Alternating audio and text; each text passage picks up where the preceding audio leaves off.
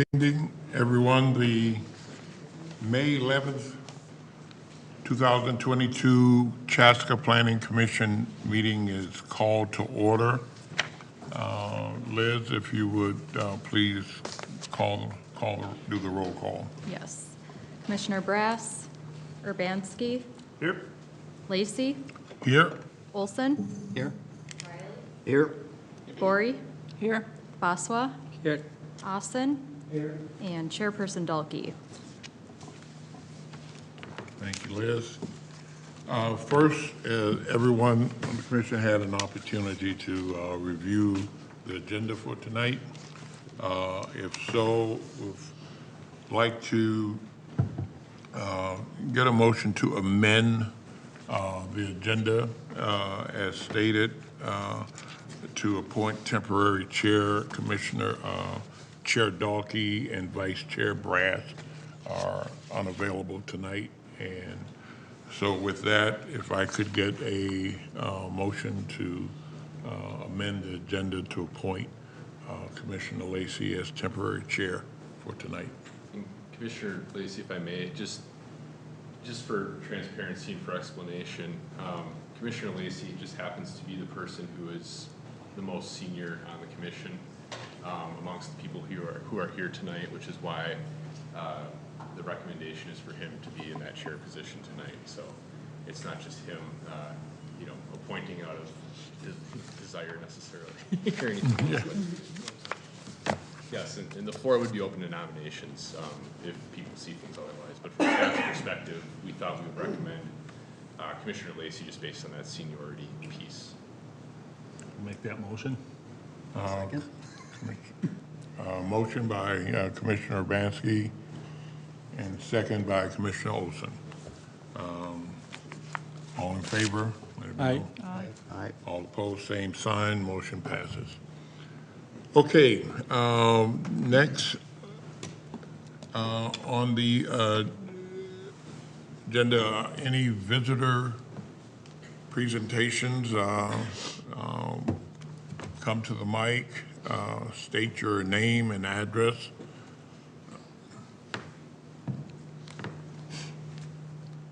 Okay. Having none, we'll next move to everyone approving the previous meeting minutes. Has everyone had an opportunity to review those minutes? All right. With that, I'd like to get a motion to approve previous meeting minutes of the Planning Commission. Motion to approve the April All right. 13th Planning Commission minutes.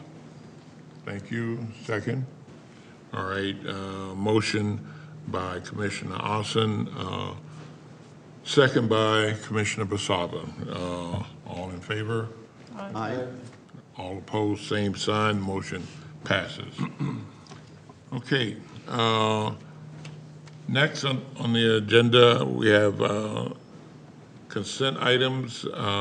Recommendation to approval the final site and building plan, final plat for Chaska Creek Industrial Phase 3, Oppidan, PC number 2022-29. Recommendation for approval of the final site and building plan, final plat and sale of excess city land for West Creek Apartments Community Asset Development Group, PC number 2022-32, and 6C, recommend approval for the final site and building plan for the Fieldhouse addition at Southwest Christian High School, Southwest Christian, PC 2022-28. I'd ask, is there any discussion on any of these consent items? I do have a question for the developer of the Chaska Creek Industrial Phase 3, if they're here. Is someone? Thank you. Please state your name and your address. Hello, my name is Jay Moore with Oppidan Investment Company. Address is 400 Water Street, Excelsior, Minnesota. So, lots of work, particularly on the screening, for the property. I just want to, I understand that you don't have tenants arranged for the property yet, is that correct? That's correct. So, with the, in addition to the visual screening, there's the noise aspect of the operation, relative to those residents. So is that something that you'll communicate to those potential tenants, for state statutes with noise? Is that something that the tenants understand, to have an industrial facility with loading docks in proximity to those houses? Just want to make sure that I mean, it's you're a great clear. question, and we've taken in consideration to try to screen the residents as best we could with noise and with landscape and berming and things of that nature.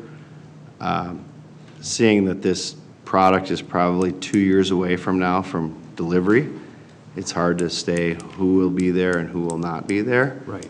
But I would lean towards staff as to recommend that, we're doing our best to protect the neighborhood, and I don't know what the exact city code is, but we don't know who's the user, but we will abide by city code and noise, and if there was ever a violation of after-hours noise or any neighborhood, disturbance, we would absolutely comply with what city code is. Okay. So I don't, Yeah, it's hard to answer that question, but, that, we want to fall in line with what the city regulations are. And so I just asked you to do the research, because they're, it's really.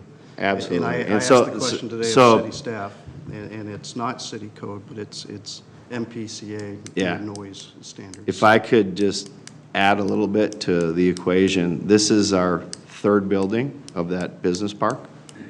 And so we've had really strong interest in Phase 1 and Phase 2, and this is actually Phase 3, south of Creek Road.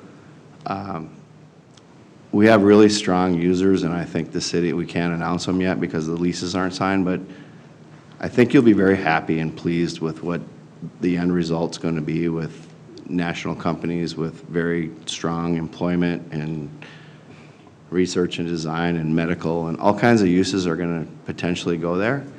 And I think you'll be pleased. It's not, trucks in, trucks out, trucks in, trucks out, noise, welding, that kind of nature. It's going to be more heavy finish office and great jobs, and what's going to enhance the Chaska community. Okay. So I believe that's going to be the end user. But it's 2 years away, but I really have a strong feeling that that's what it's going to be. Okay, all right. Very good, thank you. So, any other questions? Thank you, sir. Okay, thank you. Do we have anyone on Zoom that wishes to comment on item 6A? Okay. Barring that, we'll move for a motion to approve item 6A, recommend approval of the final site and building plan. It would be for the entire consent item Oh. list, so all of Just, item yep, 6. they all get approved together as well. All together? Okay.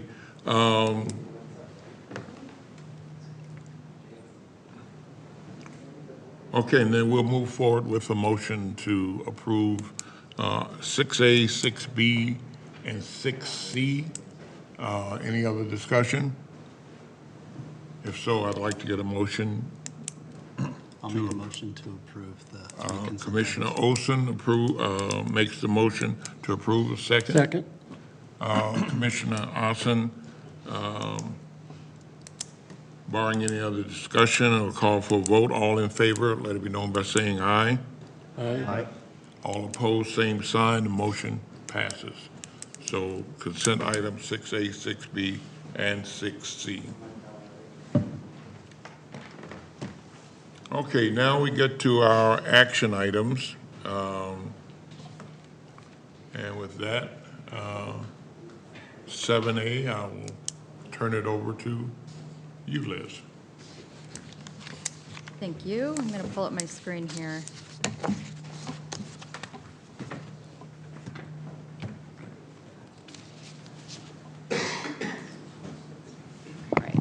you guys see that on your screen in front? Okay.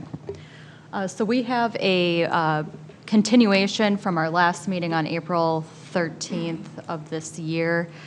We had an item tabled to have further work be done on it, and that is for the Gallery Chaska Apartments, which was formerly known as Cloverfield Apartments when it came through for concept.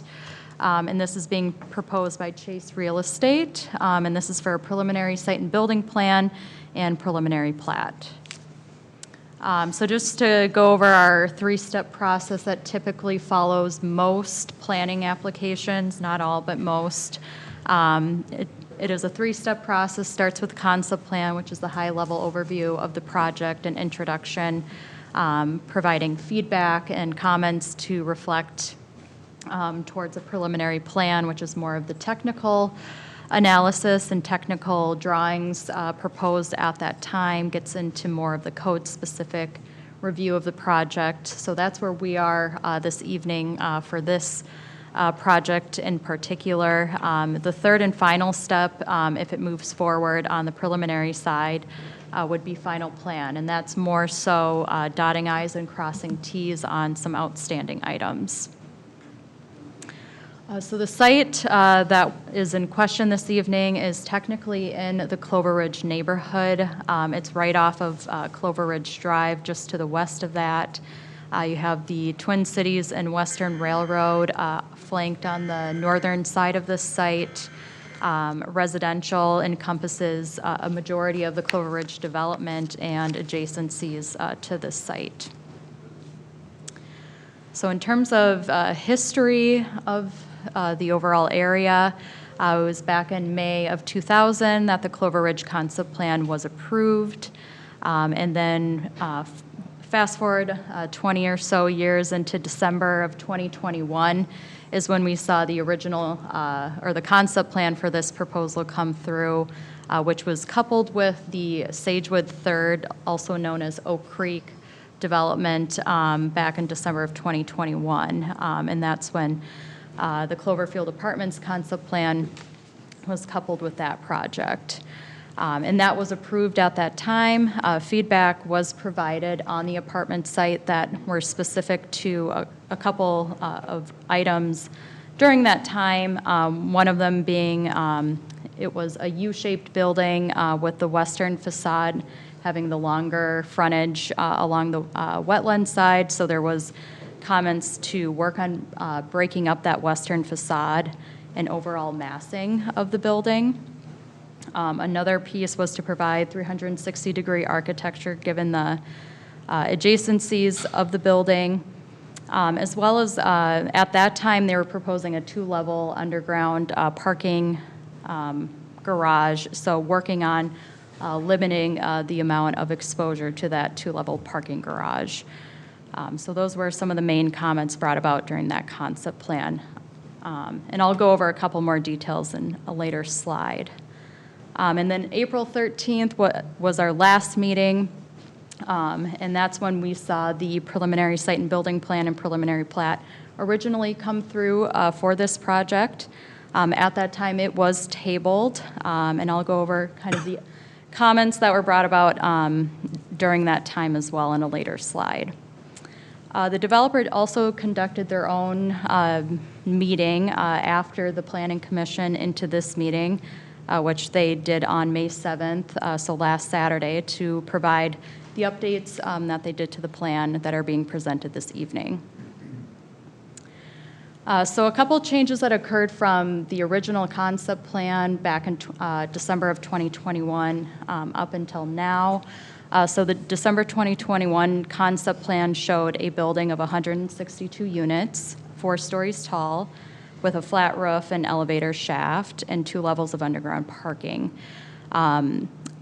The changes that have occurred since that concept plan, and in reference to some of the comments that were received at the concept level, the preliminary plan changed to a 4-story building with 175 units.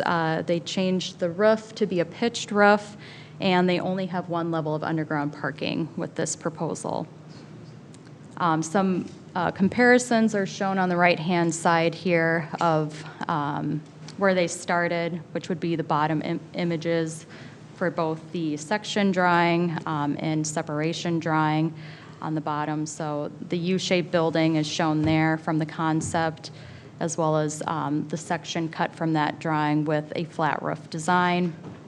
The changes are from, or the above images are from the preliminary plan, and a couple changes have occurred from April as well, just showing the overall section cut with the pitched roof and one level of underground garage space, as well as the overall layout of the building changing from a U-shaped into more of an H-shaped building.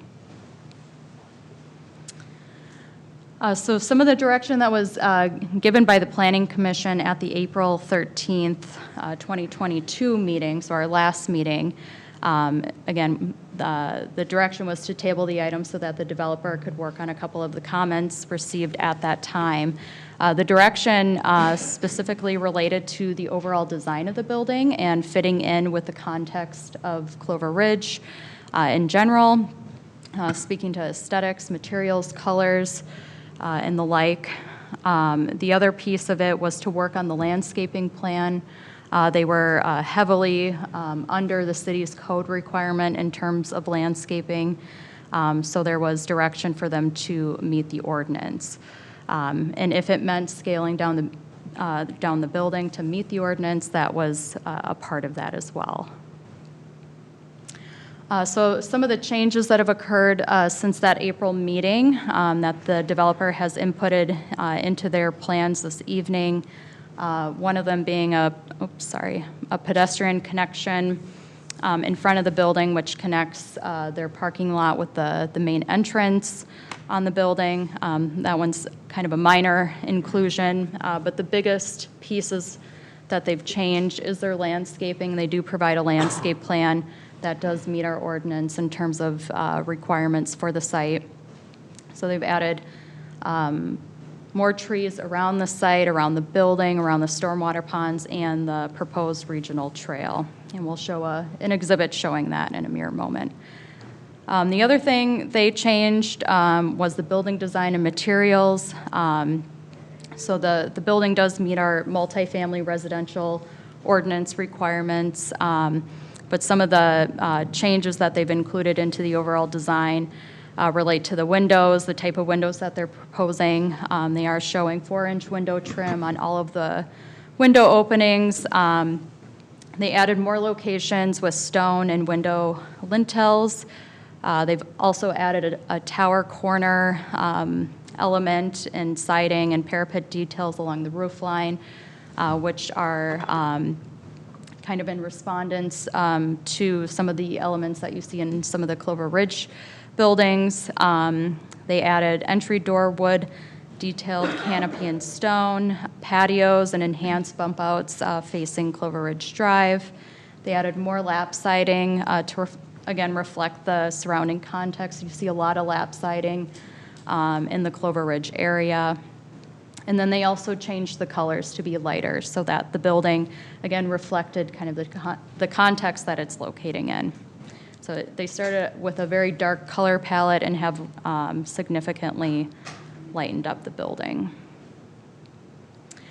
Getting back to the comp plan and the Clover Ridge concept plan for this area, the comprehensive plan does guide this area to be high-density residential and open space. And when we talk about the high-density residential component, per our comp plan, it does allow for 12 to 40 dwelling units per net residential acre. The apartment does meet this guidance with 31.25 dwelling units per net residential acre on this site. The Clover Ridge concept plan also guided this area for multifamily residential, and again, the proposal is consistent with that. And then with the zoning, it is currently zoned PMD 15, which is a planned multi-use district, and that is the overall zoning for the whole Clover Ridge area. So within that, there is a building height component with a maximum of 50 feet for apartment buildings, and the proposal does meet this as well. A couple other things pertaining to planned districts, specifically the PMD standards do revert to our PRD standards in terms of a couple design elements of planned districts, and I wanted to go over those in terms of what's proposed.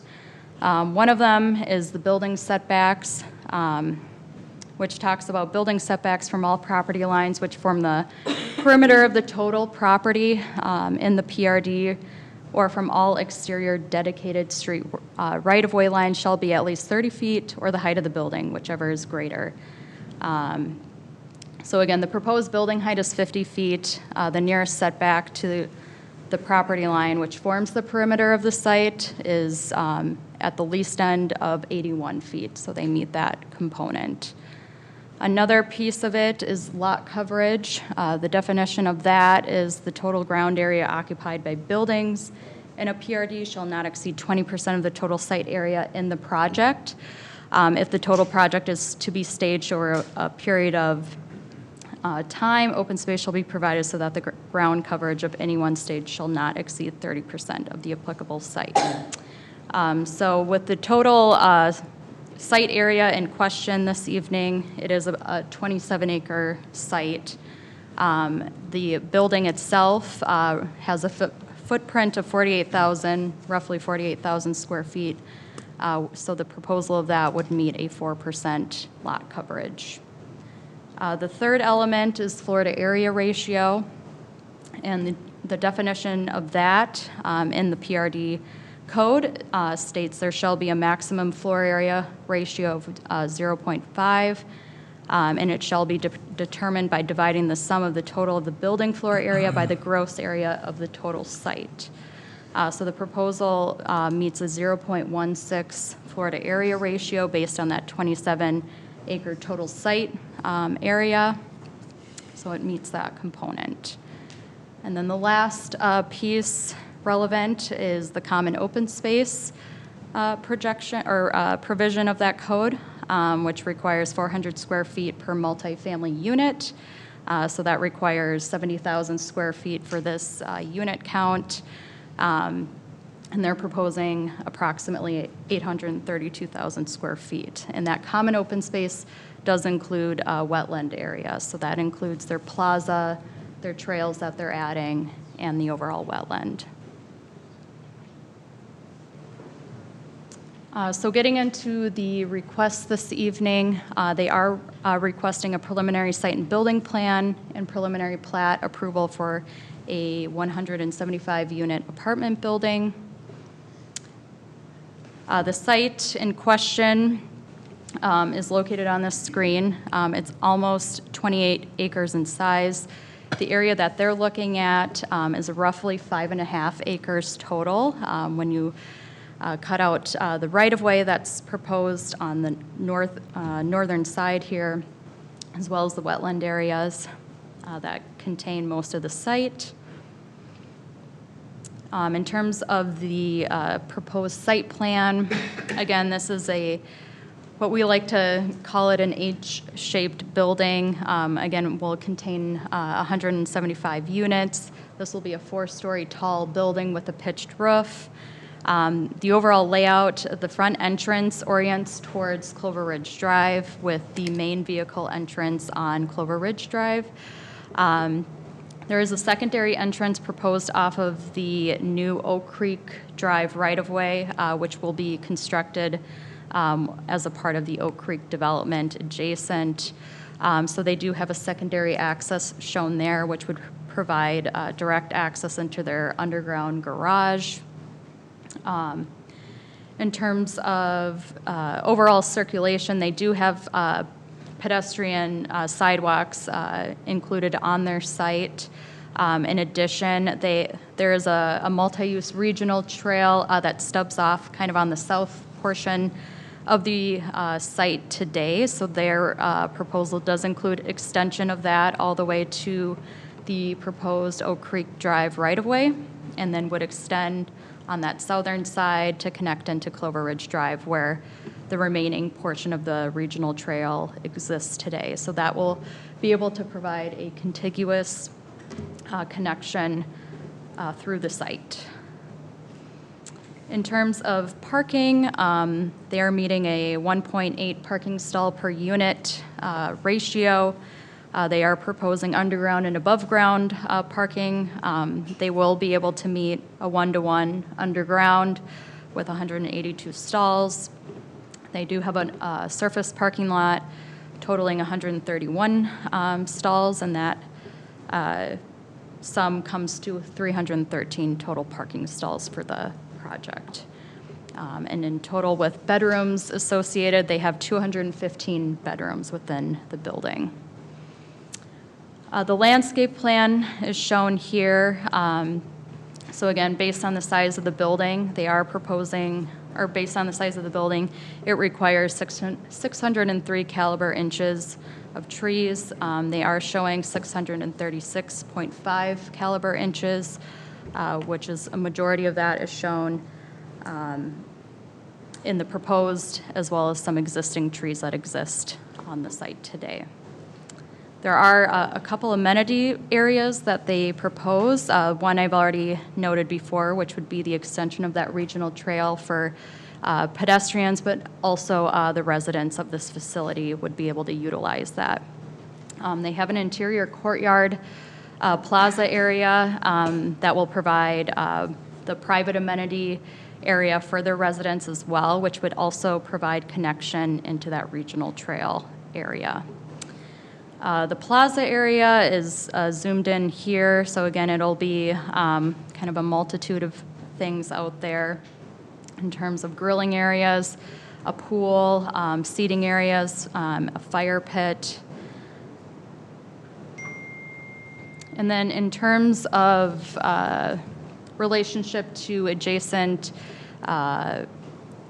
neighborhoods and residential, specifically to the residential on Sophia Drive, they have provided a section cut exhibit. This was shown in the last plan as well. I think the exception here would be the coloring of the building, but the location of the building is the same. So these are the updated elevation drawings. The coloring is more of a neutral color palette, again, something you'll see more so in the Clover Ridge area. So they've included materials and colors to complement that area much more. And just a close-up on the materials and the coloring itself. And some of their context analysis also is provided in here in terms of some of the elements that they pulled not only from Clover Ridge, but also from Chaska as a whole. And then a couple of renderings to show a couple views of the project. This would be from Clover Ridge Drive, looking westerly. And then also from the trail on the west side of Clover Ridge Drive, looking northwesterly. Construction access will come from Pioneer Trail and will be oriented that way in and out of the site. So that'll be the least invasive route for construction. With that, we are asking to make a motion this evening, one which includes a recommendation of approval of the preliminary site and building plan and preliminary plat for the Gallery Chaska Apartments, and then based on the conditions that are listed in the staff report. I do want to make mention with this new review date that the City Council would follow on Monday, May 16th, and that meeting would also be conducted in this room at 7 p.m. And is available via Zoom for people who prefer that method. Happy to answer any questions. We do have the developer here as well who can help answer questions. Thank you, Liz. We'll bring it back to the commission. Anyone have any questions for Liz?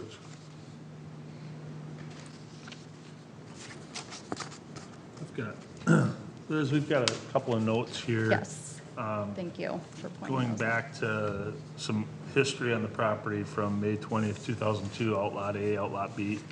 Can you kind of clear that up for us or explain what this all entails? And I'm sorry, what one are you referencing? I think it's referenced in two of the notes that we received up here.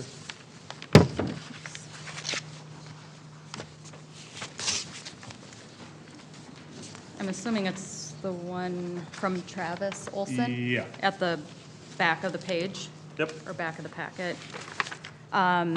Yeah, that's pulled from my understanding, the Clover Preserve Second Edition's plat. The wetland area, which encompasses this site today, was platted as an outlot for future development, but also for a wetland area. The area was retained by the property owner at that time, as there was still buildable area on the property. So there's always been intention that this area would be built on for an apartment site. Do you have a specific question pertaining to that, or? Just, I only had a couple minutes to read through it, so I just wanted a little bit more clarification. Yeah, and that's something that came up during the concept plan that included this project in addition to the Oak Creek project, and was discussed at that time as well. The intention has always been that the wetland portion of this become dedicated to the city. Is there tornadoes in here?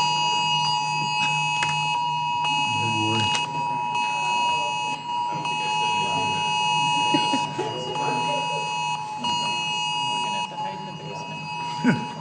Well, so I'm seeing it on my phone now, everyone's else is beeping. There is a tornado warning in this area. The recommendation is take shelter in the basement. I guess as a staff, I would recommend that we heed that warning. So the procedure would be to enter into a recess, to have the council and the commission Say make a that again. motion and a second to enter into recess. Recess. Yeah. No, this is fine. Let's just get it over with. I think, It's ultimately the planning commission's decision, I Yeah. suppose, but as a staff, that'd be my recommendation. I ask the commission, motion to take a recess. Or do we want to continue?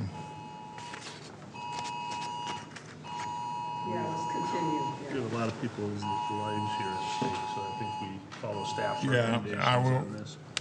All right, we get a motion to, Make a motion to make a recess motion, Raleigh, Second. second Olson, that we take a recess and adhere to the warning, and we'll reconvene. Where are we Thank gonna you. go? There is a basement here at City Hall, so that would be the well.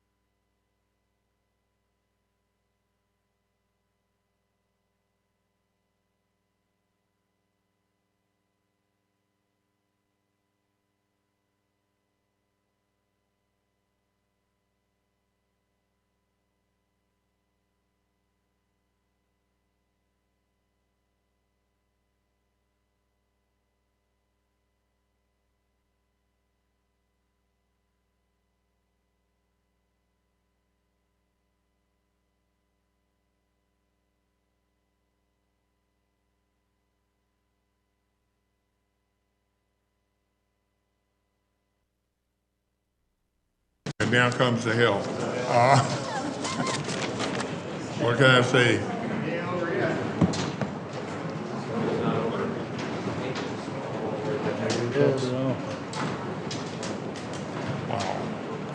My car.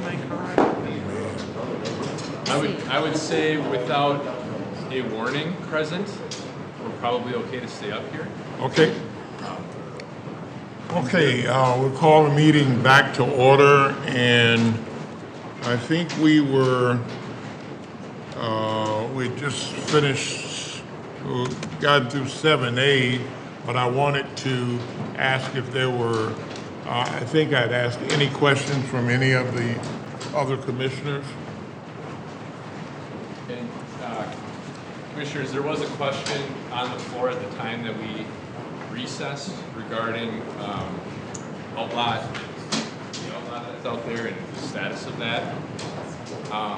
One of the things that I was offering up just for your information is that it's very typical that the city does take outlots that contain wetlands at the time of development, that is split off as part of that platting process, and the city ends up holding ownership with it.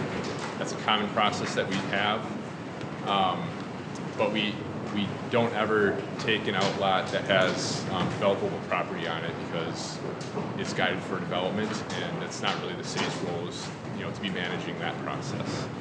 So just wanted to put that out as that question about the outlot was out there at the time of the recess. Okay? Okay, at this time I would ask, are there any other comments or discussions from anyone in the audience regarding this project? Please state your name and address, and thank you. Hi, my name is Beth Sanchez. I live on Sophia Drive. I have a couple of concerns from the April meeting. The verbal summary provided by Liz at the beginning of the April Chaska Planning Commission meeting concerning the Gallery Chaska Apartments reflects that it is in accordance with the 2040 plan. However, the new road to the south of the railroad tracks connecting to Clover Preserve Drive, which impedes on the wetland, has never been included in the 2040 plan. This is a new item that was proposed by D.R. Horton and Chase, and I ask that for future meetings, Liz provide a correct summary concerning the changes that have been made to the 2040 plan. Also at the April Chaska Planning Commission meeting, public comment for the Gallery Chaska Apartments was closed at 9:18 p.m. After closing the meeting, the developer then made his presentation to the council and exchanged communication with the council for 43 minutes. It was during this time that I would have liked to have talked again, but I felt that I was unable to do so because the meeting was closed for public comment. I'd also like to address the timelines regarding meetings and notifications. I was notified of the April Chaska Planning Commission meeting by mail. My notification included the Oak Creek addition and the Gallery Chaska Apartments development. To date, I have not received notification of the meeting tonight. Regarding the developer, he heard public comment during the April Chaska Planning Commission meeting and decided not to schedule a community meeting with the residents affected by the development until less than 1 week before this Chaska Planning Commission meeting tonight. Notification by the developer was left at mailbox sites instead of being mailed to residents. We were told notification was left at the mailbox sites on May 4th for the May 7th meeting. I would not have known about the meeting if a neighbor had not shared it on social media. At this meeting, the developer provided information and addressed our concerns about the size of the building with rebuttal versus a solution. The meeting was informational but lacked any real solution to the size of the building. Due to the lack of notification by the city and the developer, I distributed personally 50 flyers with information about the development and this Chaska Planning Commission meeting to residents directly affected by the Gallery Chaska Apartments. I knocked on doors, I spoke to residents. Some residents are aware of what is planned and said they do not believe that their voice would make any difference. Some seem to lack understanding of the development due to language barriers. One resident said he had been in email communication with city employees. A couple other ones that I talked to today, I was knocking on doors until 5:30 tonight, said they were very concerned. Two of them said they were very concerned that it was not a part of Jonathan. One had concerns about the roundabout next to the school and the traffic there. My personal concerns, do you want me to finish or stop? Keep going. All right. My personal concerns are the size of this apartment. Chaska may be in need of rental units, but that should not override the moral obligation to provide them in a manner that is best for everyone. For those of us who have been residents of Chaska, our landscape will never be the same. Unlike the homes that surround us, with this apartment complex, the lights will not completely turn off at night. The traffic will significantly increase.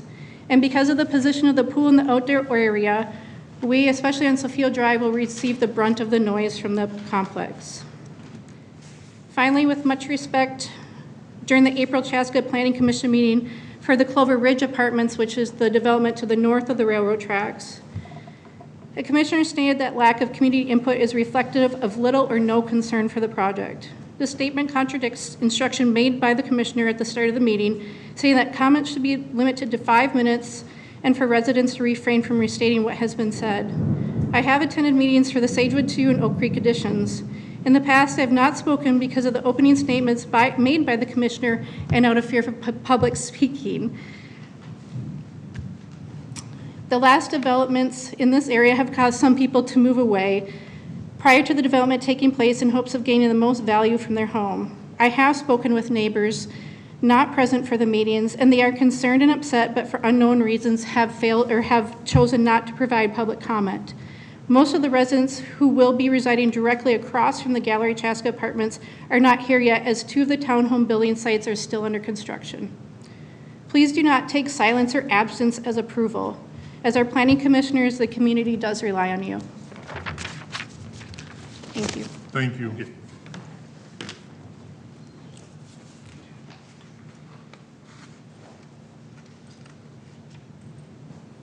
Good evening. My name is Wade Sorensen. I live at 1456 Sophia Drive.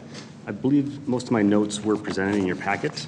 If you find the sheet that has Wade Sorensen on the top of it. A few key points that I want to make about kind of a continuation from last week or last month. And again, it's nice to see, this session is, again, supposed to be focused on the code, right? Code specifics. I'm going to get a little specific here. I see our lawyers here, so they can correct me when I'm wrong. First of all, last month I thought it was a good discussion that we had, right? It was a good open discussion, a lot of talk about the size, not just the other components, but the size of this building, right? As it's proposed, this is the largest apartment building in Chaska, right? It's huge, 175 units, 192,000 square feet. That is a huge, huge building.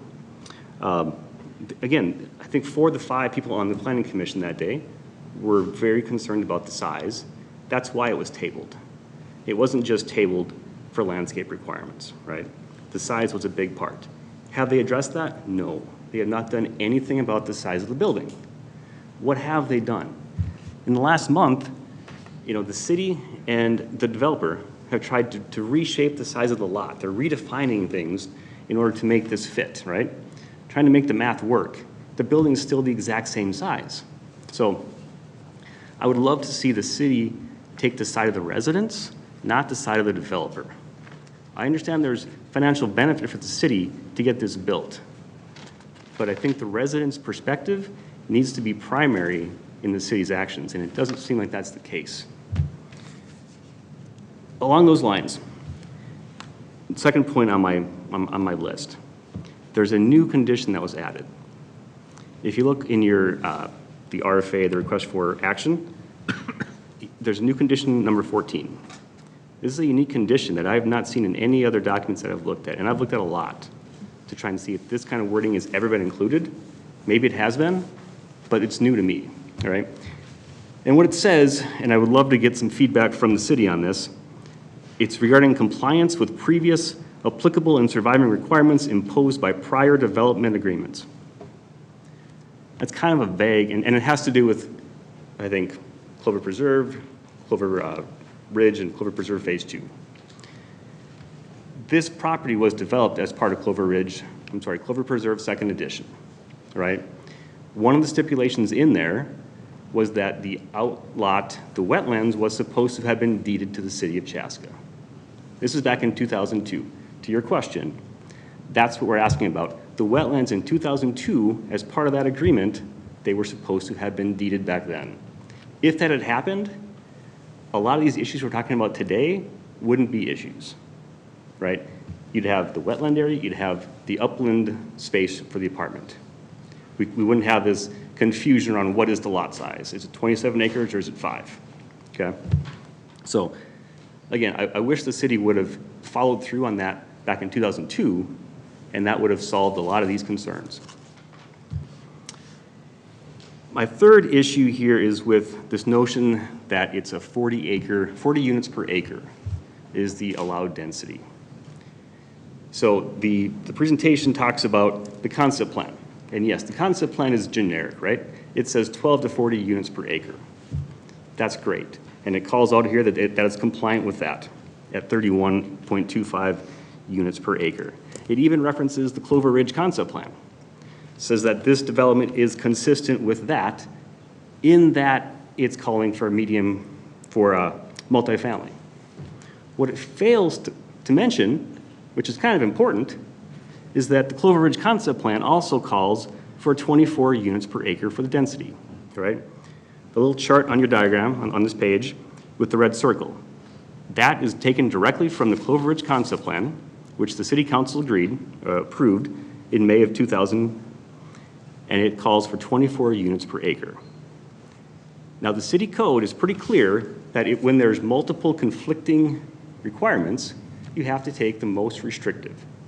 So you got 40 in the concept plan, in the comprehensive plan, and you have 24 in the Clover Ridge concept plan. So I would argue that the appropriate maximum density ratio is 24 units per acre. So if it's 24 units per acre, again, this is not in compliance with that. It's 31. Okay, so keep that in the back of your mind because that's going to come up again here in a little bit. On page 2, again, those A, B, and C comments on top, if you want to reference the actual city codes, you know, it's 15.16.20, talks about the fact that you can have the comprehensive plan, but you can also have density referred to in the concept plan for a specific property. That's point 3. And then ultimately, 15.4.10 says you take the most restrictive requirement when you're given multiple competing requirements. So again, all this gets to my point that we should be looking at this as a 24 units per acre, not 40. Okay? And if it is 24 units per acre, that gives us a different maximum size that would be allowed here. My last point here is going to be the most contentious, and I'm sure I'll get some feedback from the city on this. So this floor area ratio, right, which is kind of a not very frequently referenced requirement. According to the city code, if you pull up the city code and city zoning definitions, that explicitly says the floor area ratio is the total floor area on a zoning lot divided by the total lot area of that zoning lot, or in the case of a planned development, by the net site area. So again, it explicitly calls out planned development by the net site area. So the question is, what is the net site area for this? Because in their presentation, they reference 27 acres, okay? So you're taking this 192,000 square foot building divided by 27 acres, and you get a ratio of like 0.16 or something. Whereas 0.5 is the max, right? So on a 2 acre lot, you can have at most 1 acre building. So looking at, again, the city code calls it the net site area. So for some reason, they're trying to use the total site area. So I would argue that they're using the wrong metric, right? And if they use the right metric, this is a completely different story. So we should be having a different discussion. Now, again, so what I'm saying here is the zoning lot is 5.58 acres, right? The acreage for this apartment building is 5.5 acres, right? That's clearly called out everywhere here. They're trying to say it's a 27 acres is what we're using to do this formula. Now, if it is 27 acres, if the lot size is 27 acres, then what's the usable open space? Usable open space is 15% of the lot, right? So 15% of 27 acres, that's like 4.2 acres. In this proposal, they're providing 1.1 acres, or so it's 1.2 acres. Nowhere near what would be required if it was a 27-acre lot. So I would beg you guys to get clarity on the lot size, the gross site area, and the net site area, because these are key zoning requirements that I don't believe are being met. So again, from my perspective, the actual site for the apartment building is 5.58 acres. That gives you, if that is the case, this thing is way over on the size requirements, okay? There's some other math in here that you can go through if you really want to. We're gonna have a discussion here in a second about why I'm wrong. But in either case, if you were to assume it's 27 acres, as they described, 27 acres, for the net site, you have to take out the non-buildable area. You take out the wetlands. So you have 27 acres, you take out the 18 acres for the wetland, okay? And you got the 4 acres up on top. That 4 acres, I believe, was rezoned last month, right? That's not part of this zoning lot. That's already been rezoned into low-density residential for Oak Creek, right? So you got 27 acres, you take out the 18 acres of wetlands, you take out the 4 acres that was already rezoned, and what do you got? The 5.5 acres. So again, for the floor area ratio, it's got to be based on 5.5 acres, in which case this thing does not meet that requirement. Ultimately, I understand that this is zoned to be an apartment. It's been zoned to be an apartment for 20 years. I'm not saying it shouldn't be an apartment. But what I do think is, as a resident, for 20 years, I've been expected that it's going to be an apartment. I've also expected that the city is going to follow the zoning requirements that have been on the books for 20 plus years. 24 units per acre, that should be followed. The 0.5 floor area ratio, that should be followed. If you did that, it's a far different size building than what it is right now. Going forward, Chase doesn't seem like a bad company, what they're doing. My house is built by Chase. And it just needs to be smaller. It's just too gigantically huge right now, right? 175 units, that's 50 units almost bigger than anything else in Chaska. If you were to follow the coding, the zoning laws, it'd be 134 units. Now, there's an argument to be made that by putting in Oak Creek, that has impacted that lot a little bit, right? So if we didn't have that road for Oak Creek, the lot would probably be maybe 6.25 acres. So in my mind, what's fair here and to everybody would be to say, okay, if this was a 6.25 acre lot, what would be allowed? That's my last part here. It's 6.25 acres, 24 units an acre, that's 150 units. To me, that is the maximum number that we should be targeting. That's the point, and even in the meeting last Saturday, Chase even kind of alluded to 150 to 160 is probably their cutoff point. If they're able to hit 150, why isn't the city pushing on that? Why is the city trying to just change the math to make it work, right? It's very, very frustrating as a resident. Let's find what works for everybody, not just take the developer's perspective on this. Any questions? Okay, thank you. Thank you, sir.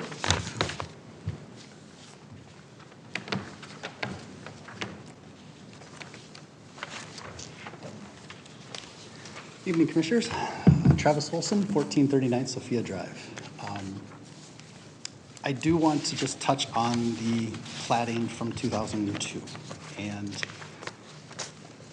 Nate had made mention that it was the whole site that was to be deeded to Chaska. It's like, no, it was just the lower wetlands area. The higher area, if you look at the example, in the platting side of things, that was part A. That was going to stay with Chaska Investment. That was not going to go anywhere. It was just the outlot for the wetland, and oh yeah, the outlet for the Jonathan mailbox, which actually did happen. Little triangle for our mailboxes. That did happen, but not the, the deeding to Chaska for the wetlands. So, yet again, clarifications still need to be made there. I do want to start off by saying, thank you, Chase, for at least changing the lipstick on the pig. The colors are more in tune to Chaska. Yes, it looks more appealing. It's still too big. And that's what you're going to hear. That's what you've heard from everybody. Communication. Beth touched on the communication side of things and just how it came across. The neighborhood meeting was not necessarily a listening meeting. The neighborhood meeting was them telling us what they're going to do and then trying to belittle us and make us not feel listened to, as well as bashing the apartments to the north as well as the Jonathan Flats of saying how unappealing they are and they would never do something like that. So to me, as a neighbor in Sophia Drive, I don't see that as very neighborly. I see that as somebody trying to build themselves up and trying to say, hey, I'm better than anybody else. And that's not Chaska. As well as the timing side of things. Timing was awful on communication for the meeting as well too. And then we'll get into the irregulars. Throughout the narrative that that Chase provided, there's so many irregularities in the numbers that they provided. 9.9 acres, 5.6, 27.3. They're all over the place. I can't even decide which number to use. But it's not just that, it's also their civil designs as well too. They have their parking lot in two different ways. Well, what's the right way? What is being approved here? Because they're showing parking lots two different ways. One of them is for the, I'm assuming the fire department, because it shows a loop for a ladder truck. Well, that's when there was a loop on the parking lot. Now there's no loop. So, like I said, what's really happening here? And it feels like it's being rushed through. The next one is just talking about the open space. Obviously, it's a big elevation change from the street to the wetlands to the backside of their property. And yes, they've included sidewalks to go from their courtyard area down to the regional trail. But in order to be able to get down to the regional trail, they've installed stairs. Well, stairs don't make it very enticing or even usable for anybody that's got limited mobility. So you can't really use that hill as their open space, quote unquote, because it's not even usable for all the residents, because if there's anybody that has limited mobility, they're not going to be able to use those paths. They would actually have to go out to the public sidewalk, walk around to be able to get to the regional trail and get to the backside of their property. Not very convenient for their residents at all. And it wouldn't be me without talking about trees. Going back and referencing the fact that the wetland area shouldn't be included in this discussion. It should have been taken care of by the city 20 years ago. It wasn't. They're allowing it to muddy the waters with this discussion. They have the ability to stop it. And the problem is, when they came through with concept as well as in the preliminary plan, they made statements that there were no significant trees on that plot, on the 5.6 acres. But now all of a sudden there's 148 caliper inches that were found that they're taking credit for their required tree coverage. And that's the table on the second page. And it's coming straight from their civil plan, which one I'll point out, which is the fact of their math is wrong. And you guys, if you got a calculator, please go ahead and do it, because if you add up all the caliper inches for each one of the size trees that are listed here, it comes up to caliper inches of 456, not 488.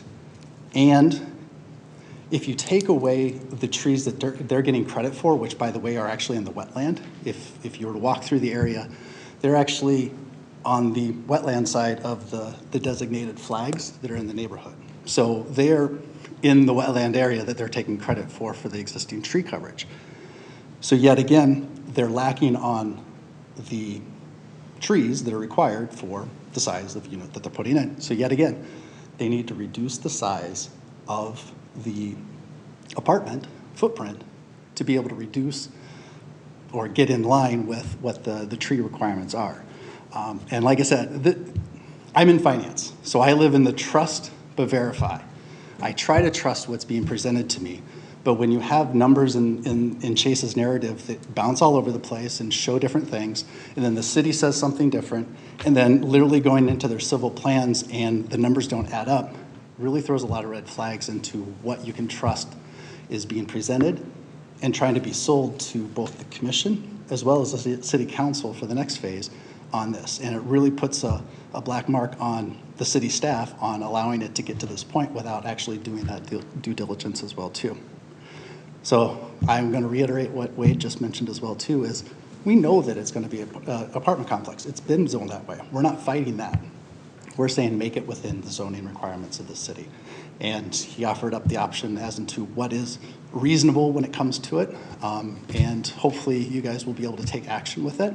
And Chase will be able to actually execute on that one as well too. So thank you. Thank you.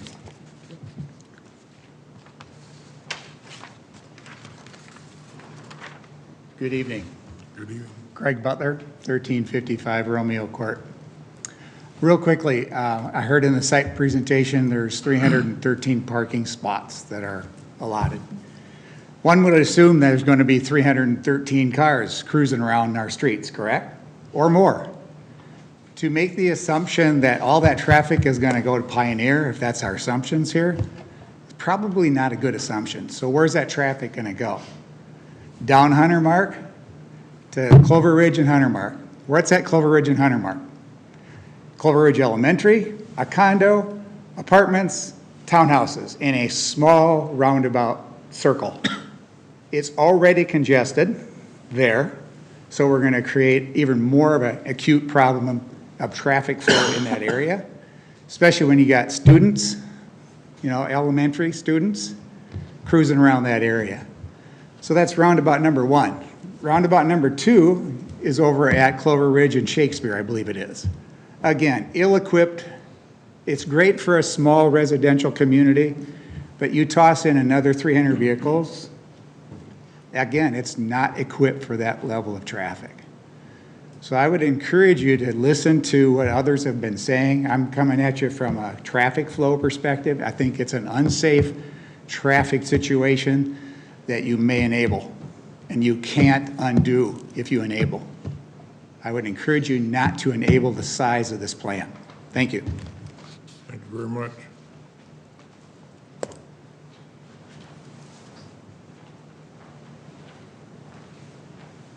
My name's Steve Domer. I live on Clover Preserve Drive, and I echo his sentiments. The segment north of the railroad track where it's Clover Ridge Drive comes to the roundabout Clover Preserve Drive is already an urban racetrack. The 8 years we've lived there, we're just amazed at the amount of traffic that goes by there now at high speeds.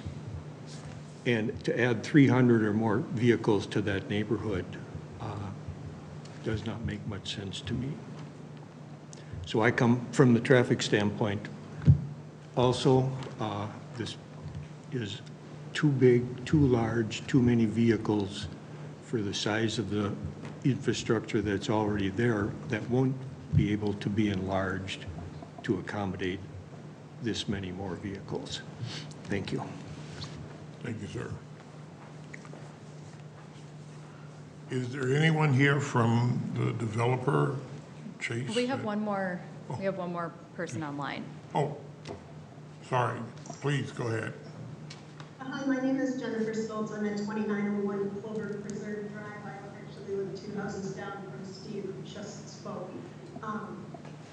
Pretty much everything I wanted to say has already been said. You need, while it's an apartment complex, yes, traffic is a huge concern because of all of the youth in the neighborhood. The roads, I really don't feel, I don't have the statistics on it, but there's already some road issues, and if you add 300 plus cars, plus guests to the apartment complex, that's going to be a significant issue. The size of the building,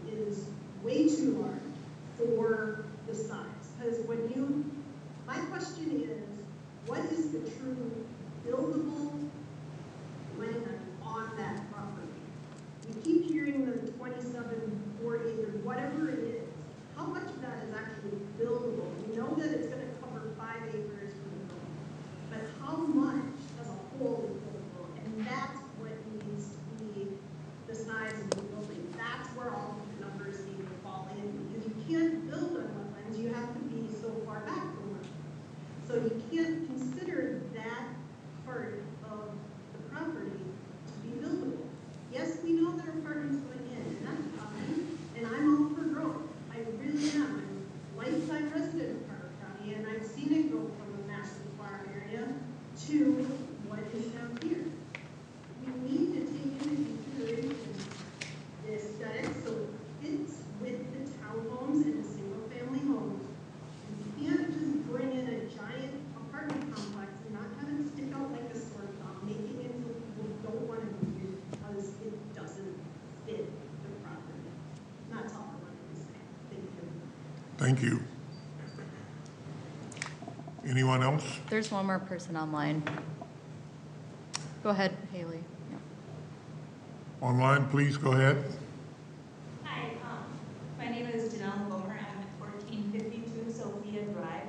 I came a little late because I just joined, so I don't know if this has been addressed. It sounds like it kind of has, but with all the traffic that is coming, we do have the elementary. The amount of children that are walking on that street during morning times and during that afternoon time, it's already a little scary, and to bring in this huge, monstrous apartment building with all these cars is truthfully scary to me as a parent. And it's really big, so I get really scared about how that traffic is going up and down, and there's no control whatsoever. You walk from Sophia Drive and they have to cross over multiple areas. Thank you, ma'am. Are there any other comments online or in the audience? Okay, if there's anyone here from Chase, would you like to come up and state your name? Yes, my name is Joe McElwain, and I represent Chase Real Estate. I'm the development director with Chase, and the owner's representative. So, I would like to show you, is there a camera on here? Or maybe you have this, Liz, but I think it's important that we discuss the acreage, because that was, I'm hearing, is the primary concern. Mike Benson is here, the property owner, and he can fill us in as needed as well. Yes, it is a 27.6 acre lot. I have a diagram here I can share with everyone. And this is on our plat, which is submitted to the city. 27.8 acre site, less the D.R. Horton and Road, which is 4 acres. And then we have 18 acres of wetland and trails being dedicated back to the city. That is a net of 5.6 acres. About 2 months ago when we met here, because a lot of meetings happen behind the scenes that a lot of the Wade, unfortunately, you're not included on those meetings, but with city staff, city engineers, watershed, we all decided that we'll be dedicating the 18 acres. Originally, this site was a net 9.9 acres. I'd like to show this diagram. There it is. Well, my diagram. We originally were going to buy 9.9 acres up to the wetland boundary. But through our city meetings, it did not make sense to include all of the setback for the trail and the trail right-of-way and the south man-made pond. If I can have a pointer, here's the diagram. In other words, before you in December was a 9.9 acre development project.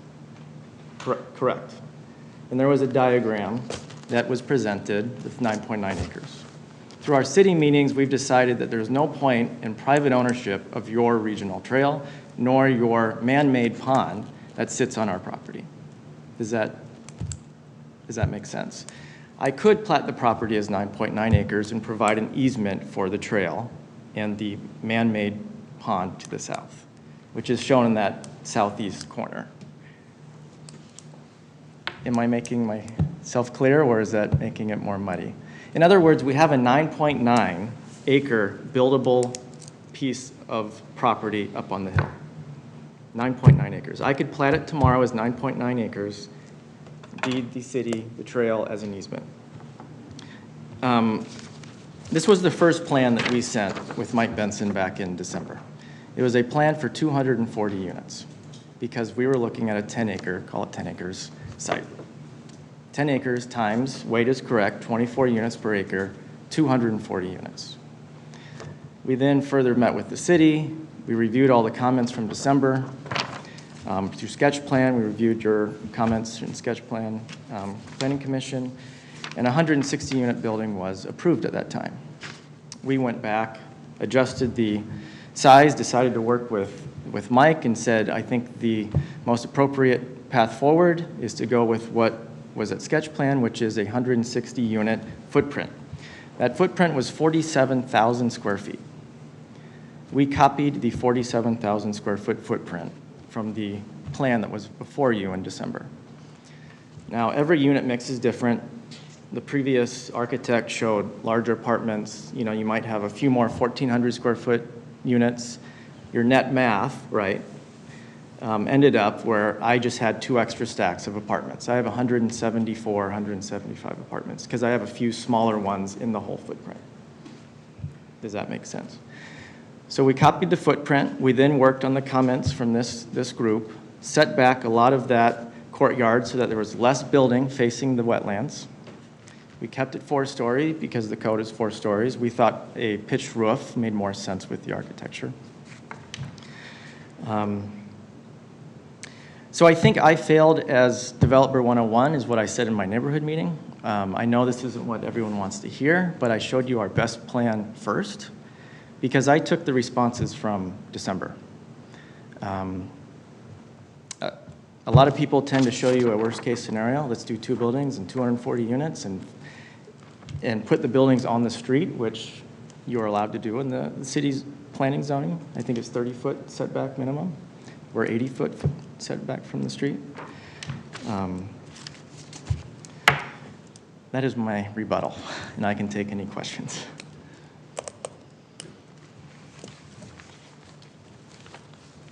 Well, Sorry, go ahead. All right, well, you've heard from the residents regarding size of the building, traffic, a lot of things that are very important to those people that will be your neighbors. I heard you mentioned something about 160 units at one time, that there was a plan for one. The plan in December before you was 162 apartment plan, 4 stories, over 4 stories. Okay. Yeah.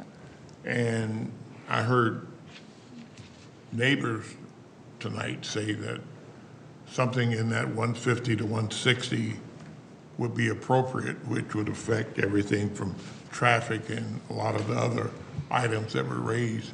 I'm curious your response to them as to why that can't be accomplished, or could that still be under consideration? We can always consider less apartments. We can always consider more apartments. The unit mix that fit that footprint that was approved is what we based our apartment building on. A certain mix of 1 bedrooms, 2 bedrooms, and 2 bedroom plus corners. One issue that me and my architect had on neighborhood meeting was, is it too big square footage wise, or is it too big apartments wise? Because sure, I could build a 162 unit building and it will look the same. No one will notice that it's 4% smaller in the footprint. But we like to have a mix of apartments. That means someone who's coming out of college can pay $1,250, $1,280 a month for a 1-bedroom, 680 square foot apartment. What you're asking me to do is to get rid of those 2 stacks of apartments just so that I'm down to 162, but I'll just make the other ones larger, which now they're more expensive because they're 2 bedrooms. The building footprint doesn't change. So is the building too big because we're looking at on a site plan and it feels to take up a large space, or is it a number? Are we obsessed over a number, 162, 172? I don't know if we'll.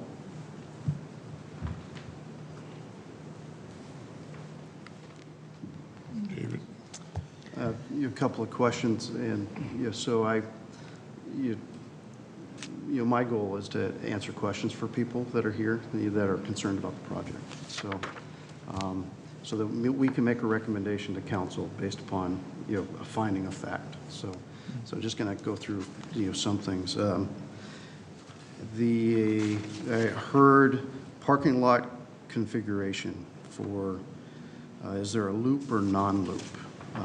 There was some confusion about that. Could you clarify for folks? A lot of technical reasons why that changes. One, it changed because we couldn't fit our stormwater on the east, so the pond had to grow larger. We also wanted more landscaping.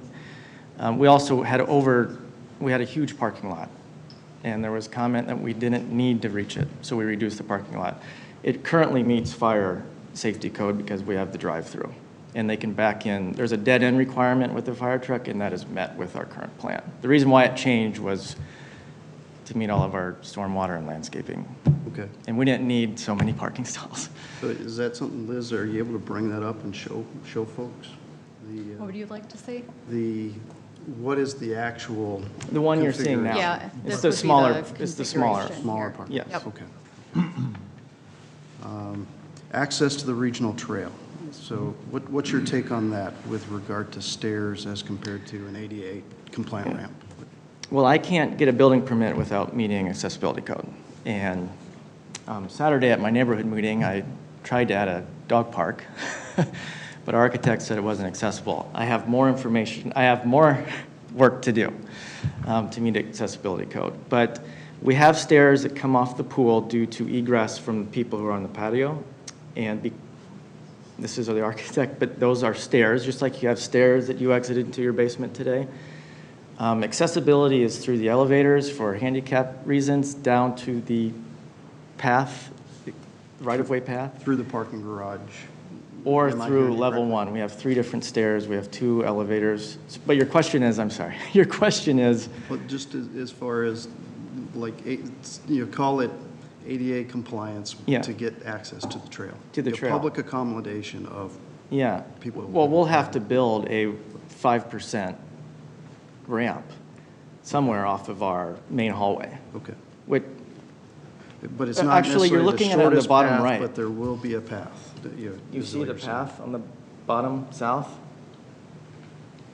I will have to clarify, but that may be your accessible path. Okay. Either way, I will make an accessible path to the regional trail.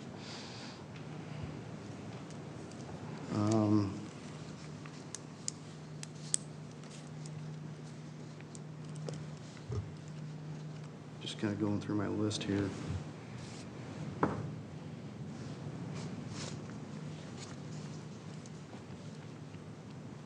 I will tell you, I had 12 good things to say last time, and I have probably 15 to 20 now. So I do recognize the fact personally that you addressed a bulk of the comments with regard to fitting into the neighborhood and architecturally providing something that I think is in line with Clover Ridge development. So one of the things I would jump out at me if the handrails for the balconies could be white rather than black to We talked about that. To match the other buildings. Pretty minor architectural. So you've come, in my mind, you've come 95% of the way there, and I do recognize that and appreciate it. So I think I have some questions for city staff, but that's Okay. all I have for the developer. Thank All you. right. Anybody else for the developer? Last time we were asking about the tot lot, so, I mean. I'm sorry, dog walk? Tot lot, so for the. Oh, tot lot. So do you make any, adjustments to accommodate that one?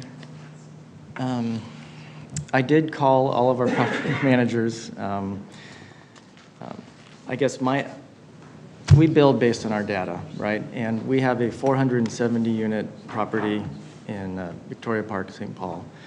And we have 4 families among 470 apartments. 1 has a child, 1 has a teenager, and 2 have who have babies. So we've never been requested in 8 years to have children's playground equipment. Our demographics just don't support it. Of course, we would have one if there was a need. Yeah, because, I mean, you don't know at the residents who are going to be the residents, right? I mean, if suddenly like 10 families wanted to be part of that community, and that time you can't adjust that, because once built, it's built. I mean, you can't, once like, okay, now we have some 20, 30 families are moving into that apartment complex with kids, so you can't add it later point of time. That's No, I agree. But I do also note, we have yoga rooms, club rooms. The yoga room becomes a playmat area, so there's playmats. So, because we have one family in the Gallery Parkway job that Liz visited, and they use our pool. And we have the courtyard, and we have bags, but we will always want to meet our residents' needs, and that's why we've added dog parks. Our number one request is to add dog runs, because they're our most social. They come from work, it's a social gathering spot for them. So I will be adding a dog run at some point over the next, during the process here. So you are talking about some man-made pond or something, right? So if you wanted to increase, you can just fill in and then use it. I mean, so something like to make it a bigger lot, like a 9 acres lot instead of that, whatever. So if I may, the pond that you're referring to, that's a stormwater retention facility, which is for city facilities and public right of way right now. So it's a mandatory the way that thing. it's designed is to serve that function. Okay, so it should be there. It can't be like just reused for any other purpose. Yep. If you want it. So I think last time we were talking about some traffic study or something. So do we have that? So if you could, because most of the concerns we are hearing about the traffic study. So if you could share that information to people, whoever raising the request, just concerns about the traffic, probably. Sure. That will, and just to touch on it quickly, there was a traffic study done, and that traffic study included the D.R. Horton single-family neighborhood project, this apartment complex, and also the apartment complex that's been proposed north of the tracks. So accounting for all of the traffic that those three projects would generate. And understanding how it would circulate through. And the conclusion of the traffic analysis was that, yes, there would be increased traffic, but the existing road network is designed to accommodate that traffic. So that's the conclusion of that study, and it's very consistent with how we do studies whenever we are doing a traffic analysis for proposed development. okay, are there any boards or any additional information provided, at least during these hours, like I mean, school hours or something, like you should be taking a different route or anything like that? Or see, because some of the concerns we are hearing, like kids go to school mornings and so that time, like so many people come in, that might be a problem, right? That's what we are hearing. So are you planning to put any of those? Yeah, I live in the neighborhood, and I've learned over time, my time to go to work is very much in line with when school is entering session, so I learned over time that I take a different route. I think, some of that will occur. I recognize, because I've driven by the school to learn the lesson, that it is very busy there when school is coming in. And for that reason, the city has been working with the school district and with the elementary in particular on some safe roads to school measures and things that we could do. We're not there yet to implement anything, but that is a discussion that's occurring. We can't, set any sort of laws or, traffic laws to say you can't use this route if your purpose isn't going to school. We can't go that far. But the traffic analysis that was done, again, which is consistent with the approach that we take on any traffic analysis that we do, did determine that the road network that exists can accommodate the traffic increase that would occur. Are there any additional meetings planned with the neighborhood groups to currently? So for developments that are proposed, it's a strong encouragement that neighborhood meetings are held. And we strongly encourage that to occur along with the concept plan, typically. This process is a little different in that the developer was not yet identified when the concept went through And so there was a neighborhood meeting that was held at Concept. The developer held another meeting. It was not a requirement, although always encouraged. And so as we head into final, typically there isn't another neighborhood meeting that's held at that point, because final is really getting into finishing up the very final details of a project. Like tonight, finals are often on consent agenda. But it would really be at the developer's discretion as to whether another neighborhood meeting would be warranted or valuable. Yeah, my statement is, I think it's very important. I mean, we heard some very specific, passionate objections or concerns from the neighbors, and you are going to be neighbors. You're bringing something into a neighborhood where people have been there for, 10 more years. And I just think it's important, lines of communication, that you be as close aligned. You won't agree on everything, but I think it's important at your discretion and to your benefit to keep them informed and perhaps provide additional explanation that we don't typically hear in a meeting like this, to maybe, draw closer together so your project can go forward with the support of your neighbors. And that's just a recommendation. Question quick. Yes. What's the mix of apartments? You mentioned, I think 1,400 square foot. Is that just 13 of them, or? No. Liz, I think that's in our narrative. It might be in here. I had 408 pages, so I probably didn't read it. Oh, my goodness. Offhand, every corner that you see there, 1, 2, 3, 4, 5, 6, 7, 8, 9, 10, every one of those are, so that'd be 40 two-bedrooms that are a really nice plan. It's a 1,280 to 1,400 square foot plan.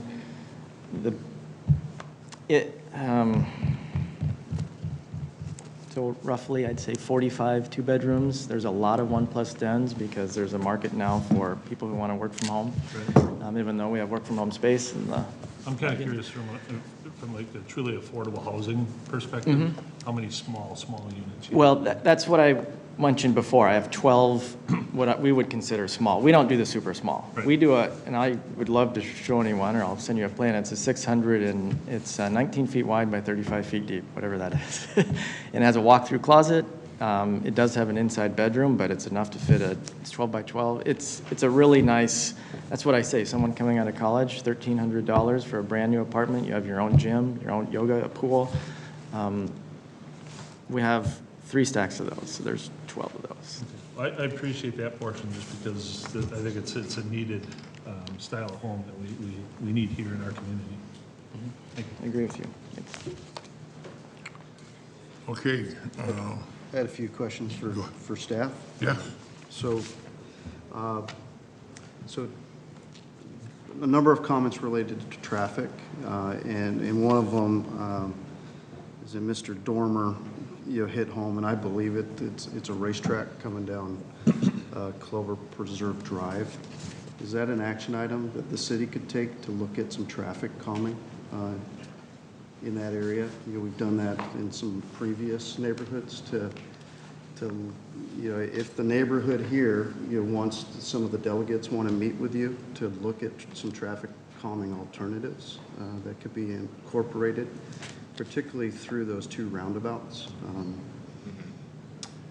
Often the opportunity to implement traffic calming is really when a street is being reconstructed. That's the opportunity when we look at that. Some of the things we can do in the interim, we do have a speed trailer now, which often helps to do some, analysis of that, and also to alert people as they're driving through what they're actually doing as to what they may perceive they're doing. So that would be a more immediate thing that we could do. Yeah, I think one of the other neighborhoods talked about doing some non-structural things with, narrowing of lanes, with pylons or, God forbid, speed bumps, but I mean, something. Yep, the Clover Ridge neighborhood is actually among the most narrow streets in the community presently today. Yeah. So there's not a ton of wiggle room to really do more. Yeah, I'm not asking you to solve it right now. I'm asking you to work with these residents. We can you know, always look at Let them things. come in, invite them Yep. in, and We can always work look on at things. I guess I'm trying to communicate, and help to set some expectations. There's gonna be limited opportunities to do things, but we can always look at things and understand more from the neighborhood's perspective what they're seeing. Yeah. Yeah, because we've heard that with regard to every single development within Clover Ridge, so, and this is the last one. And there's obviously a need, here, so I'd appreciate that and like to see it.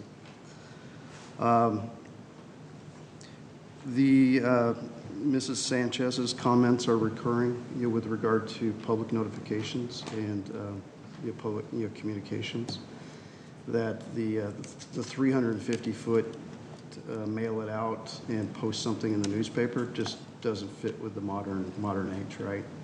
So, my ask, and this has come up probably a half dozen times within my short time on the commission, but my ask is that the city start posting this stuff on the city's website, and then let it get picked up by things like Chaska Uncensored or Life in Chaska, and into a social media context. And the same thing, I do appreciate the fact that Chase did a public meeting with them on May 7th, but really going and sticking notices in mailboxes probably isn't the right way to do it. So to encourage, give the developers that conduit and forum to get their notifications out, so that you don't have hard feelings from the community. Because if they walk in here feeling like we were hiding something, that we didn't want them to show up, it just sets this whole process behind. So that's my ask with regard to public notification. I realize it's state law that it's 350 feet and it's a mailing list, and there's a public notification via newspaper, but I think as a community we can do better. So I ask that.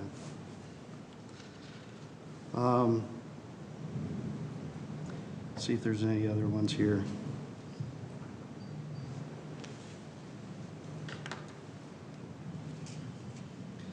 I do want to address, Mr. Sorensen's,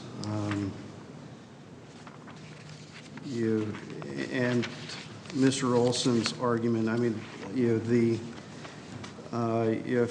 can the city address for us why Outlot A was, if I understand correctly, that as part of the Clover Preserve Development Second Edition, it says subject to the following conditions and stipulations. So this was for the final plat approval, is that Outlot A shall be deeded to the city. So why did that not happen? So, again, I think, this was a topic of discussion at the concept plan. We talked about it just before we adjourned and went to the basement. But to kind of retouch on that, it didn't happen, my understanding, and I wasn't around at the time this occurred. Yeah. So what I've come to understand is that at the time, the outlot was not designed in a way that it was delineating the wetland from the developable area. And so the decision that was made at the time was that to wait until development was occurring so that that developable area would be delineated from the wetland, like we're doing now. And then the appropriate piece of property would be deeded, to the city for that wetland preservation purpose, and allow for that developable area to be adequately identified and developed. The city's intention is never to take developable property in those situations. And so, understanding that, I can see where, maybe that decision was made. That's what I've come to understand. So it's that 4 acres on the north side, which is developable, that if they had deeded it at that time, they would have lost that 4 acres of developable property. Correct. Within the footprint of that Outlot A. Correct. That's the And that would be rationale. inconsistent with how the city approaches, accepting wetlands. Okay. At the end of the day, there really is no requirement, right, that the developer deed the wetland to the city. That is something that often is in the interest of the developer to do that, and the city also sees interest in doing that, because we see interest in maintaining the wetlands, and, you know, having them be viable assets in the community, and, you know, not ultimately a liability to the property owner. And so it works out well for everybody, and that's why we do that. Okay. Appreciate that. The math gets fuzzy here, and I think that it's something that, you know, we do need to reconcile for folks. And my take on it, and appreciated Chase's, you know, clarification in it, is that, you know, we did a good thing by taking the driveway down the north side, you know, for the railroad track to address Sophia Drive's concerns, right? So, you know, that took away that 4 acres of developed property. I do think that mixing in the wetland into these calculations, you know, makes the math fuzzy. I think the math needs to be redone. But I do understand the argument that this was originally 10 acres of developable property, and they shouldn't be penalized for doing a good thing at the request of our citizens and us as the Planning Commission, you know, with what is their buildable, you know, units, you know, to extrapolate that math over 6 areas as compared to 10 areas, I think penalizes them for doing something that was, I think, in the best interest of the adjacent area. So my ask is to go back and redo the math with that in mind, and don't include the wetland in the math, because I think it's disingenuous. So is my take on it.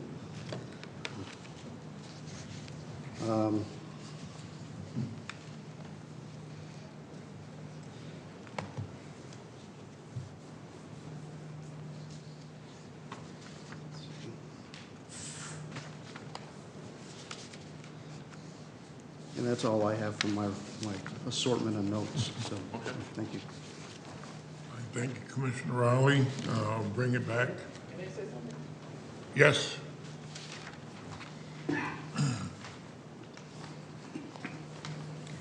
Anthony Nagasa, 1475 Sophia Drive, Chaska.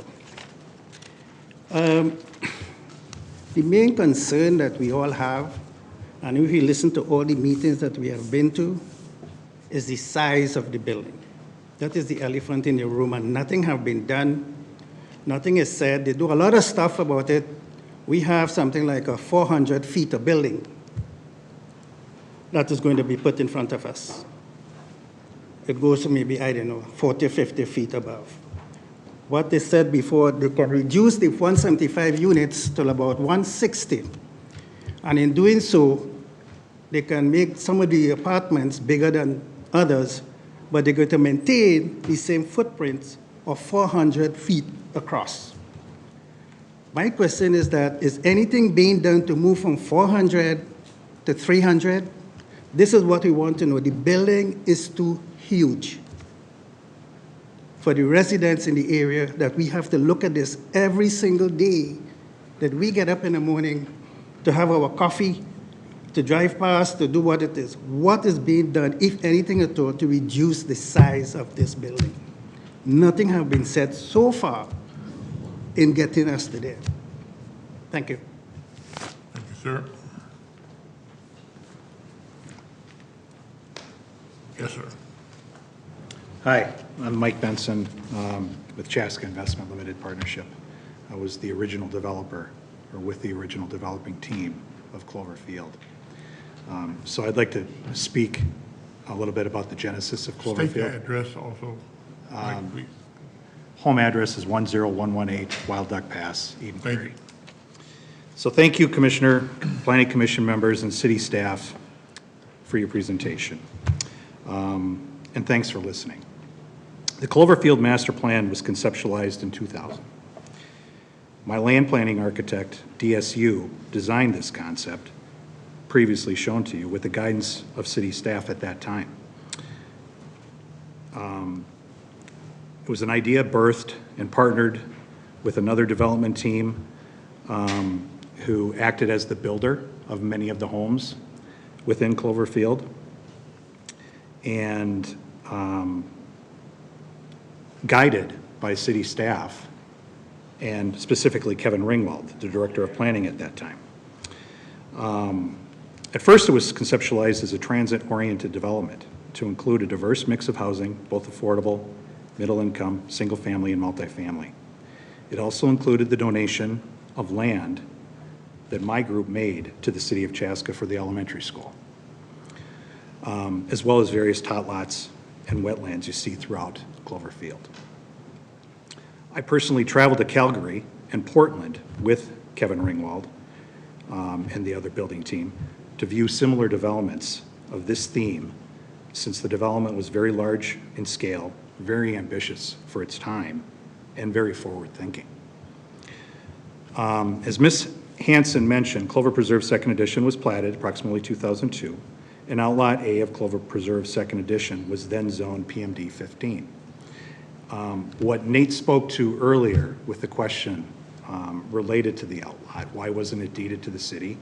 He's spot on. The wetland, well, first of all, there's 10 acres. At that time, it was delineated as 7 to 10 buildable acres approximately. And at that time, we didn't know the exact acreage of the wetland. But it was agreed that at the time the site was to be developed, most likely the wetland would be deeded back to the city. So that's the history regarding the outlot. As it relates to the math and the zoning and the request that Liz revisit the calculations, I would also ask that it be made clear to the Planning Commission members and City Council, as well as the public who's in attendance, that it's clarified what exactly the code says. My understanding, based on 10 acres, is that those guidelines are 18 to 24 units per gross acre. Is that correct? Is it net or gross? It's defined by gross acreage. Okay. Under the planned development district. Okay. And is gross acreage, does that include wetland? It does. Okay. I just want to make that very clear. Because that, whatever Mr. Sorensen spoke of, his math is it's disputed right there. In December 2021, I put forth a concept of 162 units, 4-story apartment building, which was approved both at the Planning Commission and City Council. At that time, I did not have any interested apartment developers interested in this project, nor did I anticipate developing or selling the land. Probably, my anticipation was 2 to 3 years, and that was based on a market study that was provided to me, engaged by me, performed by Maxfield Research,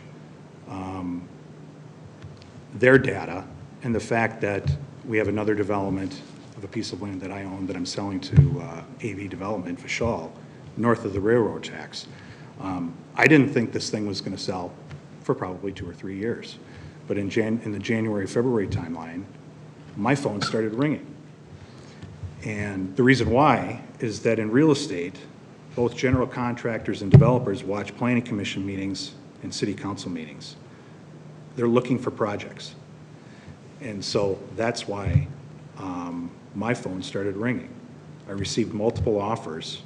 Chase was the second call that I received.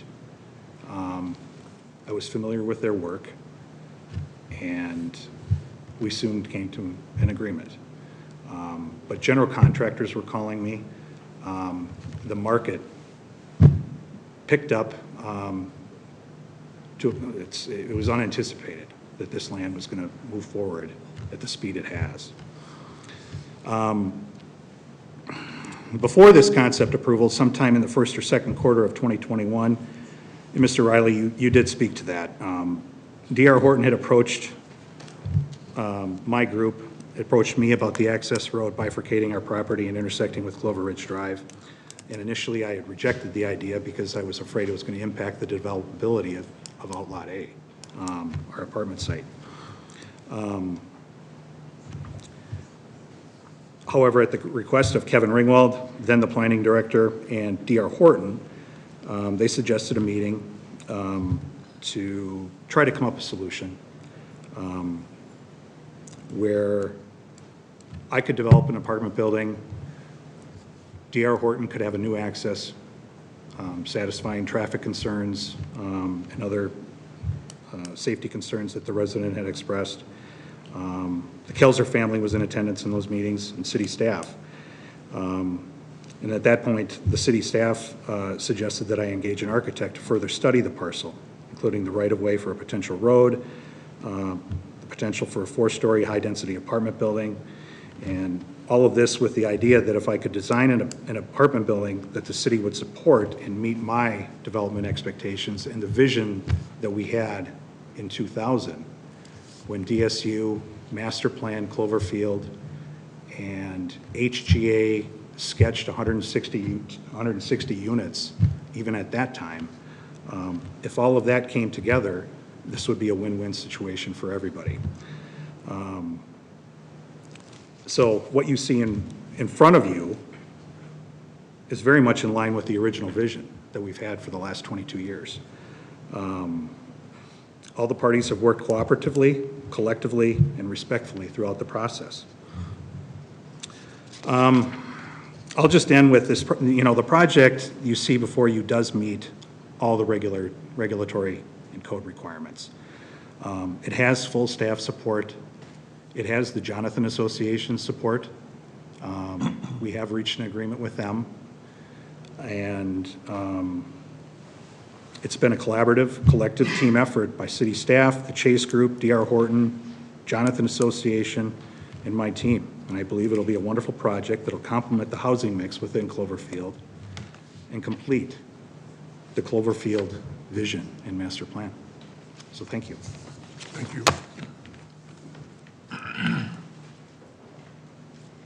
Any other comments from the commission?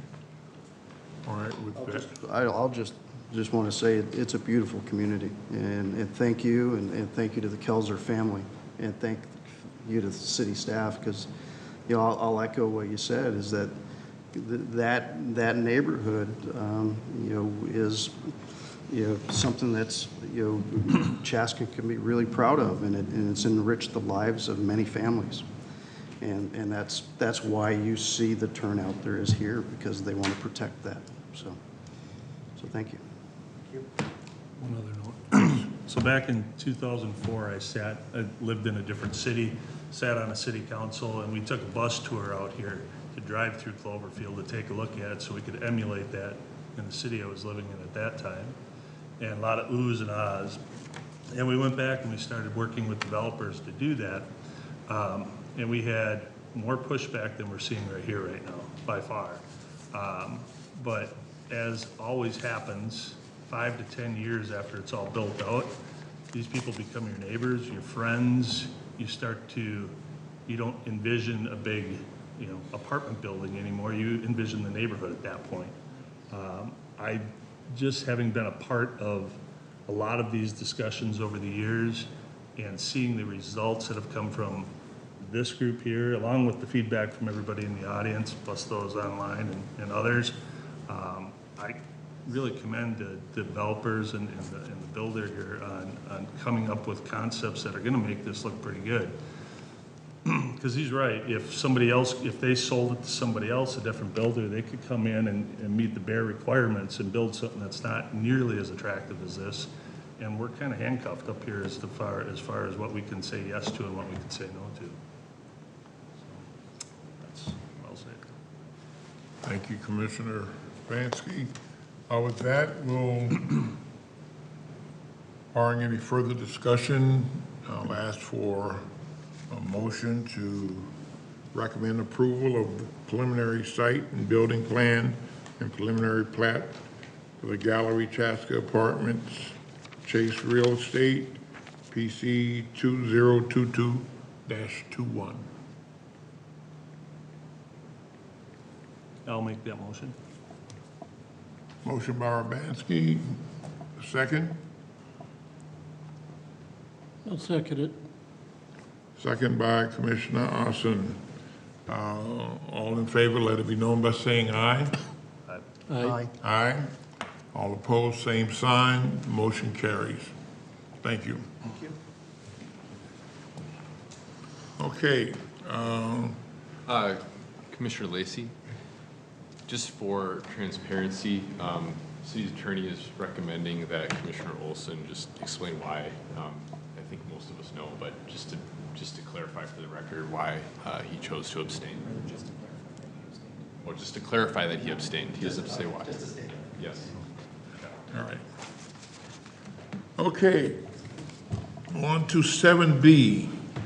Recommend approval of the preliminary site and building plan and zoning ordinance amendment ZOA for the Chaska Tech Center Amcon construction 2022-26. Liz, all yours. Thank you. One moment. I'm going to pull up my screen here.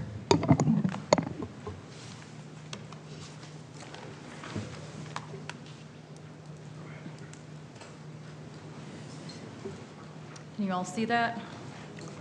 Yep. Okay. Thank you, members of the Planning Commission. We have a preliminary site and building plan and zoning ordinance amendment this evening for the Chaska Tech Center, which is proposed in the Chaska Building Center site as Phase 3 and the full build-out of that development area. It's being proposed by Amcon Construction. So the site is located above in the aerial. I realize the outline is a little bit tough to see on the TVs here, so I'm just going to trace over it with my cursor, but it's the last vacant site, again, in the Chaska Building Center site, which encompasses 3 separate lots, included the Formicote site directly west of the site, as well as the cabinetry shop directly west of Formicote. So again, this will be the full build-out of the development area.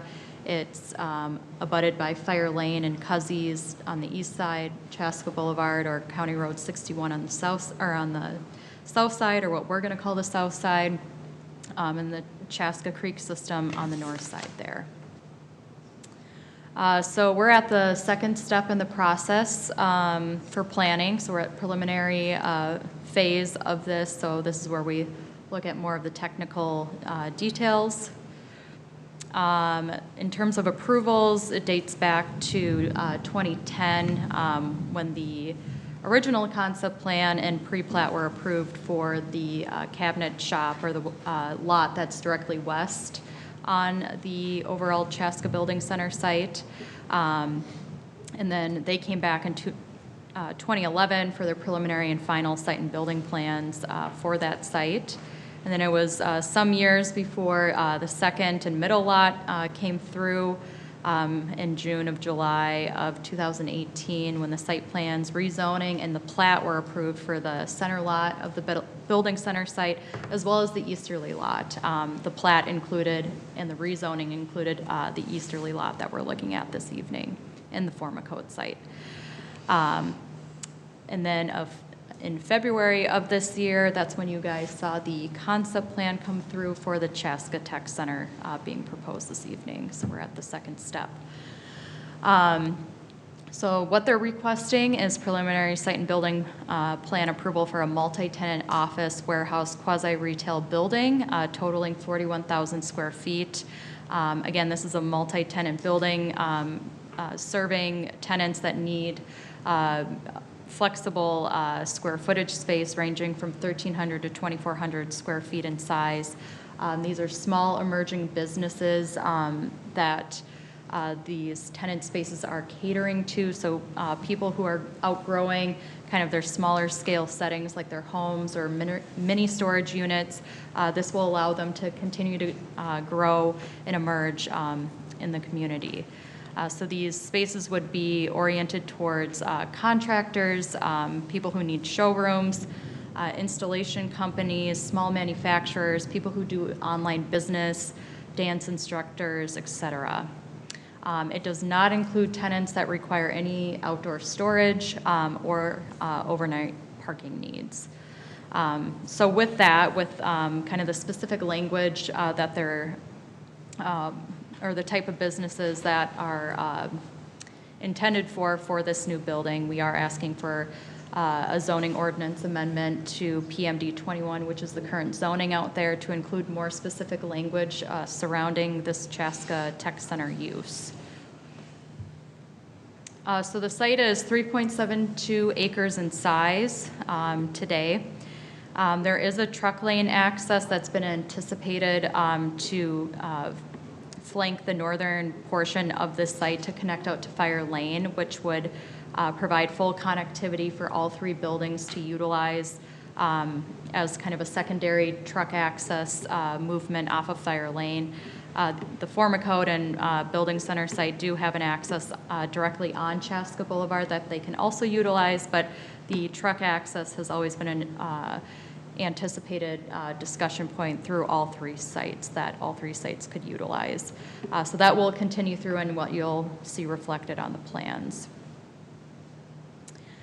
So the building is U-shaped in format. The front of it will be oriented towards Chaska Boulevard. The internal area or courtyard space in the back will be the overhead doors and loading areas for these tenant spaces, as well as additional parking for the building. There are a couple tenant spaces that don't have access to this rear yard, courtyard area for loading space. So there are two additional overhead doors on both the east and west sides to provide that same space. The primary access into the site will be from Fire Lane, so they are showing an access point to line up with Cuzzy's access directly to the east there, and then the second access will be that truck access on the northeasterly side, and again, provide that continuous driveway access for all three sites on the Chaska Building Center site.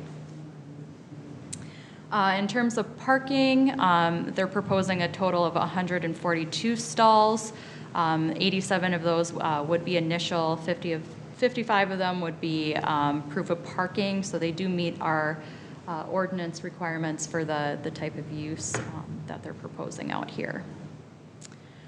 This is their landscape plan. They also meet the landscape ordinance for this size of building, and will be flanking all sides of the site with trees. The building materials are similar to what was shown during the concept plan with a color palette that is reminiscent of what you find in Chaska.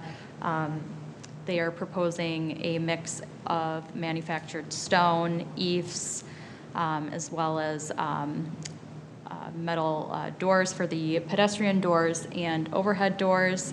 A couple of the changes that they've done since concept, we had some criteria or things to work on, which was really articulating the pedestrian doors and the overhead doors that are oriented on the east and west sides of the building.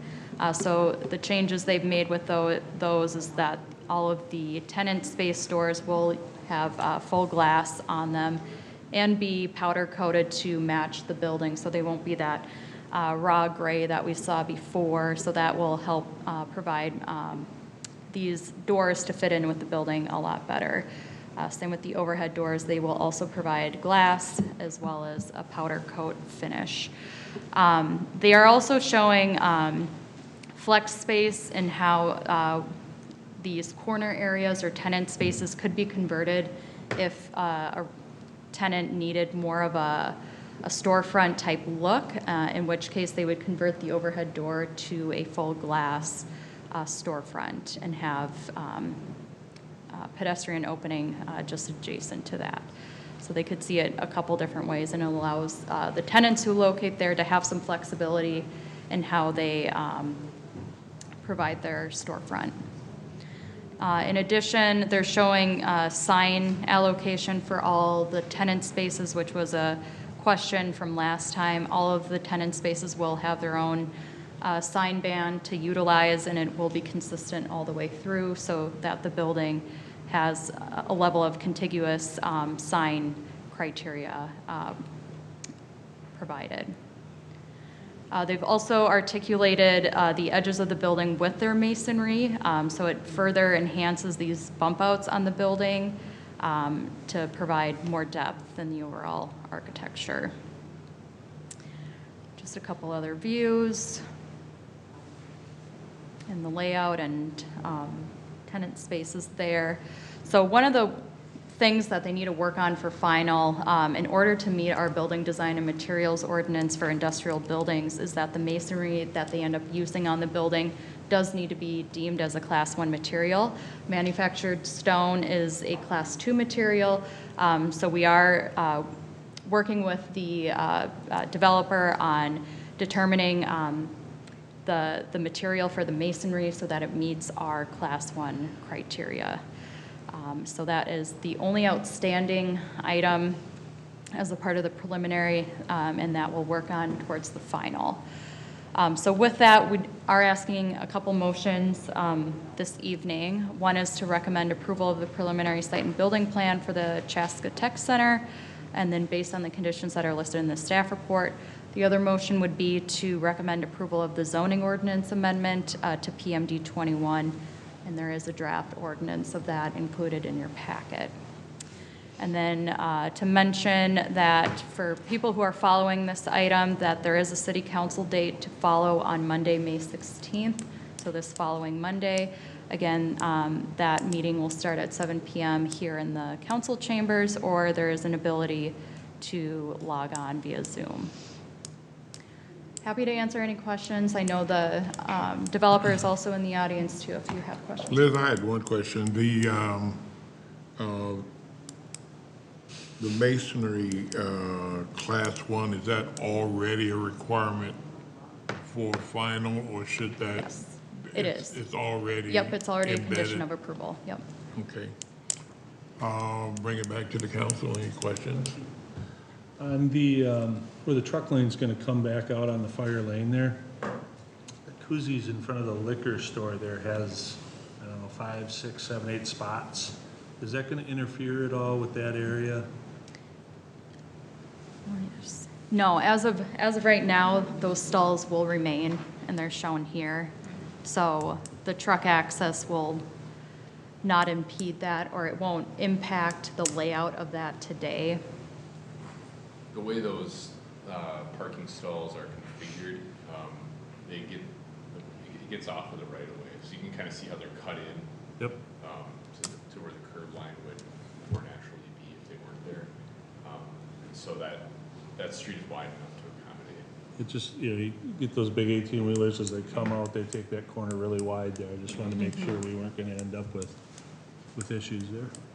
It's hard to see, off the overlay there, how that's actually gonna lay out. There's some distance there though. Okay. Anyone else?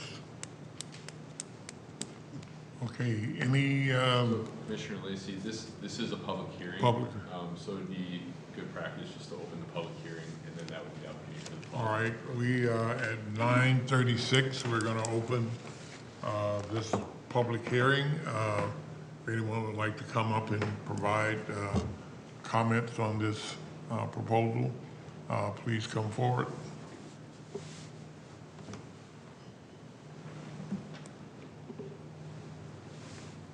Anyone online?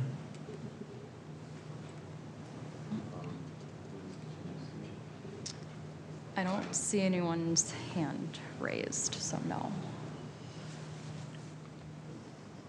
Well, I'm just going to give it a beat and close public hearing at 9:37, not to be redundant, so.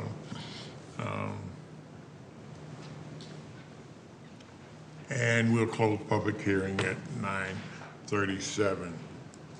Okay, back to the council, commission, any questions or? All right, barring any? Looks like a great project. Yeah, I think it is. It's I remember the first concept. All right, I'd like to get a motion. Well, actually, we have two items to consider. A motion to recommend approval of the preliminary site and building plan Can we combine them, Liz, or do we need to deal with them separately? The zoning? No, they have to be separate motions. All right. Yep. So I need a motion for recommending approval of the preliminary site and building plan. I'll make a motion to recommend approval to the council of the preliminary site and building plan for Phase 3 of the Chaska Building Center, subject to the 27 listed conditions. Okay.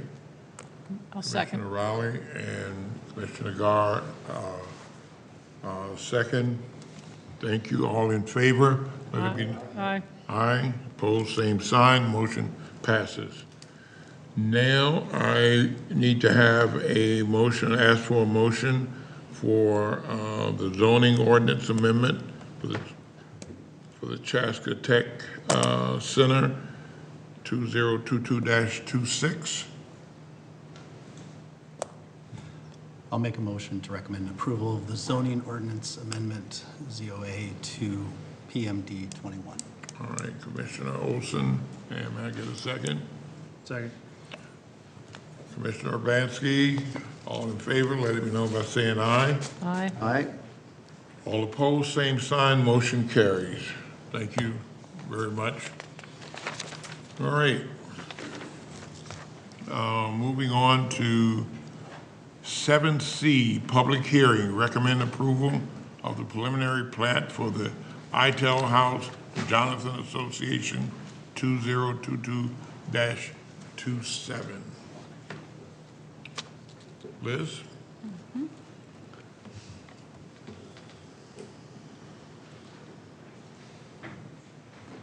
Thank you, members of the Planning Commission. We have a preliminary plat in front of us for the Itel House.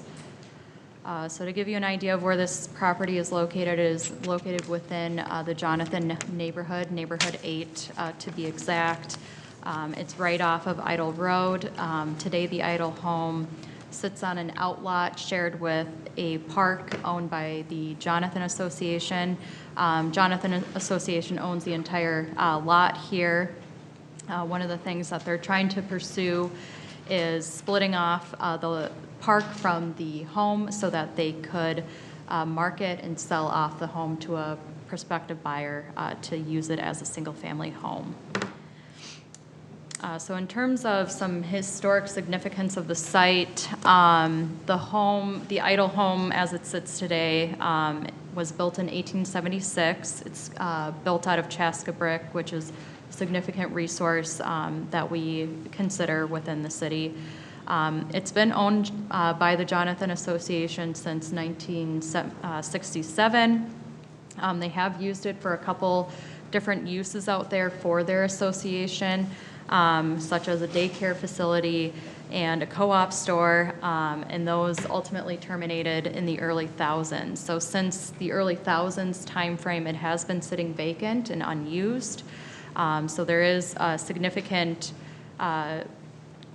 desire to have a user locate in that home so that it can be maintained in perpetuity as it moves forward. The Jonathan Association just doesn't have the funds to be able to do that themselves. So they've had an interest in wanting to sell this property off for years to come. And then in terms of historic significance, it does have local historic nomination status with the city. So that was the home was designated back in 2006. In terms of the conditions of the property today, it's approximately a 0.8-acre site. It's within the PRD2 zoning district, so it's already zoned. There currently contains the Idle home, the playground, and some Jonathan trails that kind of intersect through the site.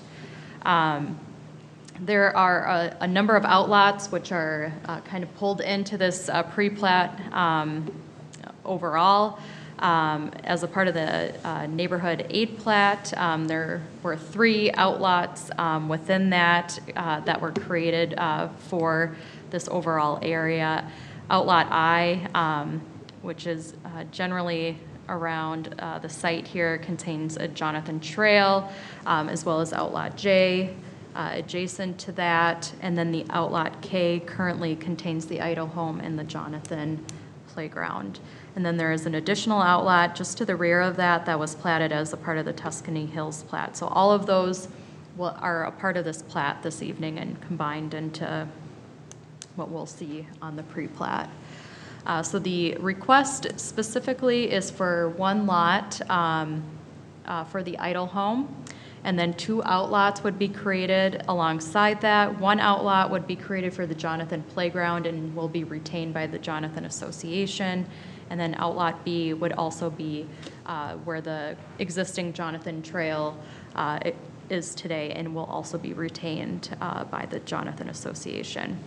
The Jonathan Association will also own the lot with the idle home on it, but again, the intention is to sell that off to a prospective buyer to own and maintain that home. This is just an aerial site exhibit to kind of show you the lines of what's proposed. Again, Lot 1, Block 1 would be where the idle home sits. Outlot A is where the Jonathan Park would be oriented, and then Outlot B would be where the existing Jonathan Trail is today. This is just another more simplified view of that if we need to refer back. And then in addition to that, which has more so been a conversation that our Heritage Preservation Commission has been a part of on the front end of things, is understanding kind of an end use for this site. So the idle home currently doesn't have a garage attached to it or a detached garage on the site. So if it's going to be used as a home, there is an anticipation that someone will want a garage on that site. And with this being a historic home, there is questions on how that can work within the pre-plat that they're putting forward this evening. So they have, or they're showing a concept site plan just to show where a detached garage could locate on the site. As you start to move westerly on the site, the topography starts to drop off. So they're locating the detached garage in a position where it makes sense from a topography standpoint, as well as how a driveway could access the site. And the purpose of this was to get some initial feedback from the HPC just on general location in orientation to the idle home. They were generally favorable of what was shown. There's still questions around the details of how big the structure would be, what's the massing, what's the design. And the Jonathan Association is not proposing this. Again, it's just meant to provide some material for someone who is looking at the site to buy it in terms of what to consider. But those details will have to get fleshed out through the appropriate process when a property owner comes in and wants to pursue a detached garage. They would have the details and have to go through the necessary approvals at that time. So they just provided some general input regarding that, just to take into account size, scale, materials, and overall design, and how that would fit in. There was some discussion on the windmill on the site. More detail would need to come out of the status of the windmill. There is an anticipation that it will have to relocate if a driveway and a detached garage go on that site. So there will be more discussion at the time that that were to occur, as there are still concerns with the structural integrity of that structure and how it really fits in with the overall area. So in conclusion, we are asking you to make a motion this evening to recommend approval of the pre-plat for the Idle House addition, and then based on the conditions that are listed in the staff report, this one will also go to the City Council meeting on Monday, May 16th, here in this room. Happy to answer any questions. Yeah, the design of the garage is it being done preemptively for the potential buyer, or, I mean, it's going to be a private home, right? Right. So the design of the garage is not defined right now. I think really the input that they wanted to get was kind of general location of it and implications it has on the site in terms of where the windmill is. So there's questions about what would happen with that, but there's no defined design of the garage. That will have to be based on whoever ends up buying it. They'll have to come in and go through the process. I'm just thinking some prospective buyer may have their own idea, and it being a historic home, I'm just wondering how littered the pathway to getting something approved might be, and how it might affect the sale. This sounds like something that would have to be worked out before, final signature was done. Yep, and the Jonathan Association can probably speak better to the disclosures that they're going to have to include in the sale of it, but that would be, one of them in terms of it is historic and it will require a process in order to build on the property or build a new structure. One of the steps that occurred before this evening's meeting last week was to take this in front of the Historic Preservation Commission, and they were able to weigh in on that location. So really what we're trying to do here is set it up for success when that process occurs. And there are other instances of garages that have been altered on historic homes in the community. One that stands out in my mind is maybe more prominent is the Klein Mansion. If you've driven by there recently, you see that there's a pretty nice garage structure that they've built, and it went through a process successfully for them to be able to do that too. So is the process that the the homeowner would go to the Historical Preservation Committee, and then once that approval is in place, they'd get a building permit? Correct. It wouldn't come to us, is that No, right? it would not come to Planning Commission. Yep. Any other questions? I think my only question, obviously it's a unique situation, and trying to make something out of it is interesting to see. My big question is how the driveway or the proposed driveway will interact with the trail. Because obviously there's no sidewalks on the street, so it's the kind of understanding the bigger picture of how is that path, is it going to be a path to nowhere, or how is it going to link up to the playground? And then obviously then it's the how do you create the delineation between their front yard and the park space, to make sure that there's no unfortunate encroachment, on either side. No, those are good points. And speaking to the trail component, they're generally showing where the driveway could go, and that would be kind of parallel with where the Jonathan Trail there is. There will have to be some rejiggering, for lack of a better word right now, of kind of where the pedestrian trails kind of flank the site today. So they will have to work on that in terms of kind of what the end product is from a trail connectivity standpoint. So I know we have questions on that and how the end product or outcome of the site and the playground is going to lay out. Yep. And obviously there's other phases to be able to answer those questions. Right. There's other phases to answer those questions, Right. just making sure that Yep. it's. Yep. And that is one of the items that's listed in conditions of approval Right. this evening also, is addressing those trails. Anyone else? All right, this being a public hearing, and open the public hearing for the Idle House at 9:51. Anyone have any comments, please come forward, state your name and address.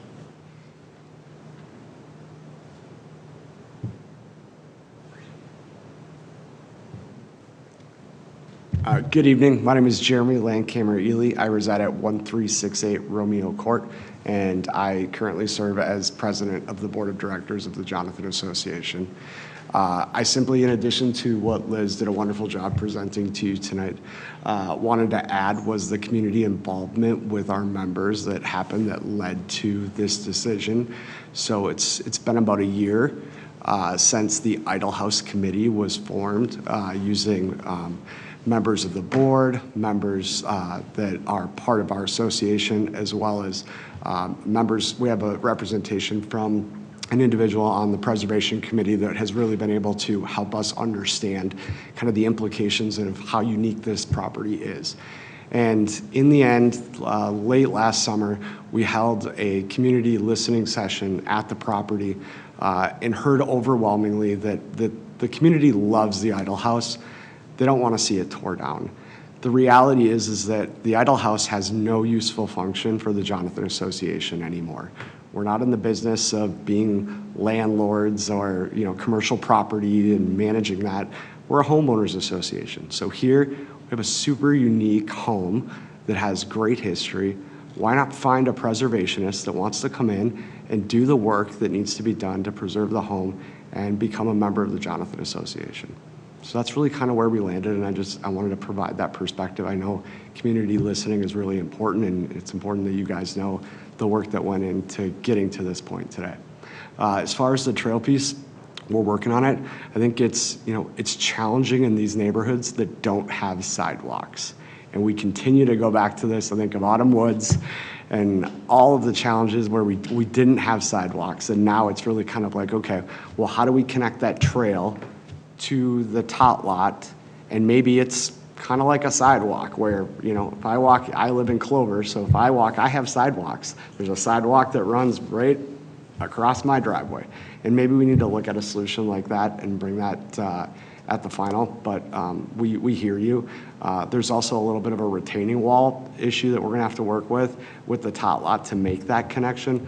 But the association is willing to do the work to make sure that this all connects up and makes sense, not only for our existing members, but also for the prospective buyer of the home.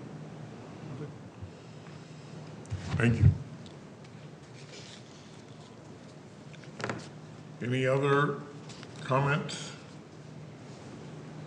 Just a shout out to your maintenance forces there, Jeremy, out sweeping the sidewalk today. I saw them with the Jonathan truck and pushing a broom, and they really care, and it's Appreciate the paying dividends. It's nice to see. All right, barring none, we will close the public comments for the approval of the Idle House at 9:54. Bring it back to the commission. Any other comments? Well, I'll ask for a motion for approval of the preliminary plat for the Idle House Jonathan Association 2022-27. I'll make a motion. Commissioner Gar, and a second? Second? A second. All right. Baswa? Sorry. Thank you. All in favor, let it be known by saying aye. Aye. All opposed, same sign. Motion carries. Thank you, everyone. And then just for the record, Commissioner Austin did abstain from this, so I want that to I show. live 4 houses down. Thank you, Commissioner Austin. All right. On to the next, 7D, recommend approval of the concept plan for Block 22 in downtown Chaska, Community Asset Development Group 2022-30. Liz? Thank you. 1 second here.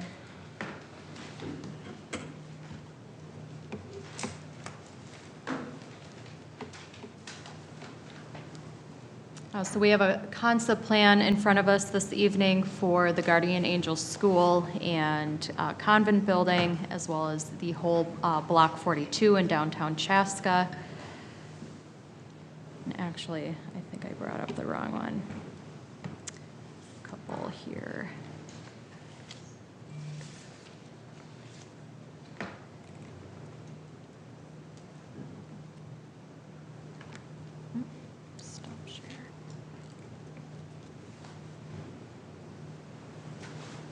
Here we go.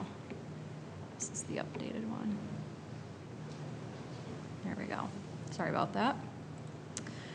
So again, we're looking at the concept plan for the Guardian Angels School and Convent building and gym space, as well as the overall Block 42 in downtown Chaska. This is being proposed by Community Asset Development Group on behalf of the Carver County CDA. The site is located on the aerial exhibit above in blue. This block is located on the west side of Highway 41 in downtown Chaska. We have Cedar Street that flanks it on the left or the west side of the site, First Street West on the south side, Pine Street North on the east side, and Second Street West on the north side. We have a number of properties within Block 42 that are currently owned by the Guardian Angels organization.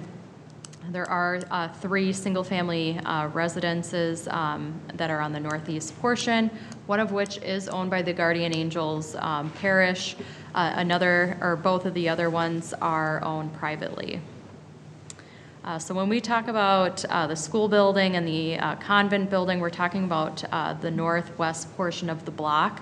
So the school building is immediately northwest. The convent building is connected to the school building just immediately east. And when we talk about the gym space, it's on the southwest portion of the site.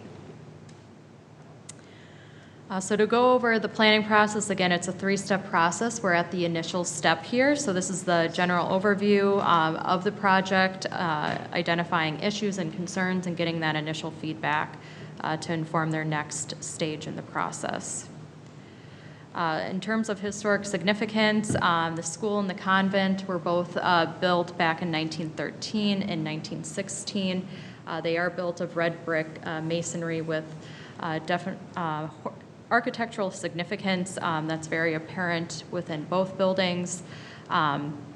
Historically, both these buildings have been used as a school and a convent. The convent is currently used as offices by the church. The school has only been used as a school all the way through up until 2021 when Guardian Angels did close their doors permanently on the school use. So now they're looking at the reutilization of those buildings, which are historic in the city. So there is significance in wanting to save them and ensure that there is productive use. The developer did conduct a neighborhood meeting on May 6th, so just a couple days ago, and they can provide some summary of that meeting. So the current request is going to kind of be broken up into 5 different uses, all within the same block. So the first portion would be to redevelop the school building into 22 rental apartment units while preserving the building's exterior architecture. This piece is being proposed by Carver County CDA. Again, this portion is, or this building is locally designated. The second part of the request is preserving the convent building and utilizing it for office and storage use, also being proposed by Carver County CDA.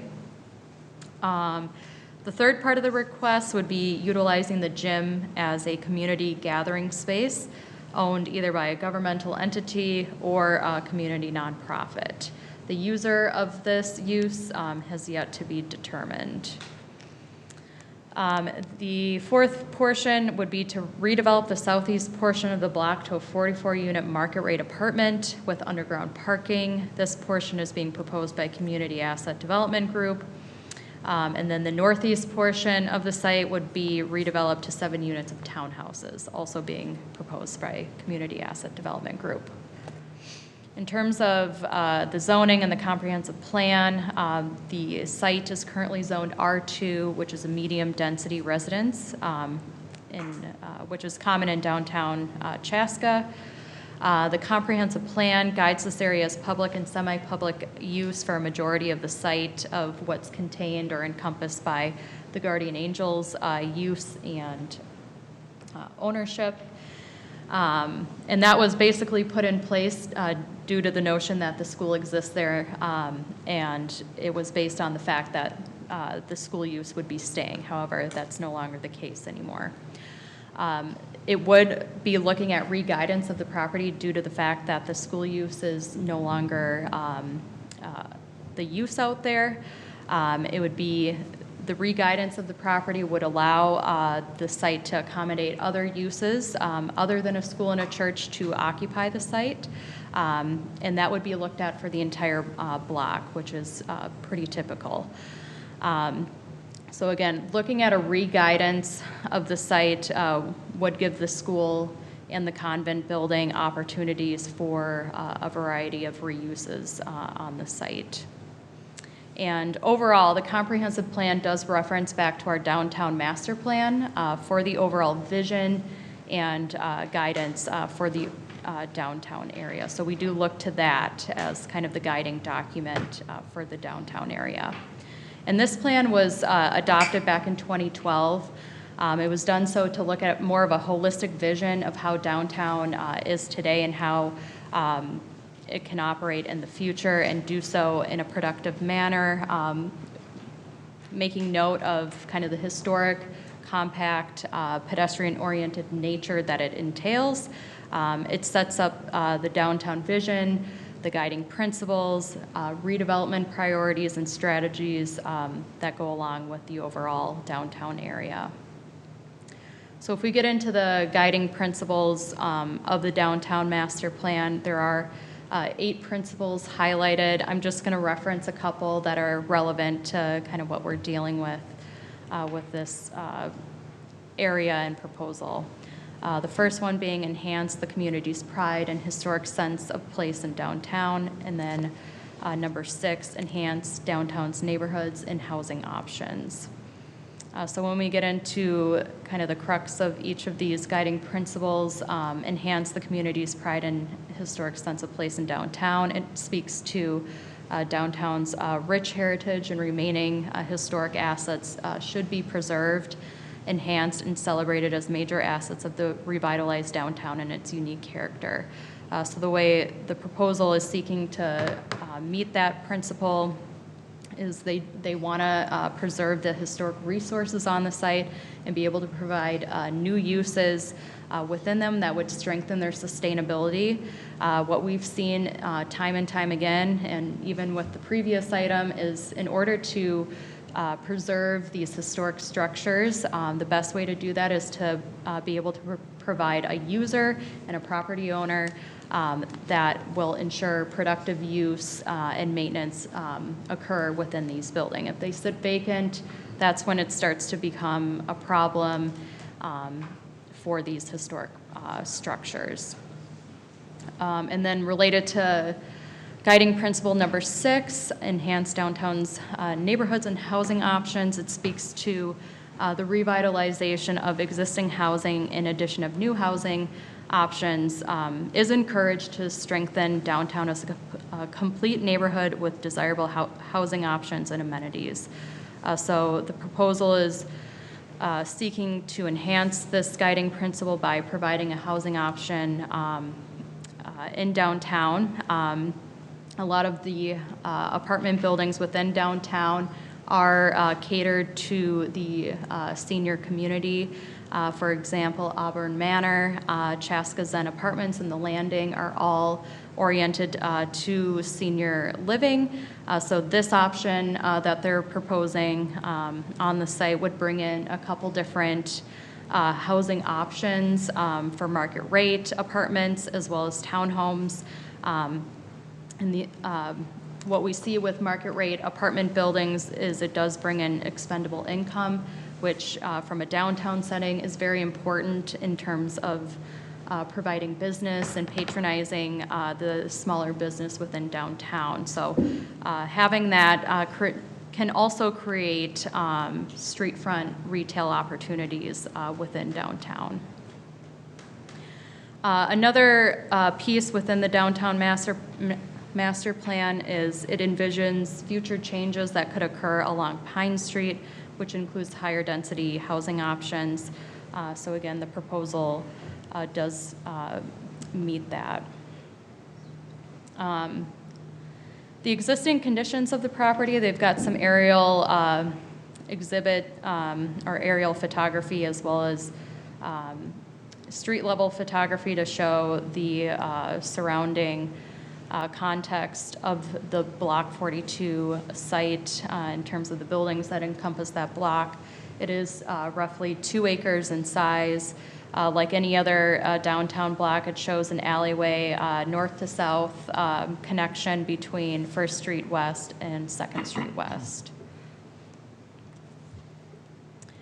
So getting into what the developer has laid out for the concept plan, the school building, again, is oriented for that 22-unit apartment use. The convent building is the office and storage component by Carver County CDA, as well as the 22-unit by Carver County CDA. The gym use on the southwest portion, again, is proposed to be a community gathering space by the developer for a user to be determined. The 44-unit market rate building is oriented on the southeasterly side, showing to be a 3 to 4 story structure proposed by Community Asset Development Group. And then the 7 row of townhomes oriented on the northeast portion of the site. Access is being shown where it exists today on the south side off of First Street West.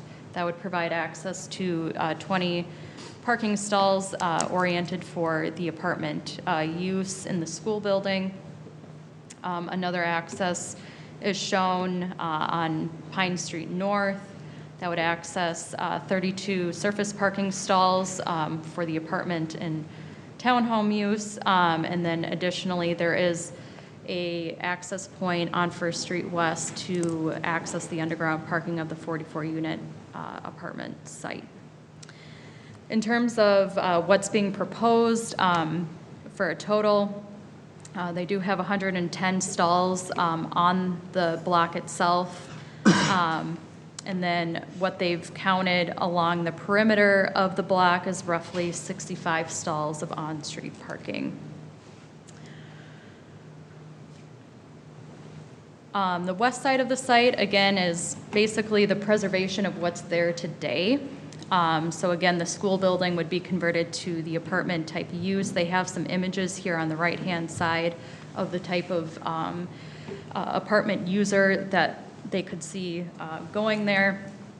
And the challenge with an existing historic building and it being made of masonry is there are some limitations in what you can do from a structural standpoint. And so they feel that these artist-type lofts would be a good productive use within the existing structure.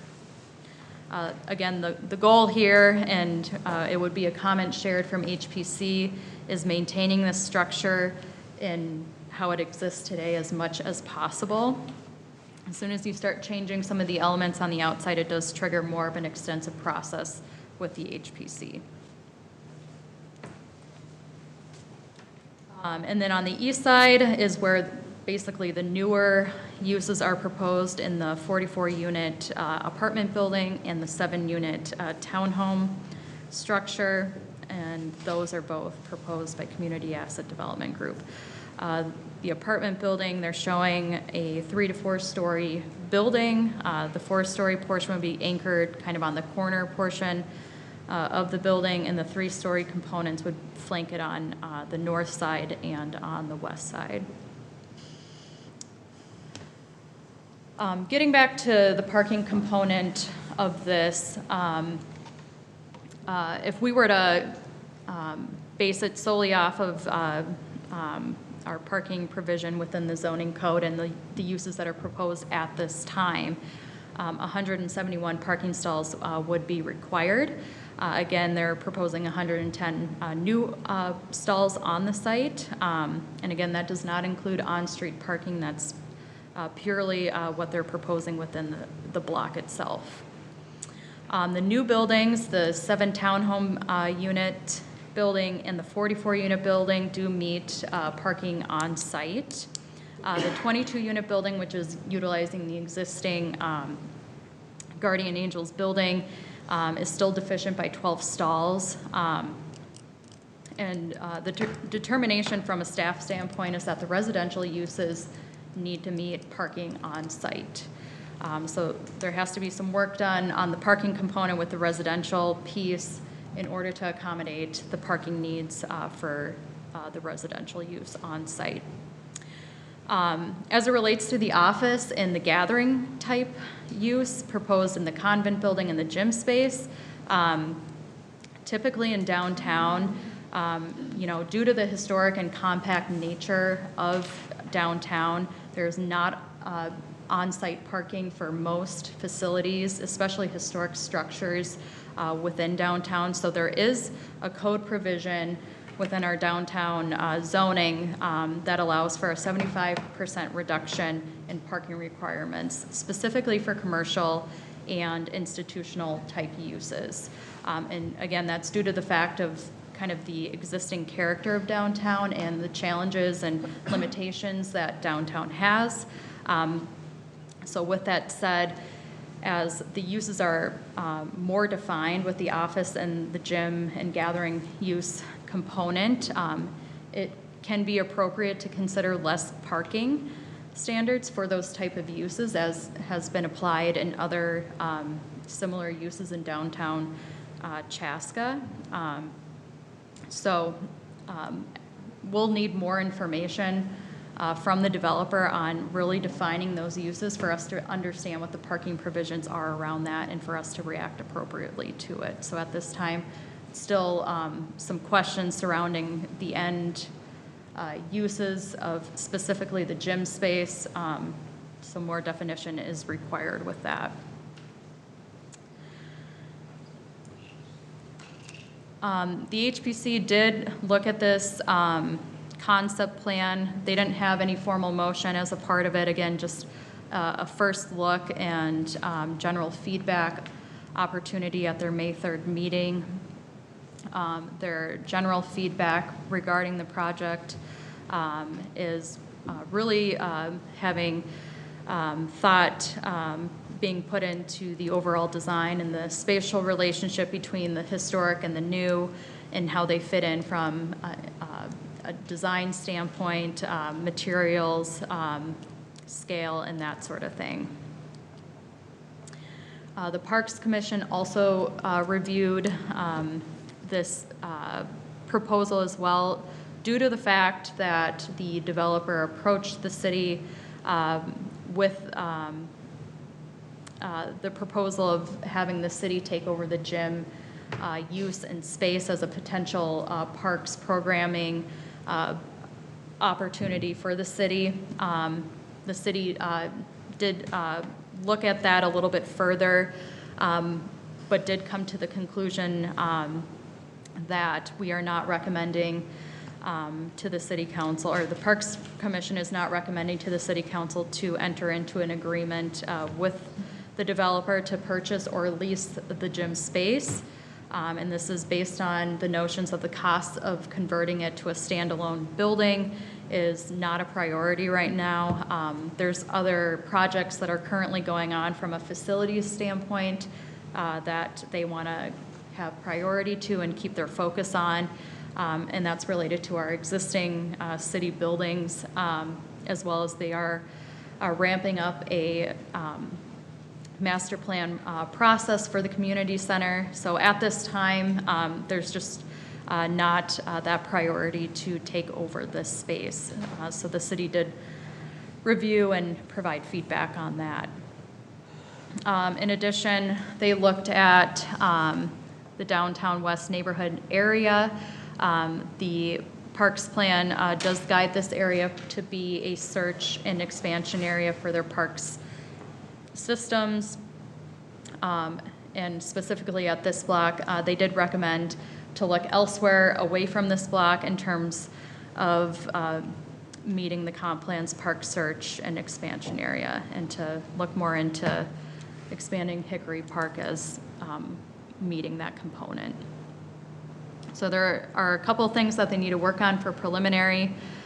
They need to work on overall design, colors, materials, and fitting in with downtown Chaska and meeting our ordinance requirements for multifamily. the use of the gym building has to be further defined in terms of who is going to be locating in that space, so that we could adequately address parking requirements for the site. Parking for the residential uses do need to be met on site. And then looking at further evaluation of both the gym and office uses in terms of parking. Usable open space will need to be provided for on site for the residential uses. And as it relates to that, the parking that's proposed, making sure that there's adequate screening from adjacent residential uses. And then looking at the comprehensive plan guidance for the site as it relates to our downtown master plan. So with that, we are asking you to make a motion this evening to recommend approval of the concept plan for Block 42, the Guardian Angels School and Convent, based on the conditions listed in the staff report. The city council date will follow on Monday, May 16th, if this were to pass this evening. Happy to answer any questions. The developer is here as well, if you have questions for them. Well, the gym, the use of the gym also stood out to me. Is it, going to remain a gym or remodeled into a rentable event venue?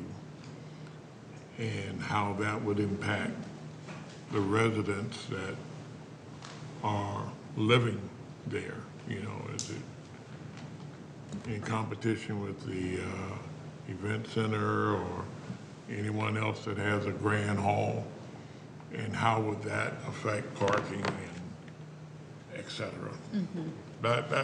That just stood out to me. I think the housing aspect and the changing of downtown with City Square West and all, I mean, that fits, but the gym does kind of stand out.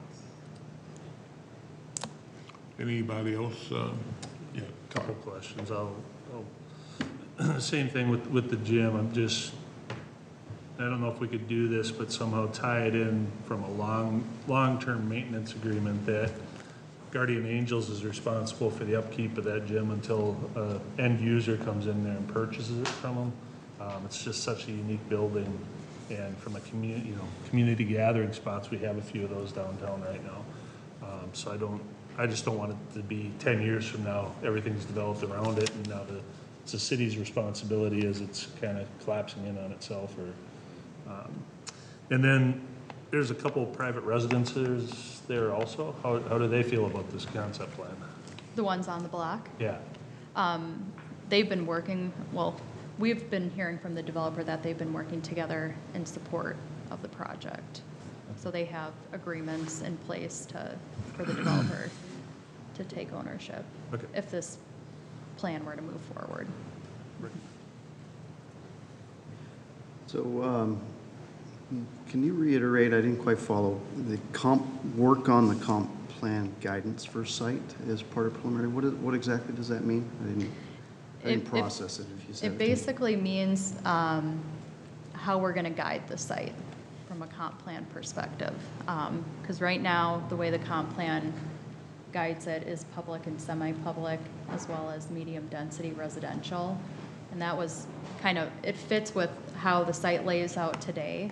And now that we're dealing with the school no longer being there, what is the main goal for the site in order to preserve those historic structures, as well as provide an area that's productive and kind of fits in with the downtown master plan's guidance for that area. And what does R2, medium density residential, mean? That's the way it is now. Yeah, it's basically a spectrum. Again, we have low density residential, we have medium density residential, and we have high density residential. Medium's kind of in the middle there from a density component, and it's very common in downtown Chaska. So you get the very tight, dense setup that you see in downtown. So that can range anywhere from single family up to multifamily on there. And so to accommodate an apartment building of this size, what would it have to end up being? So what we've seen in other downtown areas with kind of that mixed use component is we have our downtown mixed use guidance. And that ranges, you know, with the uses from anywhere from retail, commercial, up to residential. And that's what you kind of see kind of in the core area of downtown. So it could be something as similar to that in terms of a guidance. So we're going to hear the residents speak, and I'm sure that's going to be the issue, right? Is that we have a 4-story apartment building going across the street from them? And that's not what they expected. You know, they were expecting, you know, the R2 medium density 6 to 11 dwellings, right? So. Understandable.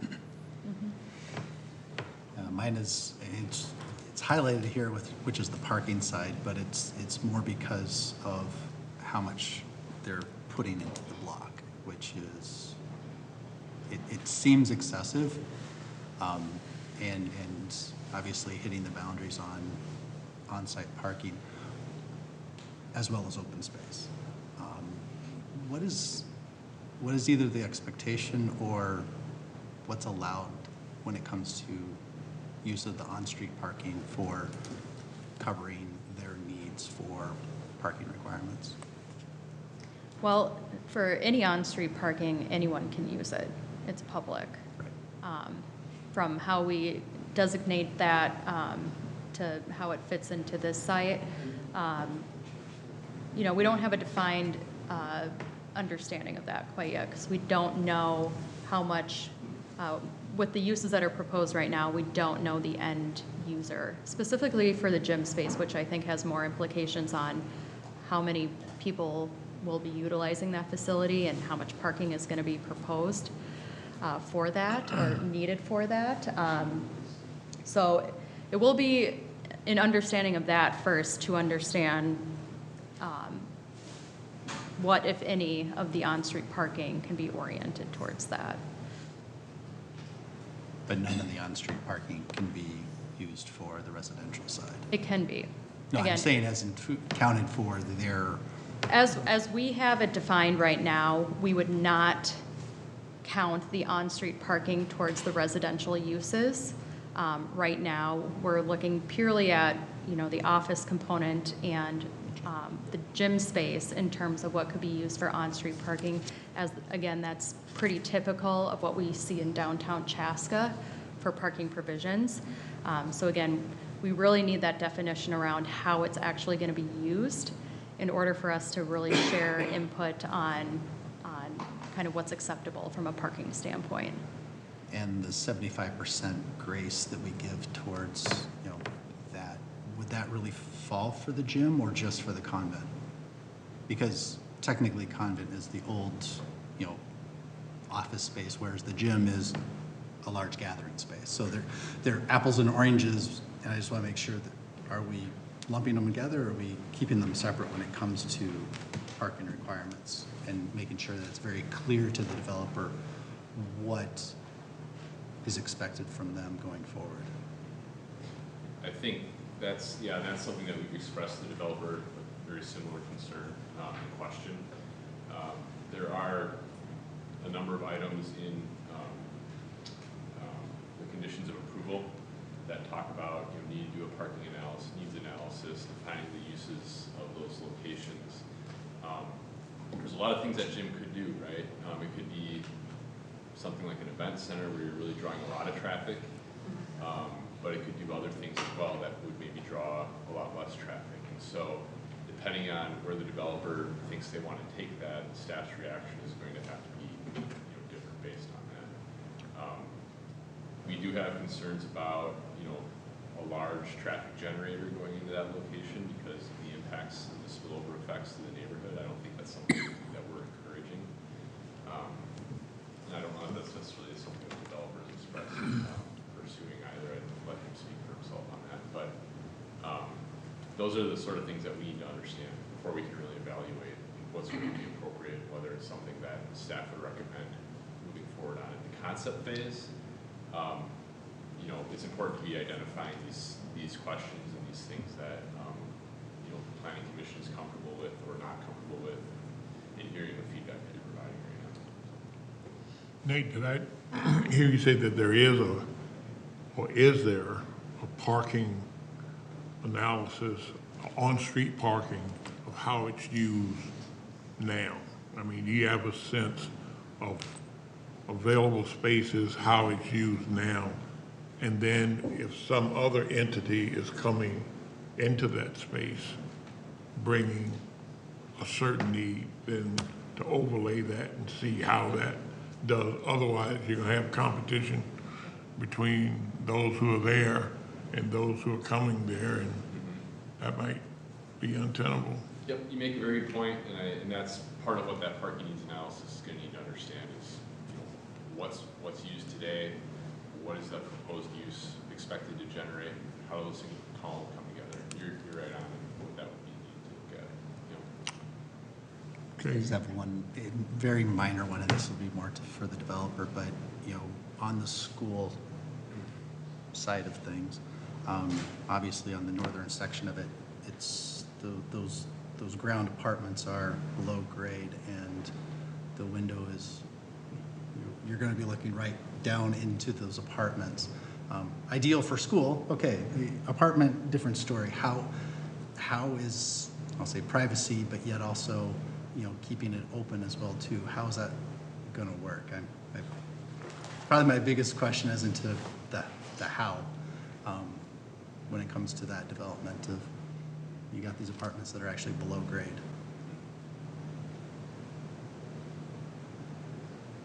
That's a good question. I think that's probably a question best answered by the developer, so staff's not really in a position to speak to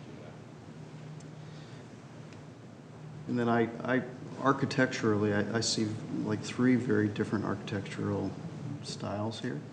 And however this ends up turning out, I know we're at concept phase, so I try not to get too hung up on things. I'm learning, right? This is a 3-step process. But it seems like it's all happening together, so architecturally it should be consistent. And I think it should be respectful of the Guardian Angels school and take that motif with the red brick and some of the architectural features of that and project it through the townhomes as well as the apartment buildings, if that's what this ends up being. Not 3 different architectural styles, not 3 different, you know, color schemes. And I don't know that we need to necessarily emphasize the Chaska brick. I think we need to emphasize the Guardian Angels school within the footprint there. So that's just that's my take on it. I think those are fair points. You know, the church is Chaska brick structure too, so, you know, there's maybe a push and pull there to kind of play around with, but I hear your point. The school is definitely distinctive in the downtown. Yeah. Is the developer here?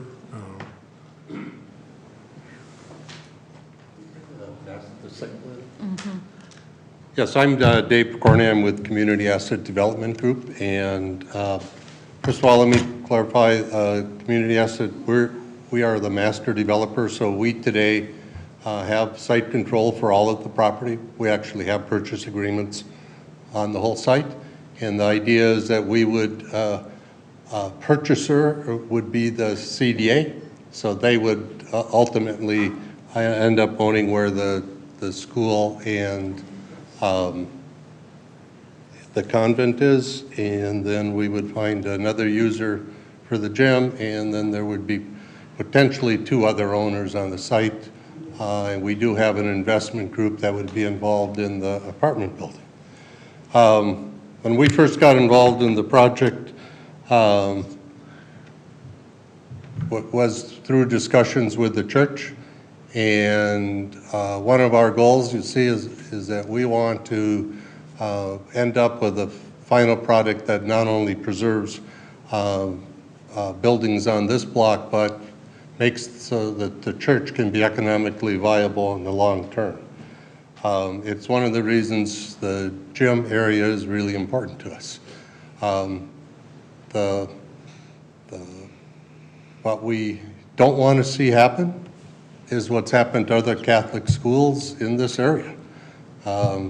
St. Mark's got torn down in Shakopee. The oldest school in Jordan got turned down. And I know that there were a number of developers that looked at both of those to try to preserve them, and they weren't able to. So that is a challenge, is to be able to take these older buildings and preserve them. But that part of our commitment from the convent and school, our vision is that when this project's done, it wouldn't really look any different. We may have to do something on the exterior in order to create an elevator. One of the things that we feel pretty strongly about is we'd like to actually bring back some of the historic feel. If you look at the buildings today, particularly the schools, had a number of the windows were removed and replaced with boards. I mean, for some reason in the 70s, that happened to a lot of schools. And we'd like to be able to bring that back. And relative to the gym, we do think that's really a key community gathering place. It's been used that way ever since it was built in the 50s. We'd like to keep it available not only for the community use, but also at times for some of the some of the church uses. As Liz indicated, just recently the park board determined that they weren't interested in buying it. And quite frankly, that was fine. We said we wanted them to be the first opportunity to acquire it, and if it doesn't fit within their plans, fine. We don't have final agreements, but I can tell you we have two very interested scenarios on how it would work, and actually a third which we're not that interested in. So we're working through agreements that how the gym would get used, and we understand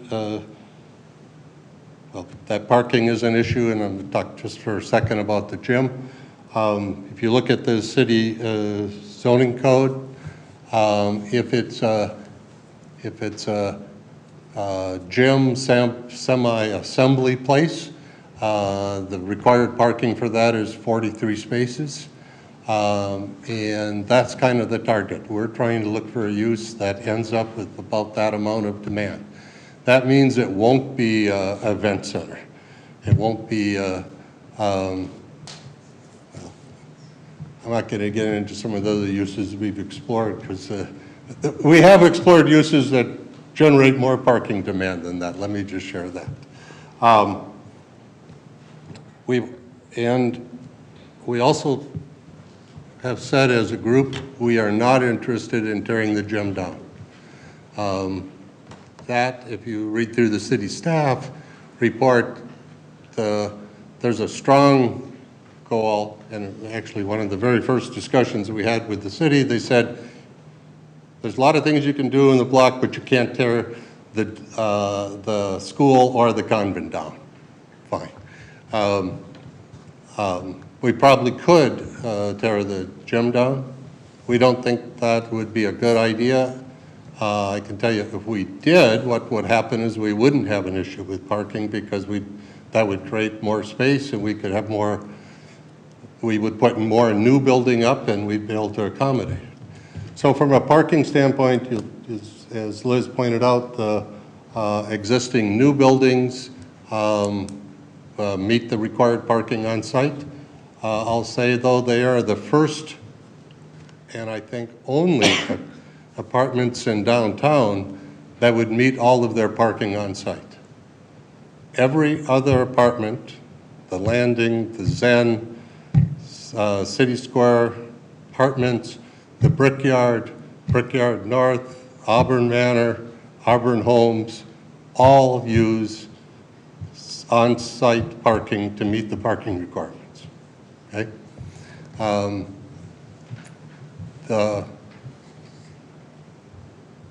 And if you look through the conditions that came out in the staff and the comments, Actually, we're in agreement with all of them, except we think that the condition of requiring the school has, which would have 32 parking spaces required, to have all of those off-site, or off of the public, off-site, I guess we'd call them, is not reasonable. That we should build, in our plan, we have 20 spaces. We think that 12 of those, the other 12 could be allocated on site or on the street. And when we talk about on the street, we're talking about those, there's 61 plus or minus available spaces, depending on, you could develop some more, but it's about 61 to 66 parking spaces on street. And those are the ones that are adjacent to block 42. So, for example, the ones that are on Cedar that are on the west side, we're not suggesting we should be allowed to count those towards the project. Only those that touch the street. But if we can't do that with the school apartment, then we have to make the on-site 20-unit bigger, and that means we have to make the open space, the usable open space bigger, because there's only so much space. When you have to keep the buildings, so given that the existing buildings are all being maintained, to meet the city's requirement of 15% of usable open space and 32 parking spaces and 70 parking spaces for the apartment, you physically can't put them all on there. So what it would mean is that something would have to go, and then the economics of the project falls apart. So we are trying to come up with a reuse of the school, which I'm going to be quite frank, that's the toughest piece of the whole project. You know, finding somebody to put up 7 townhouses in Chaska is not that difficult, or making the economics of an apartment work is not that difficult, but preserving the school is quite difficult. Now that plan, the CDA, their vision would be that they utilize all the existing classrooms, so we wouldn't change any walls inside. Actually, if you've been in that school, you'd realize you can't. They're solid brick. The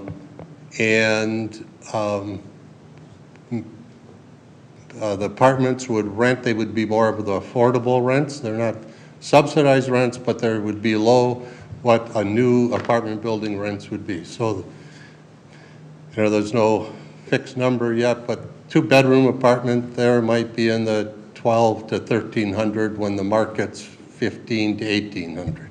Okay. The 44-unit building, we see that. I've been trying to call it kind of a boutique apartment, so that it's an upscale apartment for downtown. Its biggest amenity is the fact that people will be able to walk to places in downtown. But it'll be a mix of 1-bedroom and dens and 2-bedrooms. And rents would be at the higher end of the Chaska market.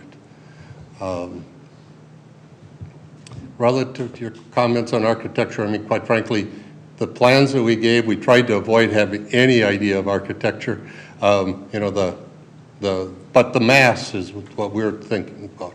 So like the 44-unit building is 3 and 4 stories high, the larger mass in the middle. If you did look at the rendering we did, you see it looks like there's kind of some brick and stuff on the outside, which there will be. We will meet the city's requirements for those materials. But the idea is that we would take the high quality materials, and those would face out to First and to Pine, and the siding, hardy board kind of class 3 materials that you can have in the buildings, those would tend to face more of the interior into the courtyard. The townhomes, I think what we were trying to show is that they're going to be two-level townhomes with tuck-under garages, and the exact architecture is yet to be determined. But again, the one that we would look for you to do is to permit up to 12 of the parking spaces for the school to be on site. The other conditions relative to the parking mix on the gym, we have no problem with doing that. I mean, that we understand that that's what the ultimate use is of the gym is going to drive parking. Now, I will say, I'd say right today that the highest probability of the use of the gym is, and we state it kind of in our concept submittal, it's, we see it be owned by a local nonprofit that will be geared to youth athletics.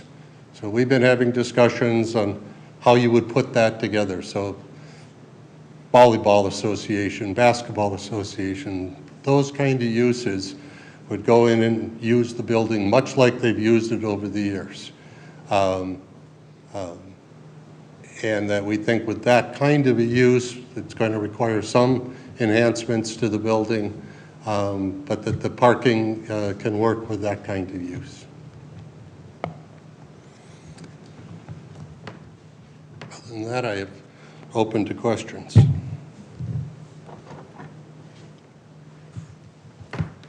I'm interested in understanding what feedback you received from the convent and actually creating that as an office space and storage for the second level. Yeah. Knowing that it's kind of tight confines. Yes. I use that word loosely. Right. But understanding what it would take, and I know you mentioned, that it would be, geared towards a nonprofit and whatnot, but has there been interest in that? I mean, when you're going through the development side of things, that say there's a need for that? So if you haven't been in the convent, it's a 3-story building. The first floor is about 2,000 square feet. It actually is very functional office. I think there are 5 separate offices, a nice conference room, a restroom. First floor works really nice for office, except you have to walk upstairs.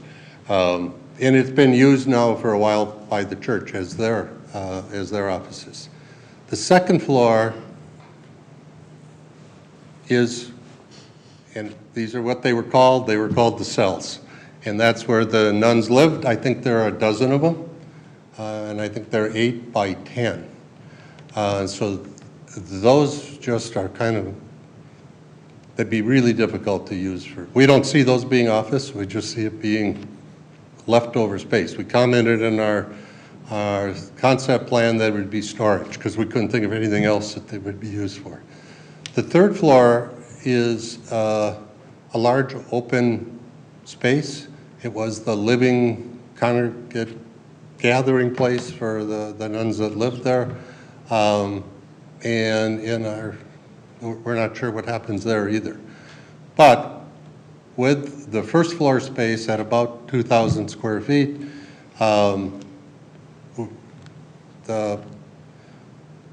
maybe kind of step back one thing about all these buildings. The gym, the school, and the convent are today all one building. They have one mechanical system, they have one fire protection system. Electrical systems are kind of the same, although the electrical's really easy to separate. The others are not. And so keeping them as one ownership is really pretty important. Now, we think that the gym will separate, and that's part of the discussion we're having with this group that would be the operator, is that they would invest to put in separate mechanical, basically heating and air conditioning into the gym. That's not the case with the convent. It's very difficult to do that with it, and that's why the ownership, whoever owns the school/apartment would own the gym. And that, and the work we've been doing with the CDA, they've envisioned this 2,000 square feet of office being some type of nonprofit community use. They would like to generate enough rent out of that to cover the cost of utilities and upkeep of the building. They don't see that as a revenue generating. So they're in some ways a perfect buyer of that building. So that's why we don't see any use, quite frankly, of the second and third floors. In our economic analysis, you know, who knows what happens 10 years from now, somebody comes up with some good idea. All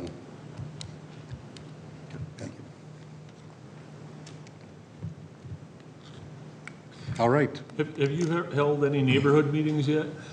We did hold a neighborhood meeting last Friday. Okay. And what was kind of the feedback? Most of the people are here, so they're probably going to tell you. One, I think that everybody would like to see the building stay. They are concerned about parking and activity that would occur there. They're concerned about the height of the apartments, and some were concerned about they would put it otherwise. There's a preference that maybe where the apartments are, it could just stay a park. But I don't think anybody was opposed to preserving the school and the gym and convent space. Nobody was there saying go tear it all down, start over, put it that way. Thank you. Okay. Okay. We have some other people that like to come up and comment. And before you do, if the person ahead of you makes the same point that you were going to make, just for the sake of time, let's let that stand. So I'll invite anyone from the neighborhood that would like to come up and provide their comments. State your name and address, and we'd like to hear from you. Yeah, my name is Jan, 108 Cedar Street South.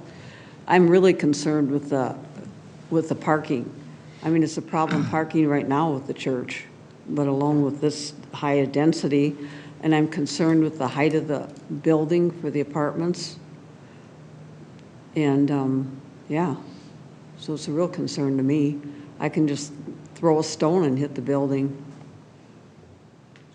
So what's your concern with the parking? Can you describe that to us? Is there a time of day, day of the week? Is there, yeah, if it's parking on the street, they'll be parking in front of my house constantly.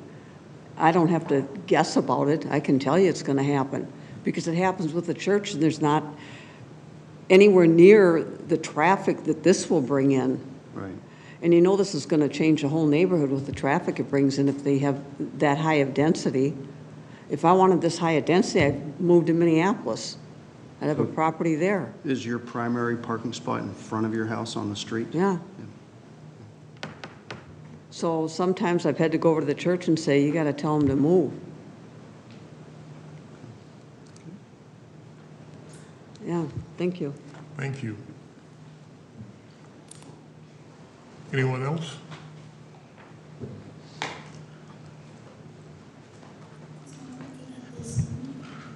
Well, my name is Jim Fink, and I live on 205 Elm Street North. And I've been a member of this community. I'm going to be 66, so I've been here a long time, where my home is about a block away. And they said there was a meeting. I was never aware of that meeting. My home has been in my family since the 1800s. It was built in 1904, but the land was. So I guess I'm very happy that we can preserve the school because I went there, my dad went there. I'm not happy that we're going to have to tear some historical homes down, and they are historical because they've been around a long time. There again, with the how high it's going to be, that is probably going to be a problem. I'm not, when When there is events that go on, they park in front of my house too. I have no problem with that. But I know a lot of the neighbors are concerned about that. I don't know how you're gonna fix the parking. Is that common, that people's primary parking spot is front of their house? Yeah, well, I have a driveway and but like we have 2 vehicles that we have to park out in front of our building place, but I guess you have to listen to everybody in the neighborhood, but one of my concerns is that when this stuff goes on in the community, why aren't we invited to this? You know, that's a big problem, and it's always been a problem, you know. I have to find out from one of the neighbors that this is going on. Agree. Yeah, you got my support on that one. But I mean, we live in the downtown. I know they have the same standard, whether you're uptown or way up. There should be a different set of rules for the downtown, and I don't know if you can ever change that. I mean, we've lost a lot of buildings in the downtown area already. The one nice thing about they want to preserve this, and I think that's important. But, you know, a lot of our homes are built right on the line. My house is, my garage is 8 inches off of the line, and I found that out when I had to pay to have it surveyed just to put a new roof on my garage. I think, you know, so that's all I have to say. Thank you. Hello.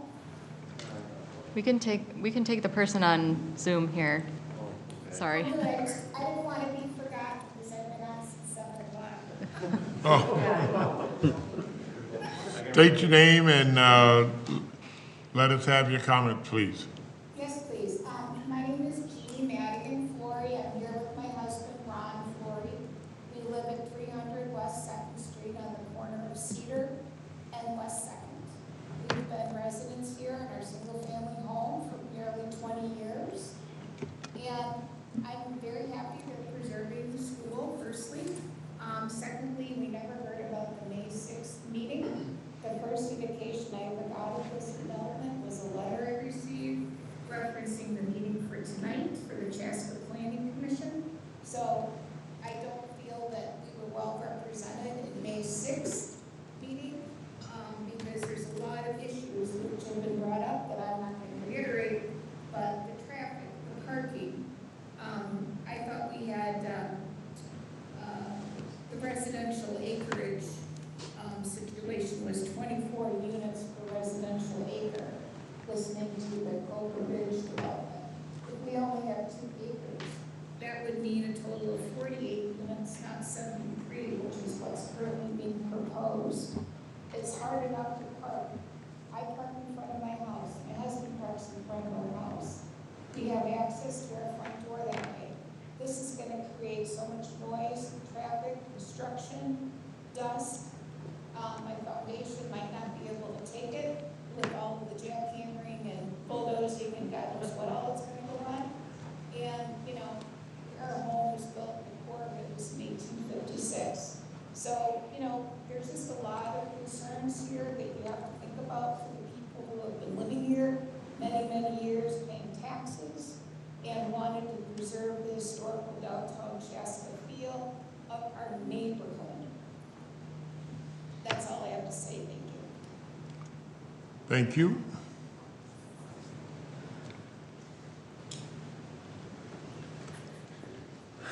Hello, I'm Brad Geshtak. I live at 16980 County Road 40, Carver, Minnesota. I'm a parish council member. I'm a parishioner of Guardian Angels. My family name is in one of the windows at Guardian Angels Church. So I have a vested interest in trying to preserve the historic nature of everything in the area. And I'd like to speak in opposition to this because I'd like to see the school reused as more of a parish community center rather than a development that we're using right now. Even if that doesn't happen, I know there's interest of probably the Knights of Columbus, which I'm also a member of, and we hold 3 fish fries there now every year. The men's club used to have a beef and sausage dinner in January always.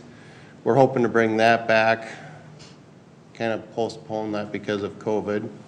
That's been going on for 75 years, that fish or that beef and sausage dinner. So it's a long heritage of community events that happen in that school building and in that gym. And I'd like to be able to preserve that event center, use it more as an event center than more so as a gym. There's other groups we could probably rent it out to. I know the Boy Scouts have had interest in using that space, and I'm sure there's other groups we could probably get to use that space. I just think, and then there's also a playground in the corner, which nobody seems to be talking about. There is no other children's play area in this section of the city. I mean, you either have to cross 41, which is a busy highway, to get to the city square, or you got to go over Chaska Boulevard to the Chaska Fireman's Park, also on a very congested road. It's just, I'd rather see this preserved as it is, and for the parish to fix it up and maintain it as a community center. And it's not vacant right now. I know there were some references before that the school is vacant, and that's not entirely true. I mean, we do use the convent as the office, and the school is currently being used every Wednesday nights for religious education. And on Thursdays, they use it for choir practice, and the gym is used off and on for other various events. But if they preserve the gym, in order to maintain those activities and events, we need to have the kitchen in there too. And those to run like the fish fry, that's typically a 4-day event in preparation, because we'll normally start with Wednesday, we bring the fish in, and we have a walk-in cooler in there. So we would have to, if we lease it from somebody else, it'd probably be too expensive for us to lease it for 4 days for every event, because we don't really make that much money off it. And what money we do give, we do for some sort of community charity of some kind. Thank you. Thank you, sir.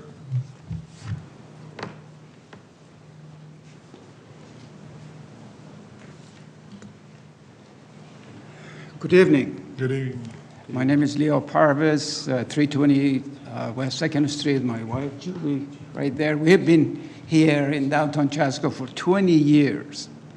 I am in proximity of this proposal for about 100 yards. And the lady who talked on the Zoom was 50 yards, and we are neighbors. We have, I'm not going to talk about the parking issue that people have already talked. This is a major problem. I thank all of you that gave me information today I didn't have before. I thank you for that. I found one inconsistency on enhanced number 1 that lady showed, that it is not in sync with master plan of Chaska. Preserving downtown Chaska is not bringing 24 units in some townhomes, adding to the population, environmental pollution, hazards, noise. They didn't talk about the length of construction, how many years, or probably at least 1 year we have to deal with this. The other thing that I didn't hear tonight is the 24 times 3, 4 people in these units, multiply, plus times, multiply 8 or 10 members of these families who are coming to visit them once in a while. We already have parking issues in downtown Chaska because I've already mentioned that, you know about it. I'm not going to repeat that. But this is not preserving a historic downtown Chaska. There are some other issues, but I've already, people talked about it, and I just cut it right here, and I thank you so much for Thank you for hearing. your comment. Thank you.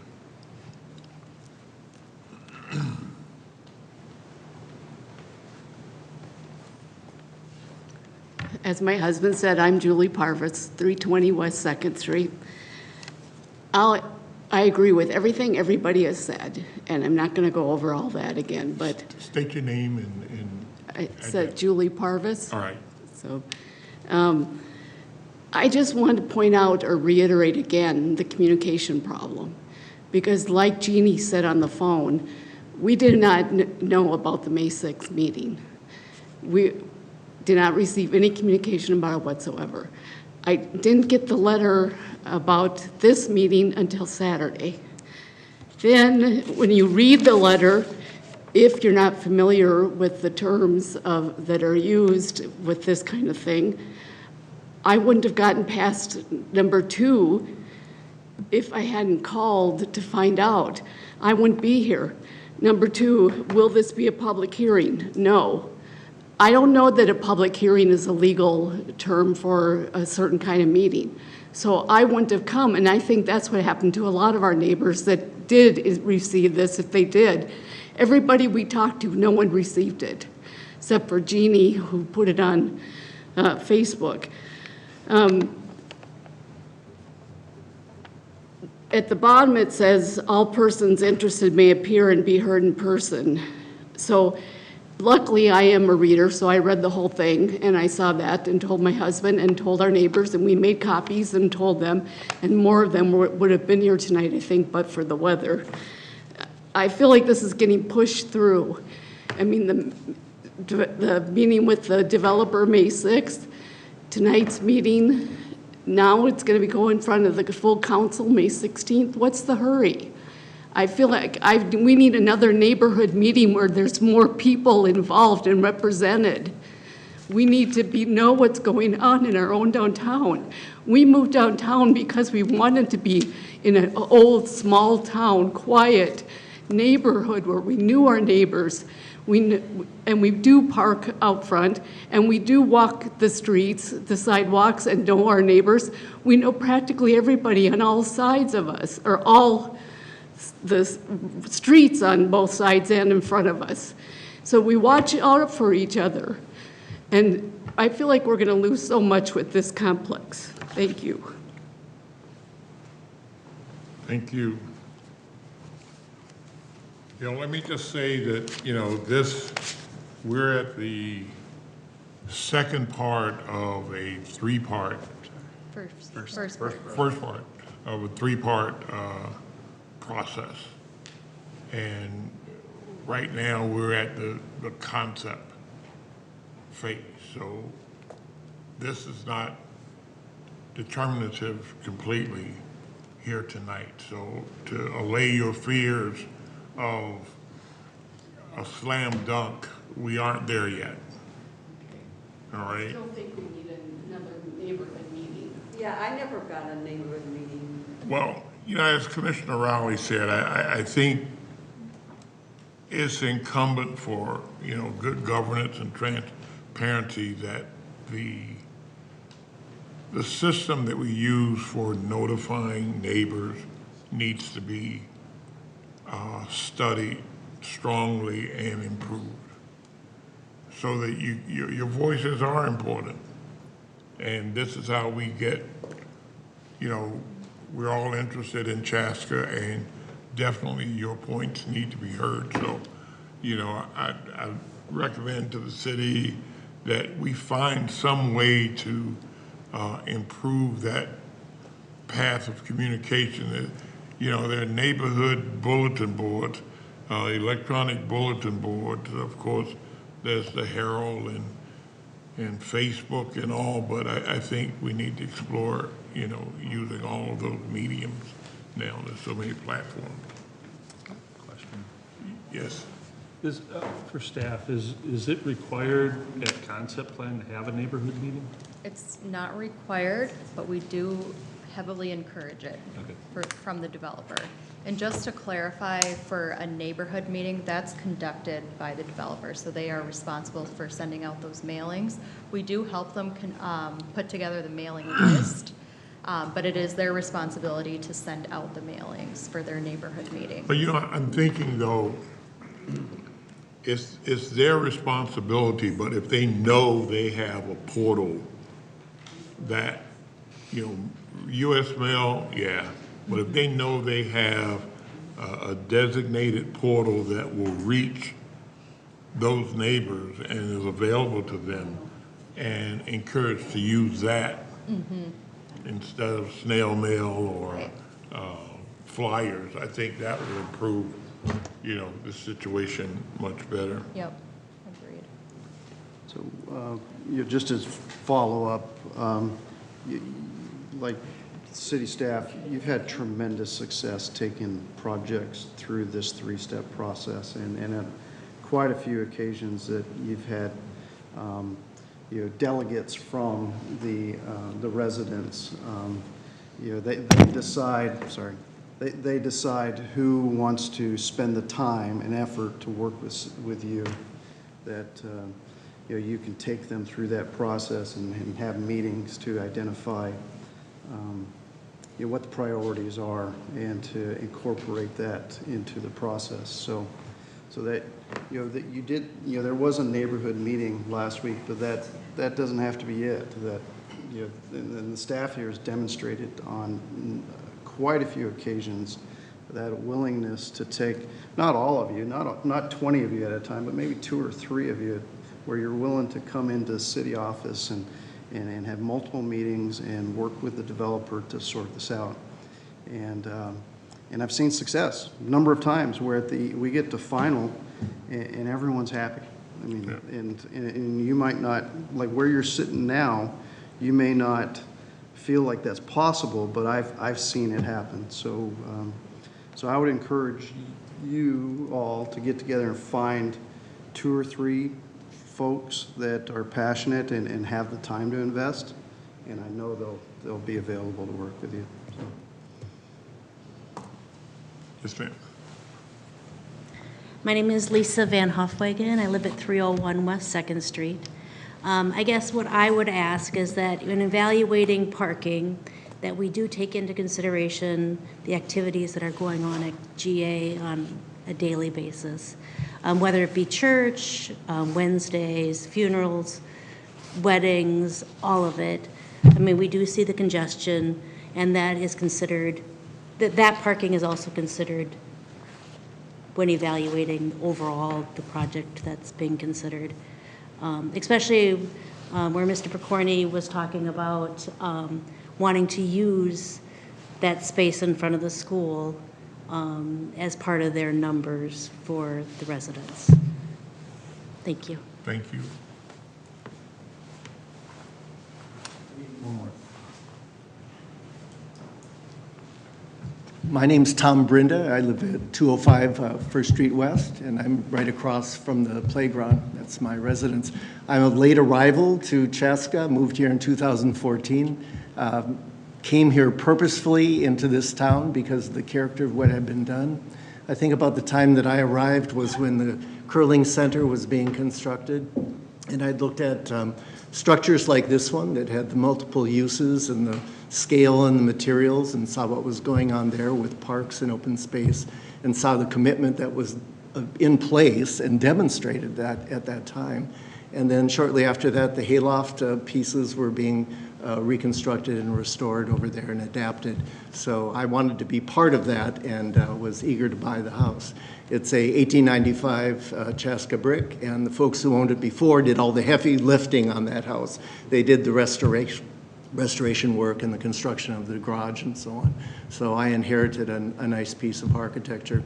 The other night was my May 6th meeting. That's the first time I really knew much about the project.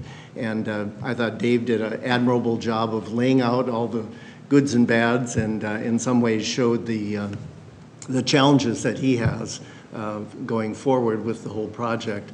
And the folks who spoke about things here tonight, I think, it did that to him as well, and so you've heard another good summary. I'm passionate and I have time, so if I can be helpful to the process, I'd like to do that. To be clear, I have a beautiful view of the steeple. That will probably disappear in the way that I'm seeing the building massings as they are right now. That's my personal problem with that. I'll have to figure out a way to deal with that. But I'm familiar enough with architecture and landscape architecture to know that that building configuration can be flipped, changed, remasked, a smaller scale put along the streetscape so that you can maintain some of the character of these residential neighborhoods and still accommodate the higher use residency that's being proposed there. So with the architects and landscape architects, I know that they can come up with something that doesn't look like what we saw in these images tonight. And Dave even said he hesitated to even give us an architectural image at all, because of course that's what we jump on. And I'm looking at parking, garage door, 1, 2, 3, 4 stories across from me, and that's what I'm seeing as he's showing the image. But in fact, I know that architects can change that and make it a much more attractive streetscape, garden fronted apartments, something like that in the final solution. So if I can be helpful to the city and the planning, I'm here. I intend to be carried out feet first from that house at some point. I'm only 70 and my mother's 97, so I'd like to be part of this community in the future. So if I can be helpful, I'm available. Thanks. One question, how did you receive notification of the meeting? I got 2 pieces by mail. One was Dave's mailing, and the other one was from somebody in the city, and I don't remember the return address, but I got both of those by mail. Okay, Yeah. thank you. Yeah, thanks. Yes.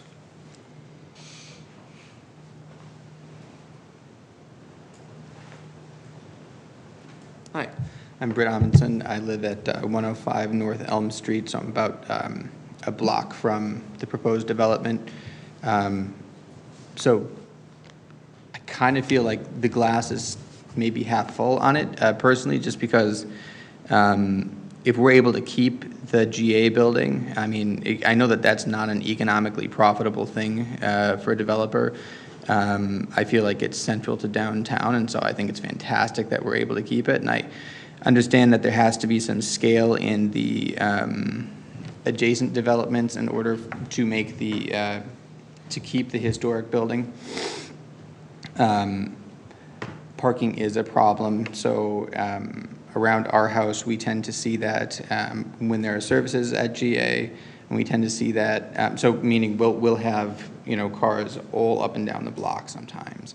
And then when there are Chaska Cubs games, oftentimes the parking will stretch all the way from the field, all the way up to our house. And then in the summer, oftentimes there are community events at the town square, or down 2nd Street or something like that, and parking will be a problem there too.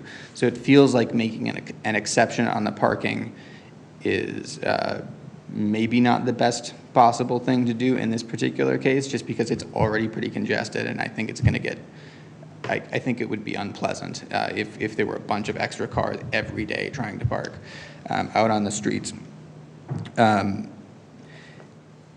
It feels like the best solution, to the extent that it's economically possible, would be to just make the buildings a little bit smaller. So if we're talking about the 44 unit, would it still be economically viable at 35 units and at 3 stories instead of 4? The massing also feels out of scale to me. I should mention I own a high-end design build remodeling firm. We work mostly on historic homes in Minneapolis, St. Paul, and surrounding areas. So I'm familiar with architecture and all that. It feels too big. It just feels too tall in particular. You all have done a wonderful job keeping the character of downtown. So you've got the historic pavers going down 2nd Street. You've got the Chaska brick for the little pilasters and all of that along the side. Like, you've done such a great job keeping the character. It feels like if we can keep the character on this one, and if we can keep the massing such that it fits, and if we can keep it so that the parking doesn't get super congested, personally, I think it's a pretty good thing. But those are major concerns, and but they feel like bumps in the road. Oh, another thing, that apartment building on Second and Pine. So happy that that might not be there. It's just dilapidated. People don't take care of it. So there are a couple. I feel like there are a couple of bright spots with this and a couple of challenges. Thank you, sir. Any more comments? All right, with that, I'll close comments and bring it back to the commission. Any Question statements or for questions? staff. When was the last time we had the opportunity to redevelop an entire block within the city of Chaska? I would say maybe the closest example would probably be the landing building in downtown, and that's immediately east of Highway 41. Yep. Is probably the closest example. And also with the Chaska Event Center, I mean, we don't consider that a city block, but that was still a scale that is pretty similar. One that's being pursued would be the City Square West redevelopment project, but obviously that has not occurred yet. Yeah. Just, we have a unique opportunity in our, that we're dealing with right now, and there's excitement and there's nervousness around it, and it's changed, so that's always uncomfortable. But I would like to get more of our community's input on this before we move much further with it. So are you saying not going past concept, or?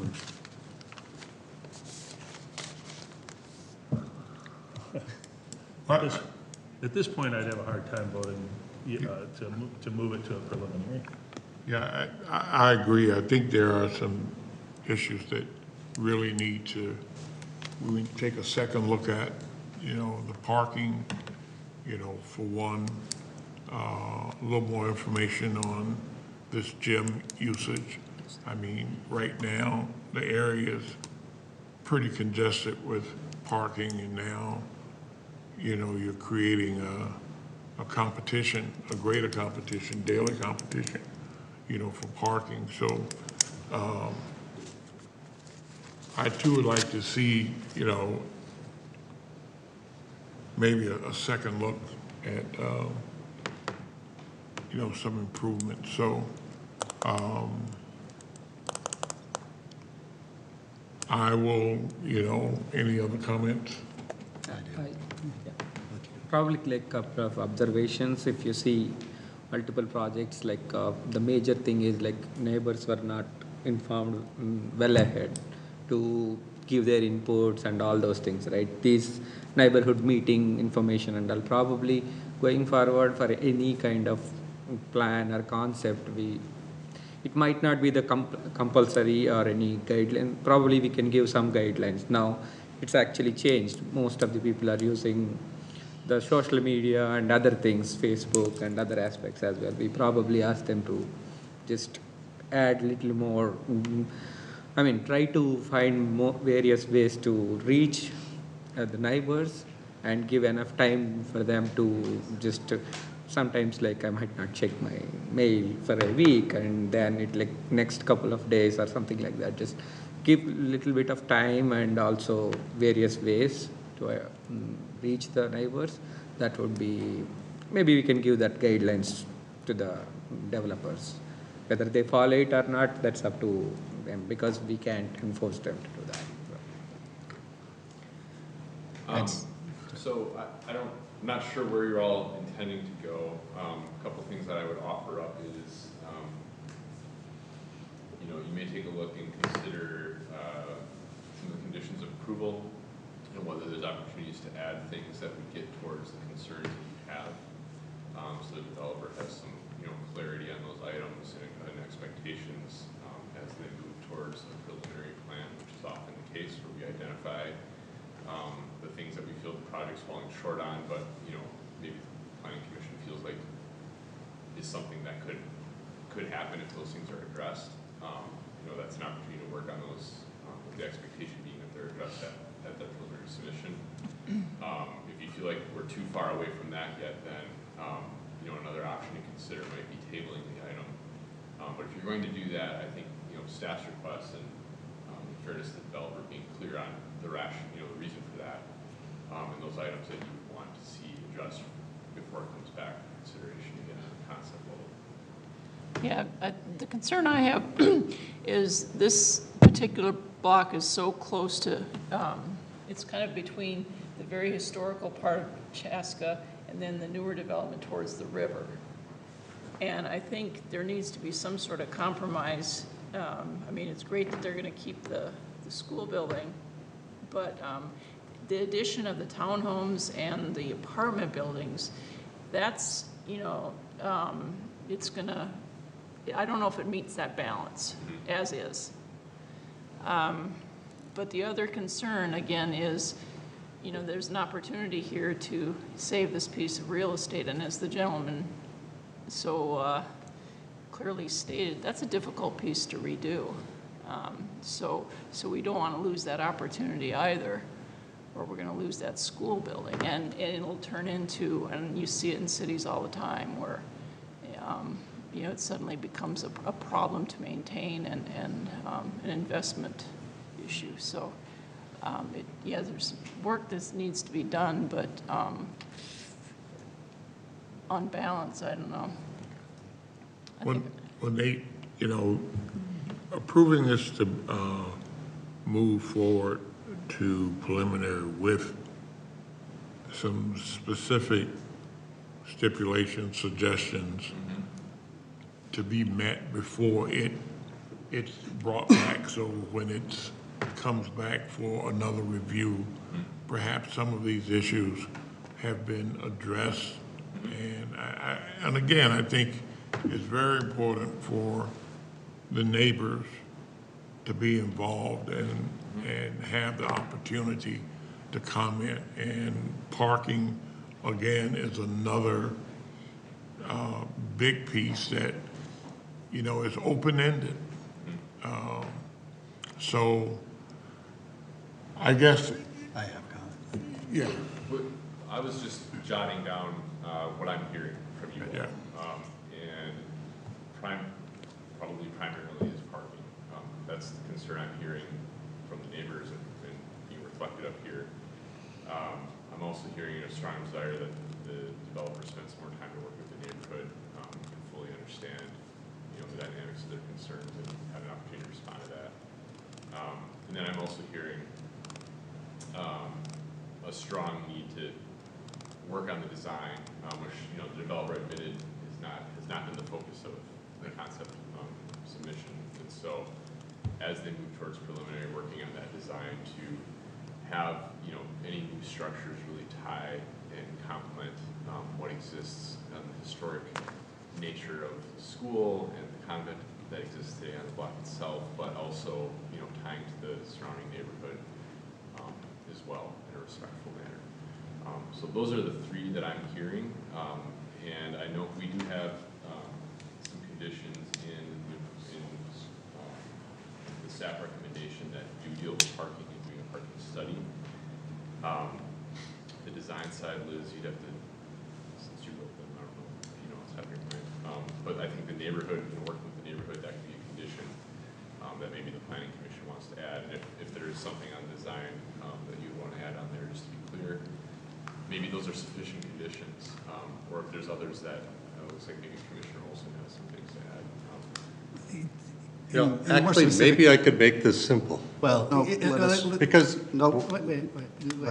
Unless I agree with the three, the design side of things, my concern is that as long as design also includes not having a 44-unit apartment building, that something is more cohesive with the neighborhood that is surrounding. As long as that is part of the design, then I would agree with that. But if design is just changing the shape, changing the height, changing the color, my answer would be no. Because putting that L-shaped 44-unit apartment building with underground parking, 3 stories, 4 stories, whatever it is, doesn't fit into the neighborhood that is currently there. And they bought into with the school being there and obviously the playground, yes, things change.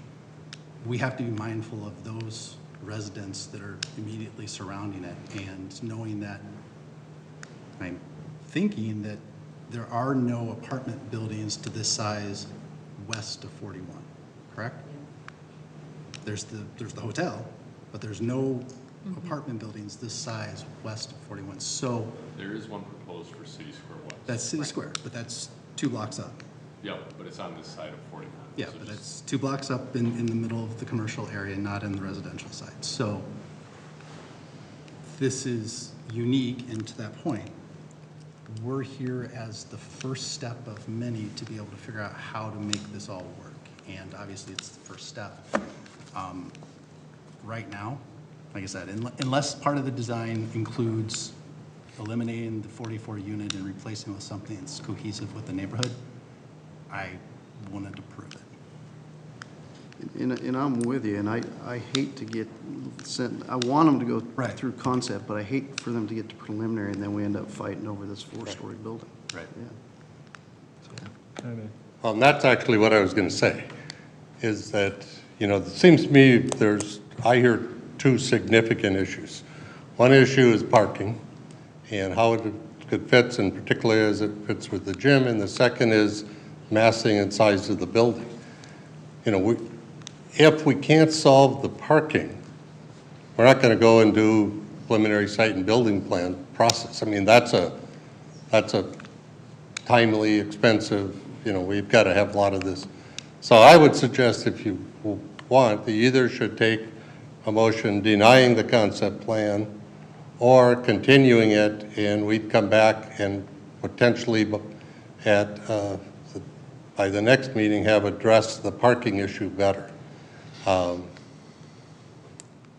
Because unless we can solve the parking, make you comfortable, we can't do the project.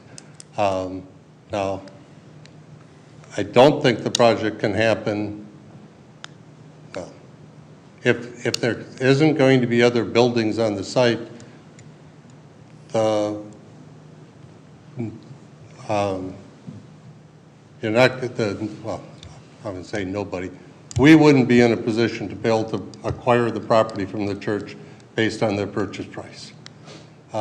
So those are kind of useful things to be, not only for us, but for the church, to figure out what's the value of the property that they have there. Because it may well be that if you can't put any new development, that the site has little or no value. And that'll be the challenge.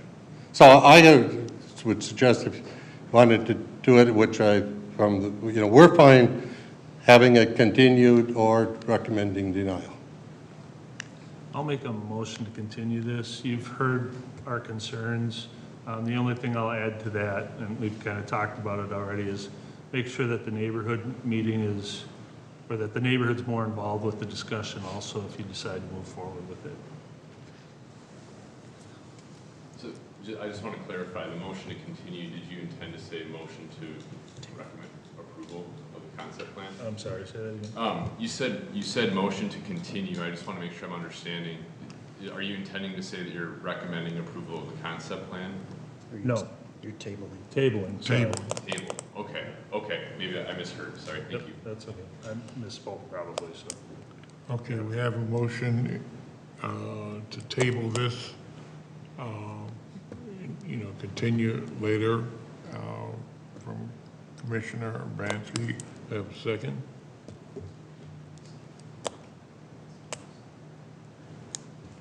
Commissioners, it would be appropriate to define how long you intend to table it. So, typical thing would be to bring it back the next month. Well, yeah. But that needs to be stated so it's clear. Until the following, our next meeting. Until our next meeting. I would, only because of what happened to the first agenda item, is a month long enough? I guess that we would go back to the developer saying, is a month long enough to be able to address those address issues? the issues and come back with an, revised plan. I didn't write it down. I think in a month we can address better the. You'll need to come up to the mic. gym. You'll need to come up to the mic, otherwise we can't hear. We can, I think within a month, we can address the parking issues better and have a better understanding of the gymnasium.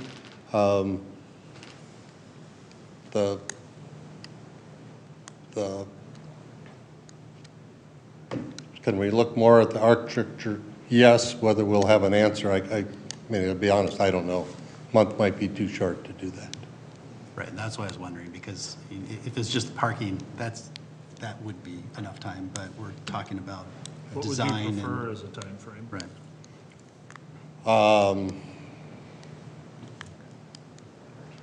There's, so we do have some time constraints with our agreement with the church. So we'd like to be able to find out what's the concept that works sooner than later. Otherwise, we just won't be able to do anything because time will run out.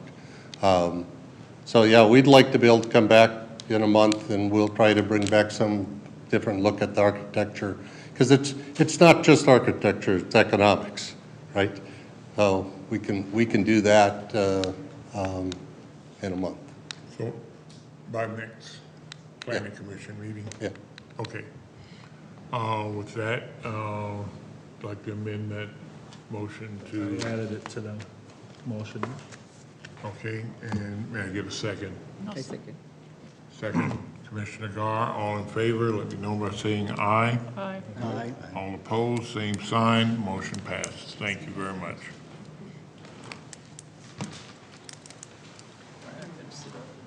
Okay. All right, moving on to 7E.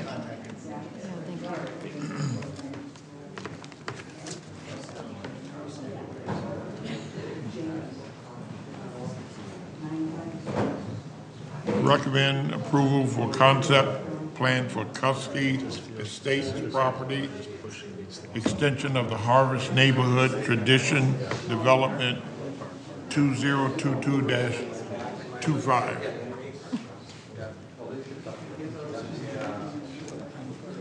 Actually live in the same community. We'll wait just a little bit until. Don't have any concerns, so Liz? is it like still? We'll wait a little bit Wait a until, minute. yeah. Couple of Yeah, I think I it's like good. the concept. It's good for the technical. I'm not interested in, I can't It's gonna even be see like that. 100 guys on parking. Yeah, See if this many people here. They would have said. I live here, so it's like. And if you don't have. And there is already approved in case. Right, because that's the one that's, so they're kind of. Up there, I'll get All right, started. let's move on. Liz, go ahead, 7E. Thank you, members of the Planning Commission. We have another concept plan in front of us this evening for the Kusske Estates property, which is an extension off of the Harvest neighborhood in southwest Chaska. This is being proposed by Tradition Development. So the site is highlighted in yellow above. Again, it's located in southwest Chaska. We have Big Woods Boulevard, also known as County Road 44, on the south portion of the overall site area. We have Red Cedar Creek development immediately south of the area in question. Creek Road abuts it on its eastern edge. And then the Harvest neighborhood comes directly off of County Road 44, Big Woods Boulevard. The first and second editions of that development are immediately adjacent to this area in question this evening. Again, Tradition Development has developed a majority of the homes that are in the, all of the homes that are in the Harvest neighborhood.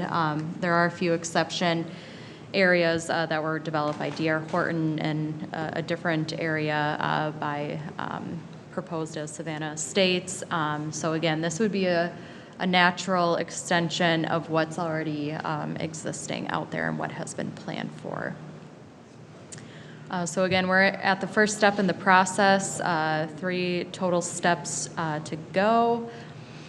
In terms of some previous approvals and the timing of that, there have been a number of approvals out there just with the Harvest development. However, the ones kind of directly related or adjacent to this property dates back to September of 2014 when Club West Second Edition final plat was approved, and at that time is when they showed the extension and stub of the Vista View Drive road stubbing off on the western side of this development area.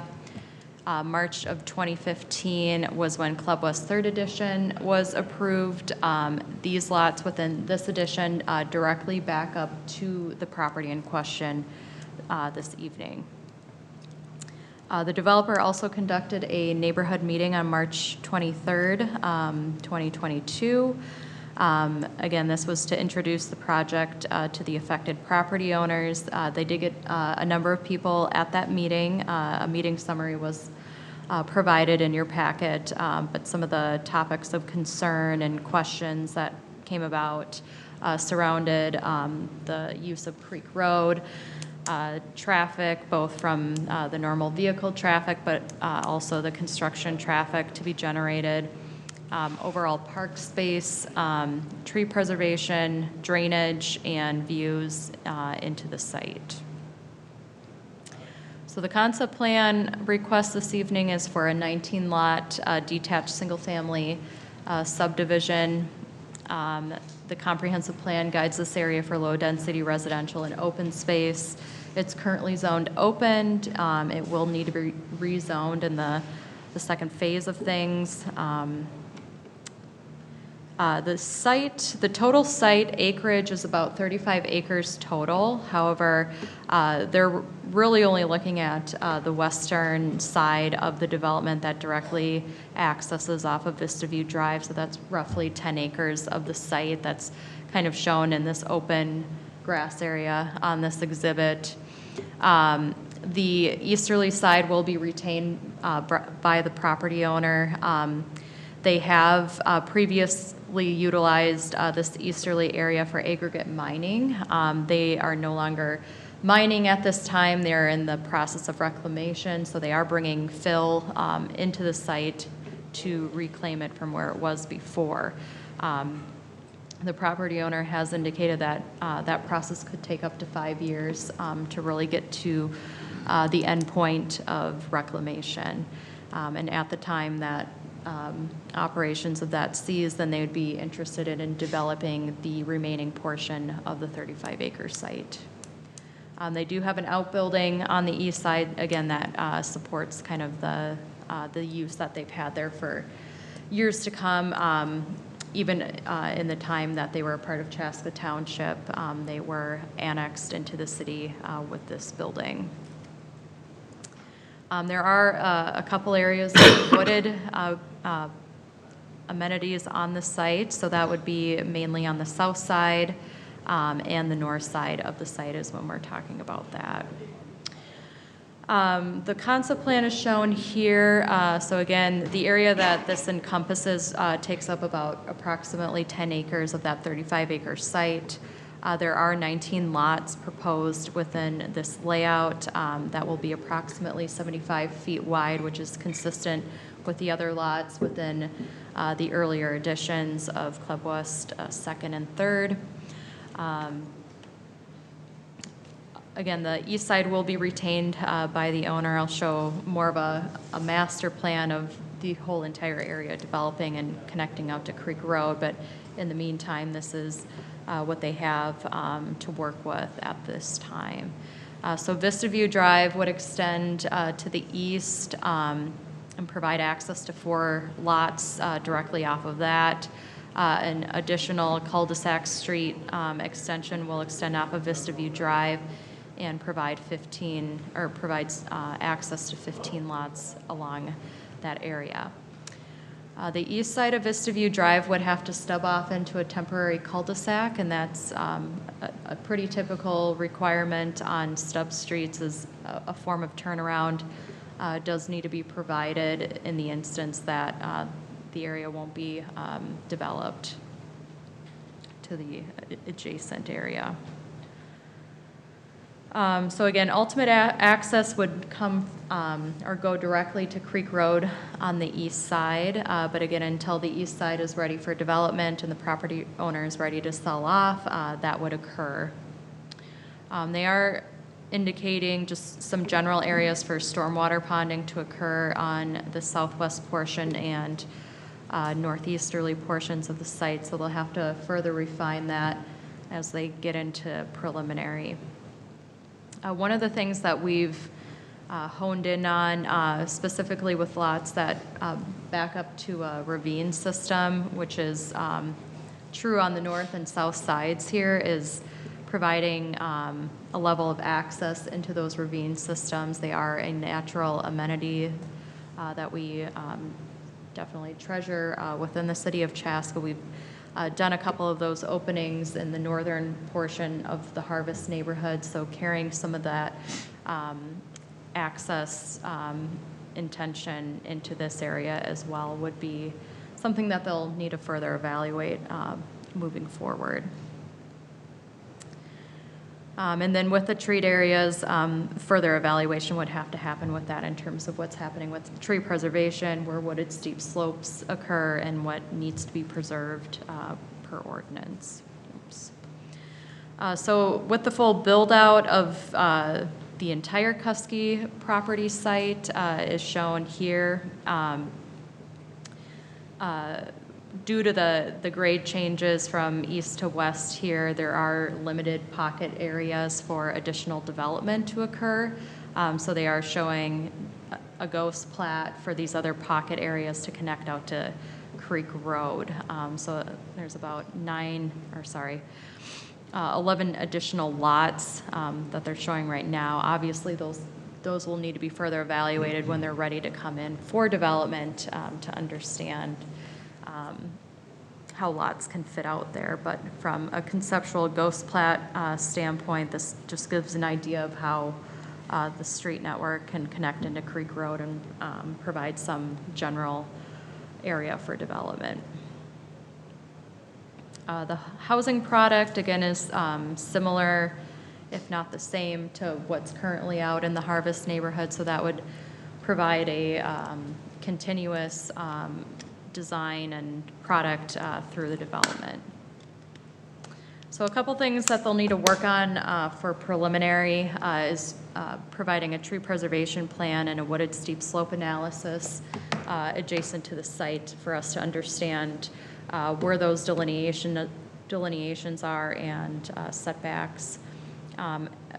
Evaluating the potential ravine accesses on the north and south sides, working on stormwater ponding, where those need to go, and how big they need to be sized to support the development. With the reclamation happening just to the east, there are concerns and questions surrounding how this residential extension will either see or interact with that use to the east of them. They do say it's a very infrequent type of reclamation that they're proposing or doing at the moment, but I think understanding more details surrounding that will be important moving into the next stage. And with that, is there going to be screening requirements from that use? And then also working on a construction traffic plan going into the preliminary for the developer to consider in terms of a pathway into the site. So with that, we are asking you to make a motion to recommend approval of the concept plan for the Kusske Estates property based on the conditions that are listed in the staff report. Not shown on this slide, but what we've iterated tonight is this item will be seen at the May 16th City Council if it were to move forward this evening. Happy to answer any questions. Otherwise, the developer and their team are also here to answer questions. Thank you. Thank you, Liz. Back to the commission. Any questions? I have one, the reclamation process, 5 years. What's the completion date, or when do they see residents, a timeline along that 5 years for people moving in? I'm just curious what the noise level of that operation is. The trees certainly screen away from sight, but noise is another thing, and I'm sure some heavy trucks involved. Mm-hmm. Yeah, and I mean, the best we know right now, and the developer could come up and probably expand more, is just that they've given us a 5-year time frame of the reclamation occurring for the next 5 years, and our understanding is once that's done, then they would pursue the easterly portion for development. I don't know the timing of them starting construction on the west side or what's being proposed this evening, but I would imagine that they would want to do that come this warm season to get going on that, but I'll let them emphasize. Good evening, Commissioners. Pat Rossi with Tradition Development. So Liz summarized pretty well our understanding of the site owner's intentions for the reclamation activities. They're not hauling material in on a daily basis, very infrequently, and I don't expect a lot of noise down there. An occasional dump truck coming in with a load of dirt, and I think they've got a small dozer down there to spread things out. So not even on a daily basis. And then as Liz mentioned about our intentions, we're hopeful that we can get through tonight's meeting with an approval, move on to prepare our preliminary plans and specs, and see you in the next 1.5 to 2 months, and possibly get started on the grading yet this summer, and streets by fall. So that's our intent. You know, we've had a great deal of success out here and did 10 phases in the Club West area, which is east of Savannah, our harvest development, and are just finishing up the 3rd edition now on the west side of Savannah. So we'll be bringing some more lots on there, but this is just a natural expansion of that development area, and hoping to get it in this year. Thank you. Question, do you foresee using any of the soil, as you're doing the grading, excess soils to go into the reclamation, or are you going to keep all the soils that you have there for the development? We just received some of the initial earth balance work here within the last couple of days. It looks like the site is a pretty close balance, netting out within just the lots here. So at this point, we don't intend to move anything off-site. I mean, there may be a few loads here or there, but it looks like with our plan, it balances pretty well at this point. Okay. So I know you're only at concept phase, but it looks like a challenging site from a drainage standpoint. Are you able to route the drainage within this, call it phase 1, without it going down into the reclamation area and having to do some ponding down in there? Yeah, we're going to have that temporary cul-de-sac there, and curb obviously, and a boulevard on the downward side of that. So we'll have some depth there to contain the water, but it's a good point. And when we look at the stormwater design for the site, we'll have to design the inlets and the catch basins and make sure we get enough of them in to handle those bigger storms, get it into the stormwater pond, probably be the north stormwater pond that's shown on the plan, and not, jump over the curb and head down to the reclamation area during a bigger event like we had tonight. So we'll be looking at that in detail with the prelim plats and the hydraulic design.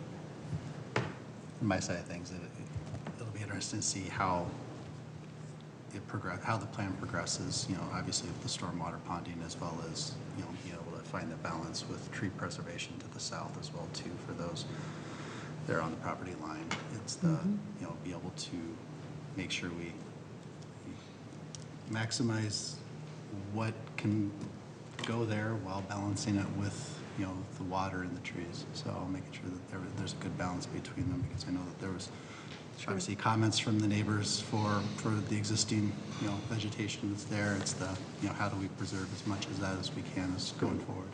Right. We'll make every effort to save the trees existing and serving as a screen from the existing homes. Dave, I don't think we've gotten to the tree survey yet on that site. Not yet, but. No, and that's the part where it's like, I know that'll come, but it's just putting that preface there so that there is good emphasis put on that as well. I know that you at least provided the ghost lots for, you know, the extended phase. So at least within their assumption is that there's not going to need to be any ponding, you know, with the second phase, or, and that's about not necessarily what's needed or what's possible. Yeah, I'm fairly certain there would be ponding required with that next phase. I don't know whether or not that'll be us that get the site for the future work there. I'm hopeful that it is, but I mean, it's safe to say we usually plan on about 10% of the developed area being devoted for stormwater ponding. So we can show some general locations where stormwater ponding may be appropriate with that ghost plat. And just one last minor one, and just because it's showing for that extension. So I'm assuming the homestead is a separate parcel that would be included in the next round? The homestead? Yeah, or the access to, because it seems, at least looking at, you know, the last diagram, to be able to connect to Creek Road, it actually exits the parcel that's highlighted and goes into another plot. So I don't know if that's. I believe it's all one parcel right now. It's all one outlot from the Kusske estate, so we'd have to subdivide the parcel. And so is that just an error in the diagram, Liz, or I'm looking well, at let me bring it up so you can work on fifth that. page of the concept plan.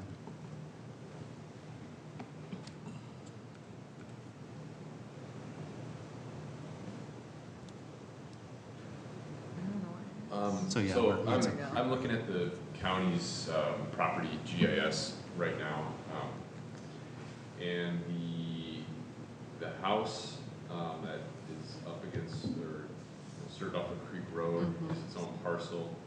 Then behind that you see the pole shed or the pole barn storage facility. That is on a separate parcel from the house. And currently today, everything that Traditions is proposing to develop along with what is ghost platted and the areas for preservation, including the pole shed, would all be a single parcel today. But to be able to connect to Creek Road would have to entail them to get that other parcel, right? Right, but yeah. No, so and I get ownership's all the same, and that, you know, that's outside of the scope of what's being proposed, but that would be eventually for, you know, the road would be intended to connect to Creek Road, and the house would need to be part of that. And the owner understands that. And the reason why I ask is always the future of. It's like, you know, making sure that, you know, at least we understand what the future will hold, even though we don't necessarily know all the details. So thank you. That helps. So.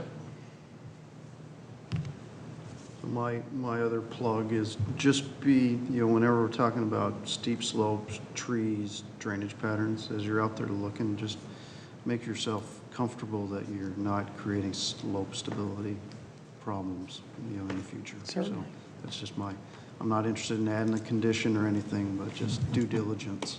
So. Thank you. Thank you. Thank you, commissioners. Thank you.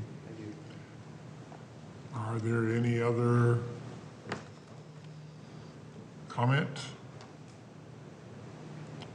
Okay, bring it back to the commission. Any other discussion? If not, I'll ask for a motion to recommend approval of the concept plan for the Kusske Estates property, extension of the Harvest Neighborhood 2022-25. I'll make a motion to recommend a city council approval of Kusske Estates property concept plan for the 19-lot subdivision on 10.4 acres of land, subject to the following 19 conditions. Second. Commissioner Olson, and second by Urbanski. All in favor, let it be known by saying aye. Aye. All opposed, same sign. Motion passes. Thank you very much. And just for the record, noting that Commissioner Gorey has abstained Yes. from the vote on this item. All right, thank you. Thanks. And now for 7F, last action item, recommend denial concept plan for Outlot H, Chaska Creek Center, Wabash, Chaska Farms, 2022-31. Liz? I'm going to turn it over to Nate. He's going to take care of this one. Oh, Nate, that's right. Nate, you're up. Gas is empty, sorry. Oh, you're it.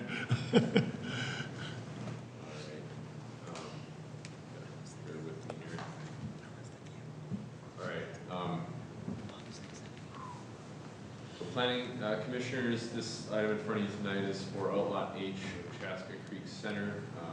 The proposal is coming from Wabash Chaska Farm, who is the owner of that parcel presently today. This is a concept plan. So to get you oriented, the location of Outlot H is right here.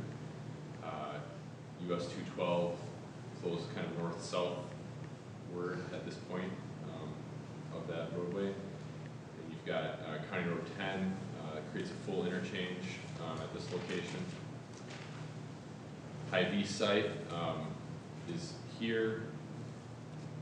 There's a current existing medical office building on the other side of Chaska Creek Boulevard, south of County Road 10. This property is guided for low-rise professional office, and there is a preliminary site plan approved for that.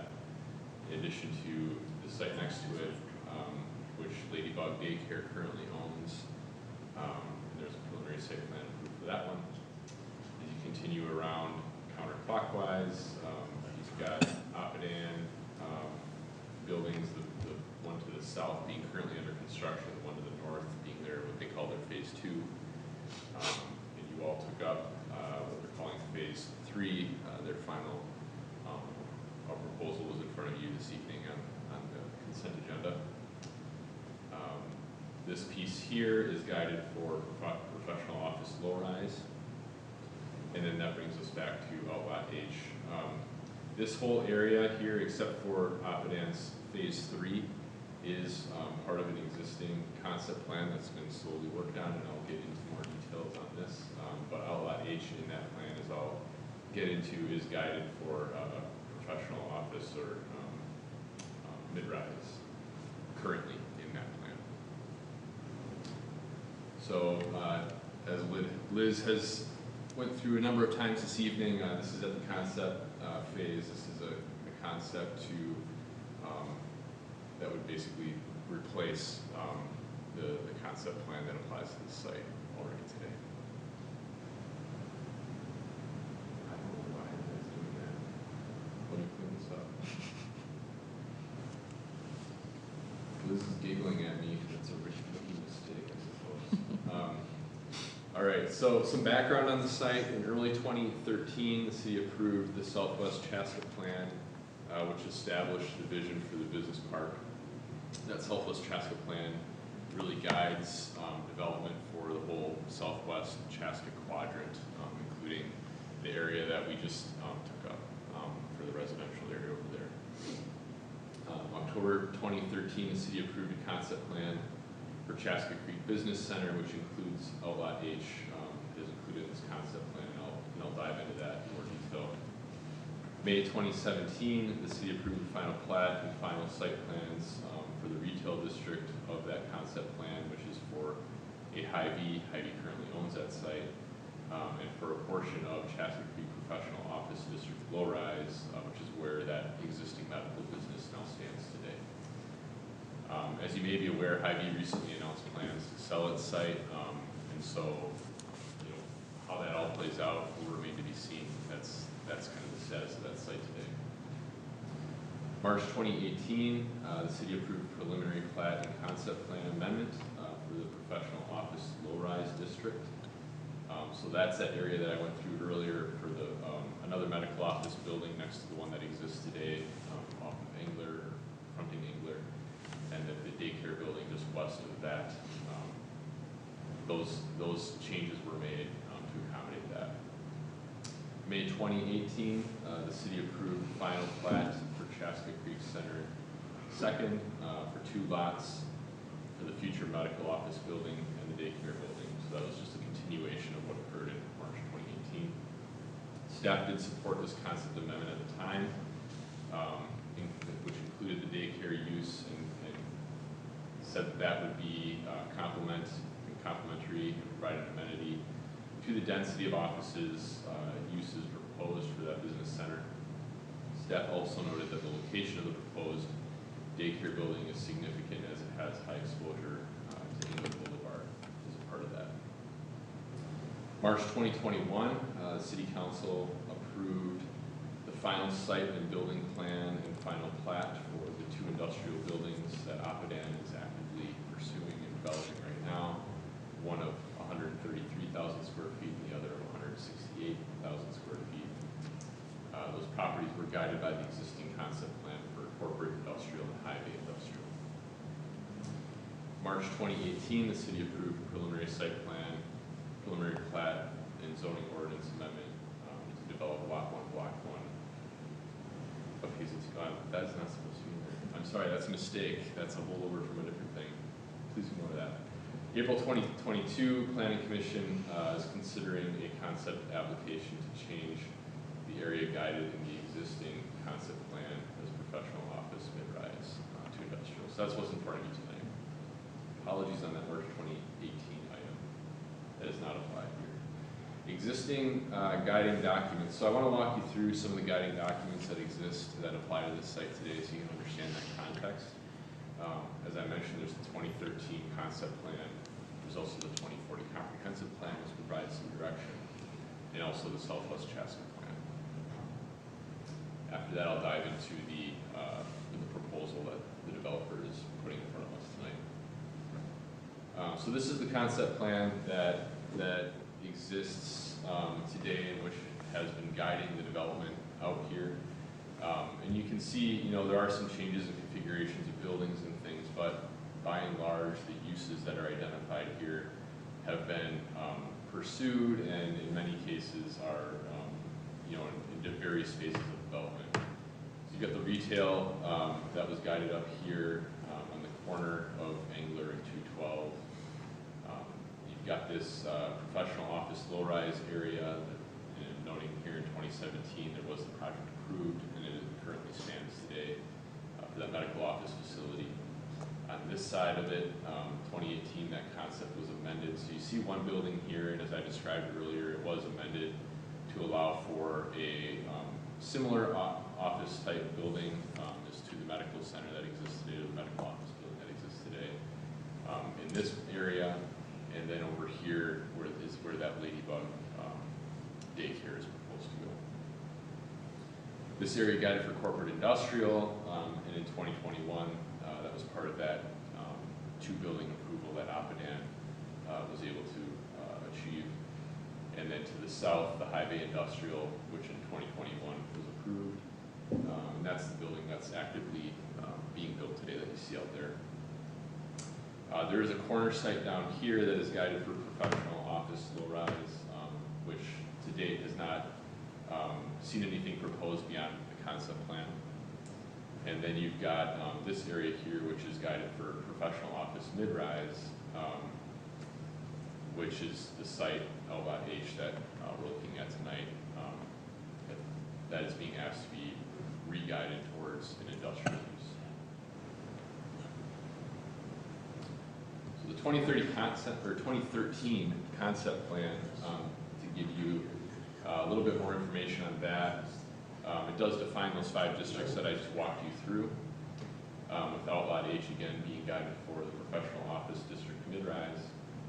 Definition of mid-rise professional office district. So this is a summary of that to provide unique, flexible, prominent opportunities for Chaska Creek Business Park. Encourage development from 2 to 6 stories in height. Surface parking, or a combination of surface and structured parking, was envisioned to serve that office facility. With it being a superbly sited location with most prominent views to and from Highway 212, it's noted in that concept plan that the site provides an important presence to highway drivers that corporate users desire. The direct connection to the retail district was intentional as well, by providing convenience for the users of that office facility to get to that commercial district and have that interaction both ways as amenity to the folks that are working there, and also support to that commercial long-term viability and success of that location. Opportunity to increase density on that site was envisioned by this concept plan, with it being along 212 and trying to bring, maximize that visibility in that location, which is unique in Chaska. There's not a whole lot of locations that have that sort of direct access to 212 with that visibility and that access to the full interchange that exists with Engler. So to bring that highest and best use and take advantage of those opportunities that the site has. There's also a lot of talk in the concept plan, and this is something that we've tried to weave through all the projects that have come forward, about people places. So having places that people can meet, take a break, eat lunch, enjoy the creek that goes through there. That was part of the Oppidan project that we put some focus to that. The site has spaces that are nicely located to the south side of the building that is adjacent to the amenity of that wooded ravine. And so it's been envisioned that whatever does occur here, that those are opportunities to take advantage of those amenities and that natural connection. And also creating that clearly defined pedestrian way that would encourage utilization of that retail district. And that was a discussion when Hy-Vee came through, was preparing for development of this site eventually, and making sure that there would be those pedestrian connections there. And so that site does, in the approval of what's approved for the Hy-Vee site, does plan for that to occur.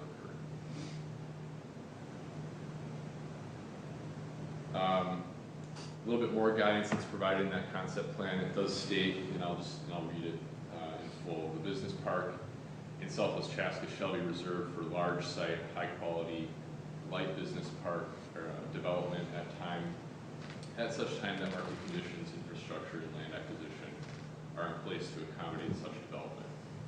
And it goes on to specify that the Southwest Chaska Growth and Development Plan identifies the primary purpose of the business park designation is to broaden Chaska's variety of jobs, increase the number of jobs per acre, achieve high quality site architectural design, generate higher tax revenues, and that the land uses in that designation would be for office showroom, research and development services, high-tech electronic manufacturing, and medical. And so that concept plan was really put together thinking about diversity of uses and job opportunities across that whole development area, as opposed to considering, a site-by-site analysis. It was really thought with that business park to think about that broad scope.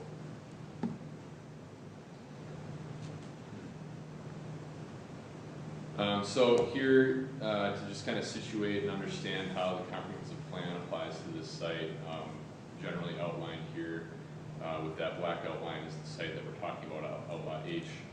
It is guided as business park. Some of this is a little bit reiterative, but this comes out of the 2040 comprehensive plan. And it talks about larger development areas that offer the potential to create employment centers that are characterized by a complementary mix of business uses, integration of office and light industrial uses in order to create employment centers on large sites, provide greater job diversity of jobs, higher development densities and jobs per acre, higher quality site architectural design, and increased tax revenue as a goal. And then it goes on to note appropriate uses in that business park designation for office, short-term warehousing, research and development services, high-tech, electronic manufacturing, medical, and lodging. It also has a number of secondary uses supporting retail and services such as healthcare, fitness, child daycare, dry cleaning, bank, coffee shop, restaurant, and convenience store.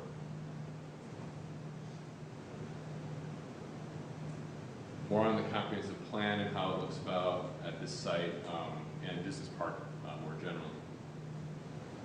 The applicant notes in their narrative that since the approval of the original concept plan, the city of Chaska has adopted and revised the comprehensive plan, and the current land use designation for this property is now business park. The applicant is correct.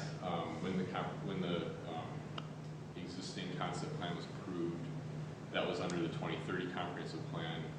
However, as shown on this slide, the comprehensive plan at that time did guide this for business park. And so it does continue in the 2040 comprehensive plan to be guided for business park. There were some very slight wording changes in that guidance, but the overall guidance is very similar. If you go back in time, the 2020 comprehensive plan did guide it for office, and so there has been a change from that, but the 2020 comprehensive plan was not in place at the time that the concept plan was considered. The Southwest Chaska plan, to give you some history and background on how that has looked at this area. It was approved by the City Council in early 2013, provides guidance for future land use decision-making, public infrastructure investments, and review of proposed development projects in the Southwest growth area. Guiding principles that are established by that plan are employment districts that can accommodate significant job growth in the community.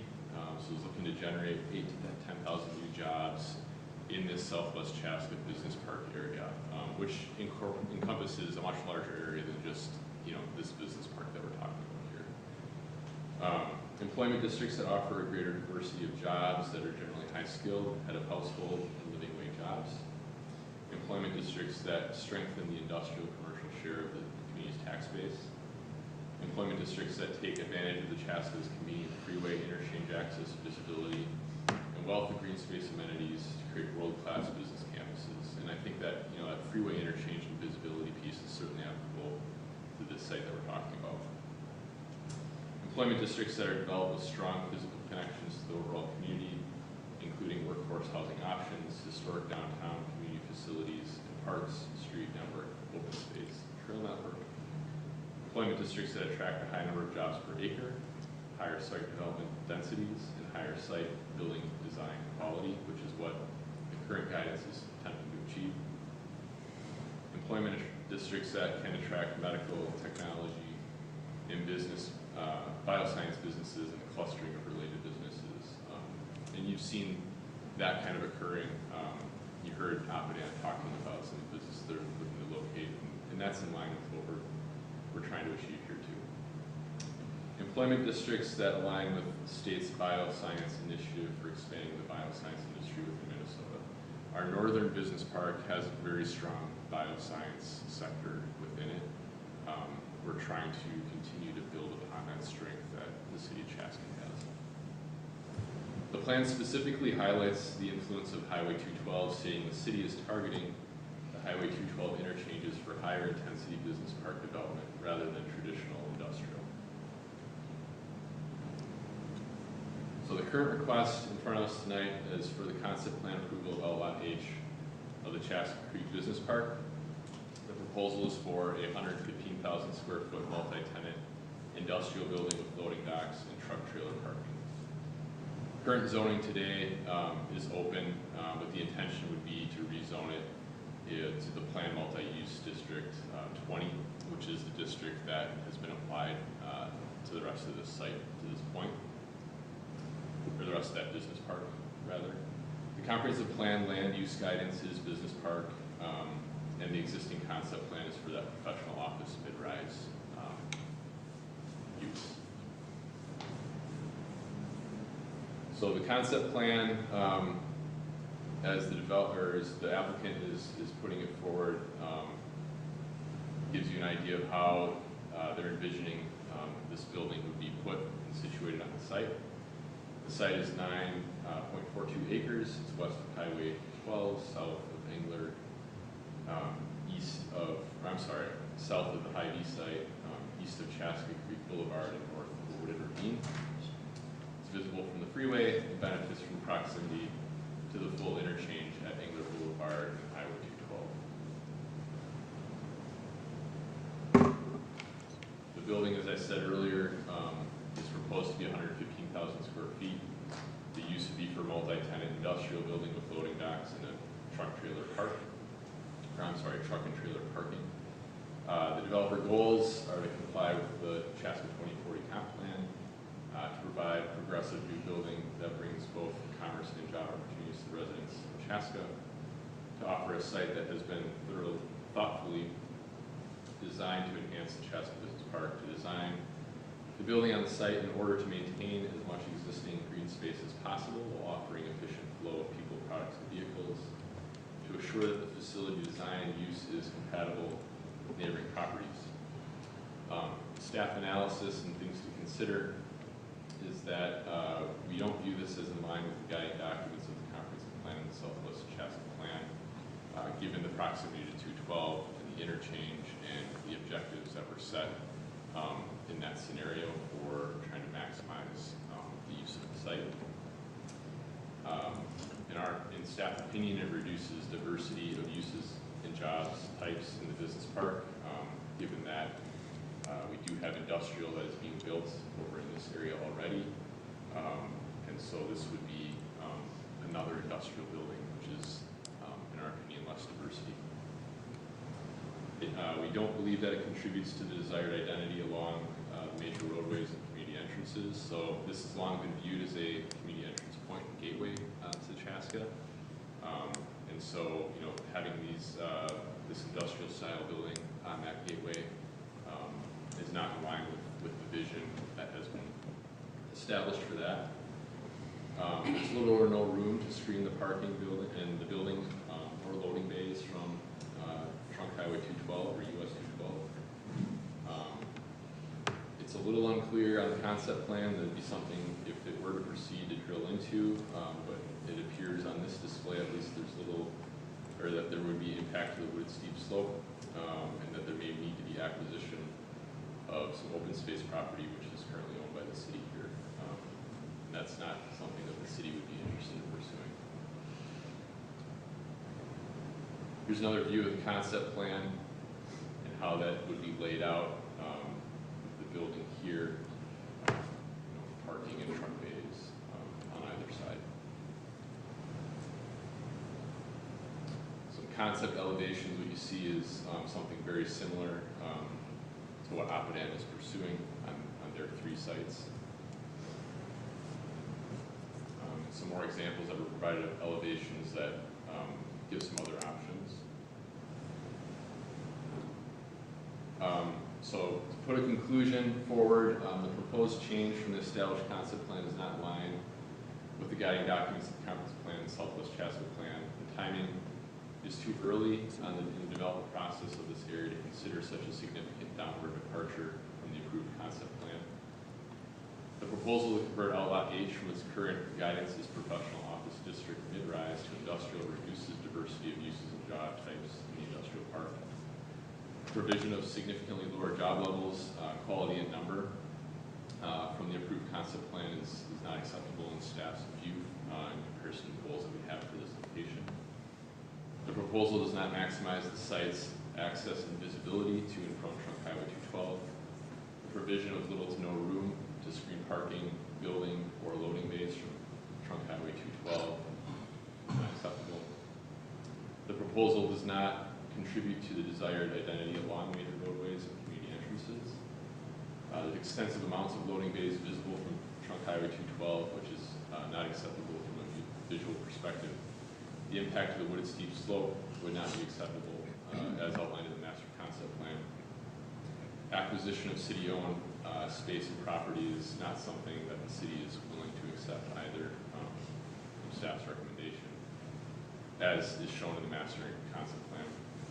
Underutilization of the existing public supported infrastructure is not acceptable, and so there's been significant investment on the city side into the infrastructure that exists out there based on the concept plan that has been accepted. So this would be a departure from that. And then the requirement of additional public investment into the site to offset land costs and assessments previously levied against the property would also not be something that staff would recommend. So with that, staff's recommendation is a motion to recommend the city council denial of the concept plan for the 150,000 square foot industrial building with loading docks and truck trailer parking on Outlot H of the Chaska Creek Business Park. This motion would be brought to the city council at the meeting next Monday, May 16th. With that, I take any questions from the commission. Thank you, Nate. Any questions? Laid it out pretty good. I just have more of a procedural question. Sure. So it's been 4 years, I think, on the commission. It's the first time I've seen a concept come as denied from staff. How did it get to this point? And, you know, so obviously they're wanting to proceed through this just to draw the line in the sand saying we tried, or what, why is this coming through? I guess it's hard for me to speak to the motivation of the applicant. I let them speak on their own behalf. But I can say that we've met with the applicant on multiple occasions, and the feedback from staff has been consistent. And what I'm presenting tonight has been discussed on those multiple occasions, and I've talked to the applicant. They decided to pursue it anyway.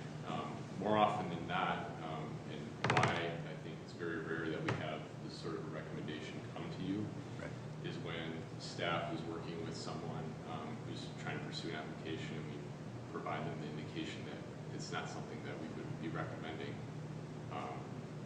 They don't move forward. So, you know, the applicant in this case has decided to move forward. I would let them speak to, you know, their rationale for that. I would like to hear it.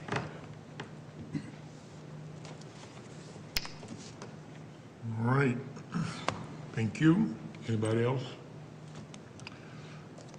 All right. Well, that brings us to the end of our action items for tonight, and on to other business. 8A. No, We got it. Oh, I'm sorry. So we'll need to have a motion. Oh, yeah, that's right. And I don't know if you're interested in hearing anything from the applicant. do want to hear it. Yeah, from the applicant, yes, sorry. Again, my name's Dave Picorni. I'm with Community Asset Development Group, and we've been working actually since the beginning with the Wabash Capital on the development of this property. And so what we're seeking tonight is approval of a concept plan. And I'll point out the concept plan is 100% consistent with your comprehensive plan. Your comprehensive plan guides this as business park. And in the guidance for business park, it specifically says office and light industrial users are encouraged. Office, showroom, warehouse, research, development service, high-tech, manufacturing, mechanic, medical, lodging are typical businesses that are appropriate for this land use category. The staff, as they went through this, talked about the concept plan, and I want to correct something that Nate said a number of times, that this site was guided for office. It is not guided for office. It's guided for business park. In the world of development, and it's legally for land use, being guided is a key definition. It means it's consistent with the comprehensive plan. And then the other key document, legal document that's out there, is zoning. This property is zoned open. And in your open zone, It specifically says that this land will be rezoned to be consistent with your comprehensive plan, not with the concept plan, with the comprehensive plan. Nate went through the history of the property and reviewed, started off with the approval of the concept plan. Actually, I'm old enough to remember other concept plans. So this property really became available for development about the time that the freeway was announced. The very first concept plan that came to the city consisted of Fairview Hospital and Cub Foods. That never happened. The next concept plan that came in 2007, I'm going to get my notes here so that I get these right.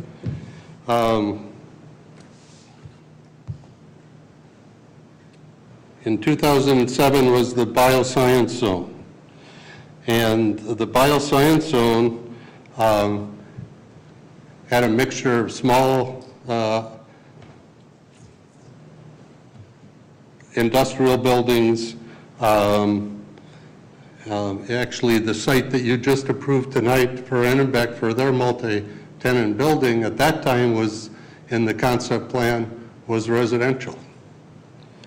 That plan then changed in 2010. The city approved a concept plan for a college campus. It's called Ad Campus. That didn't happen. In 2011, we came in with, in partnership with Opus, and had the plan, the concept plan that Nate brought up. There's no place in your zoning that says a concept plan has any legal entitlements. When you come in and as a developer and get concept plan, that doesn't give you the right for zoning. You have to go back through the rest of the process. It's interesting that tonight you approved the small office warehouse on Old 212, which actually I think is a really cool plan, so I don't want to say that's not a good idea. But I read through the staff report when that was approved, and nowhere did I read whether it was consistent with the 2019 concept plan that was approved, because it wasn't. We did the concept plan for that piece, and half of that site was office. And it got changed, and it should have, because there was no market for, they were the office condos. Today, nobody's building office condos. So when they came in and proposed a new concept, and the concept that was done on that site on Highway 61, fully consistent with your comprehensive plan, because that land is identified as business park. Now, in this, again, I'll restate again because I counted. Nate referenced this as being guided. He said that 12 times. It is not guided as office. It's in the 2013 concept plan as an office. It's guided as business park. And that's the key thing, is your legal document that's out there is your comprehensive plan. In concluding why the concept plan didn't fit, I'm just going to go through the 12 points that Nate referenced. First, he said the timing is too early in the development process to consider such a significant change. Well, we've been marketing this site for 13 years for an office building. We've had zero interest. In that 13 years, we've worked with the city and funded all of the improvements that have gone through there, and we still haven't identified. And now we have a site that's fully developed, and the proposal that we're making on there would be consistent with your comprehensive plan. The change in demand for office has been occurring for some time. It really was expedited probably with the pandemic. Think of how many people are no longer going to their office. But that had occurred long ago in Chaska. The last office building constructed in Chaska of over 50,000 square feet, non-medical, 212 would be the exception, but that's medical, that's a different kind of animal, was 1975. That was the Hazeltine Gates building. And I know for a number of years, the city spent a lot of effort trying to fill up that 60,000 square foot building because it was always vacant. I just reviewed Cushman Wakefield, who is our broker on the property. They came out with their monthly report, or quarterly report. Currently in the southwest metro market, which Chaska's in, there's 2.1 million vacant square feet of office. That's over 21%. I asked them what's the chance that they thought that they would be able to market this site for office in the near future, and they said we wouldn't even list it. That's where the market is. There's just zero interest.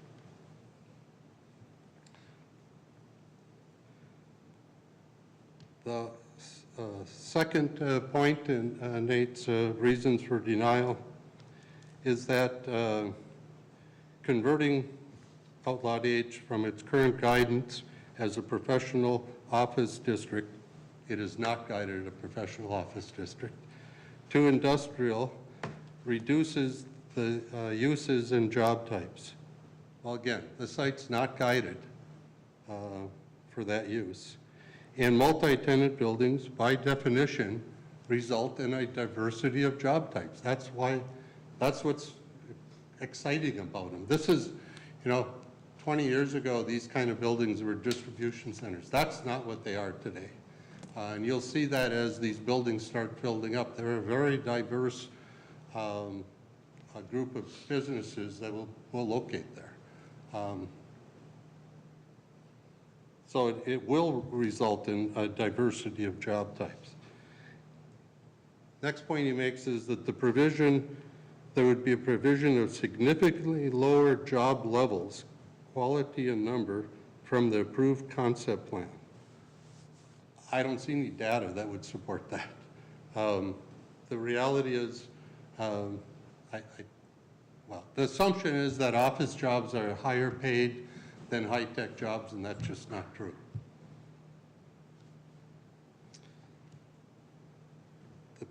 The next point was that the proposal does not maximize the site's access, take advantage of the site's access and visibility to and from Highway 212.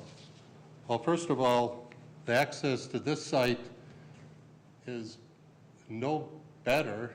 Actually, I would suggest the access to what was Outlot A, that's the site that hasn't been developed yet by Oppidan, that's right off of Engler, is much better access than this does.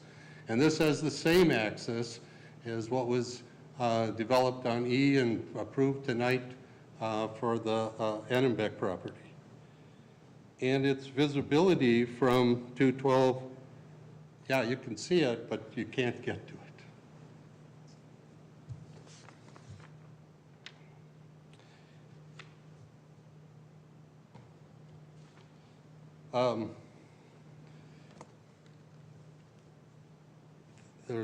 They make a point that there's a provision of little or no room for screening the building, the parking, or the loading bays. Well, we haven't done our preliminary site and building plans. We realize we have to address that. I noted that it was one of the conditions in the concept for the building you just approved tonight for Annenbeck, because I'm sure you heard from the neighbors next door that they didn't like the views. So they went out and solved it. We can solve it just as easily here. We haven't done a landscaping plan. We haven't done a views plan. But having views into an industrial building off of a freeway doesn't seem like it's that big a deal.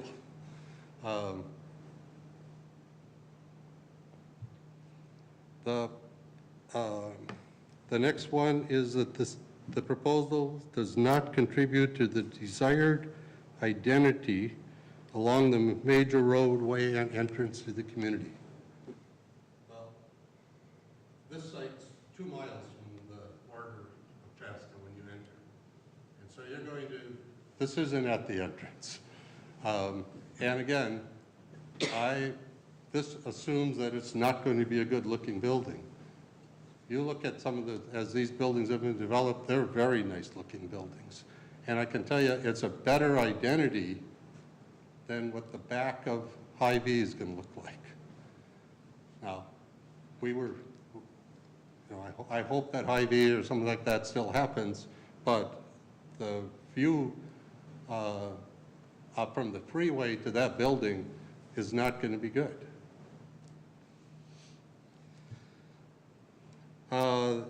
They're concerned about impact on the wooded slopes. We're not impacting any of the wooden slopes. The site is fully graded. There's no trees that are going to be impacted. We are not acquiring any city property. If you look close on our detailed site plan, you can see that we're all on what's Lot H, and we're not close to any wooded slopes. That one was a little frustrating to me because we donated all that property to the city in order to preserve the slopes and preserve the wetlands that are there. And we did not receive any parkland credit. It was just an outright donation from the developer. The next one is underutilization of existing public supported infrastructure. Well, I'm not sure what that means. We are fully utilizing the sewer, water, and streets. I can assure you that these things are not, you would not approve this if it was not off of a street designed for an industrial park. And secondly, 100% of those improvements that are out there, we paid for. The assessment for this particular site is $1.3 million. And we will be paying on those assessments. So, and that's the next point, is that there would be required for additional public investment into the site. There is no additional infrastructure or public improvements. All of that is done. All of the stormwater improvements are done. The regional ponding is paid for. It's not done yet. It'll get finished up this summer.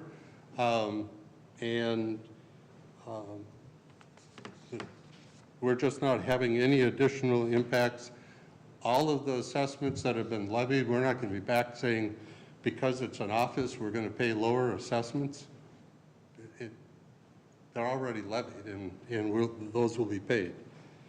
So the basic point that I want to make is that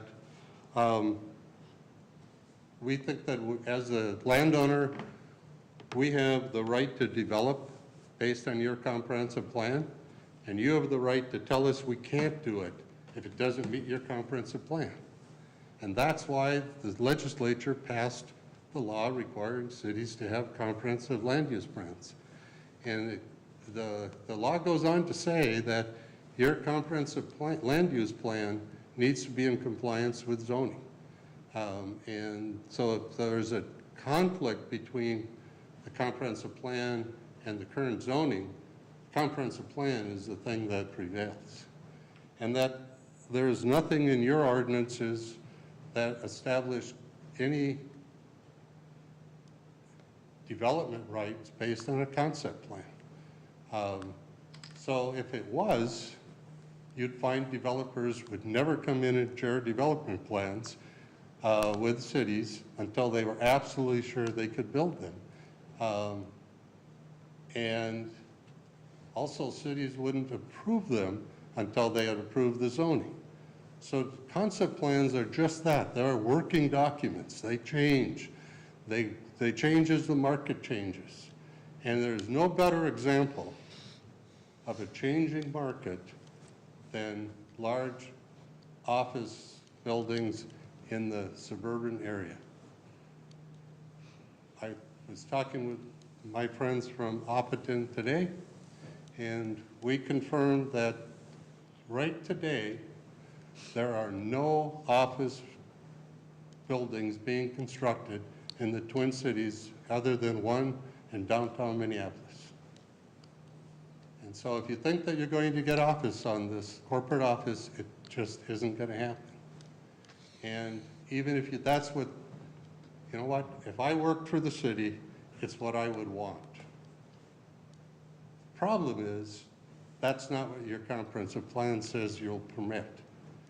Had you, if you go back to the 2010 comprehensive plan, that plan actually said office. And then it said everything west of that was the greenbelt. If you wanted to sit through some really interesting neighborhood meetings, go through those when you were getting rid of the greenbelt. Everybody liked the greenbelt as long as it protected somebody else's property. But I think that's the bottom line here, is that this concept meets your requirements.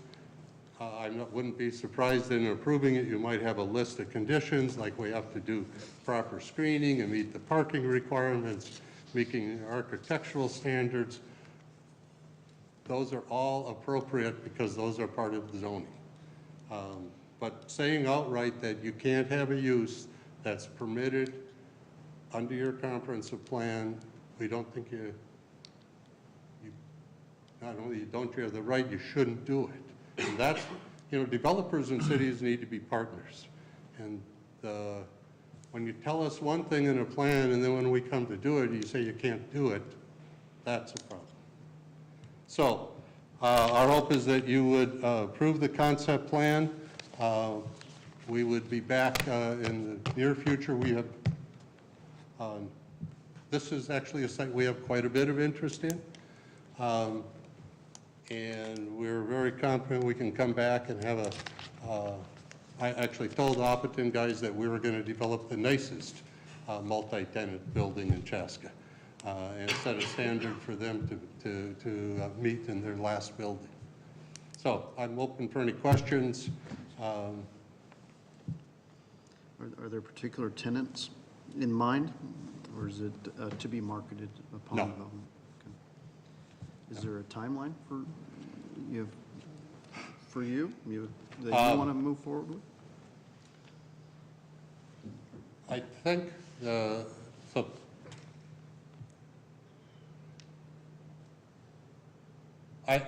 given where we're at today, I don't think it's something that we would be able to be building till next year.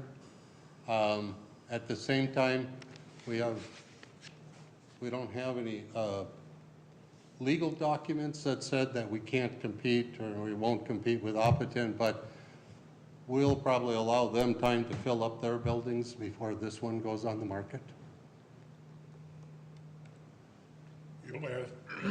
Your last conversation with staff about this, you all have been in conversation about this concept, and how was it left? I mean, you knew about this denial, yet here you are. So is there another step or date that we don't know about between you two?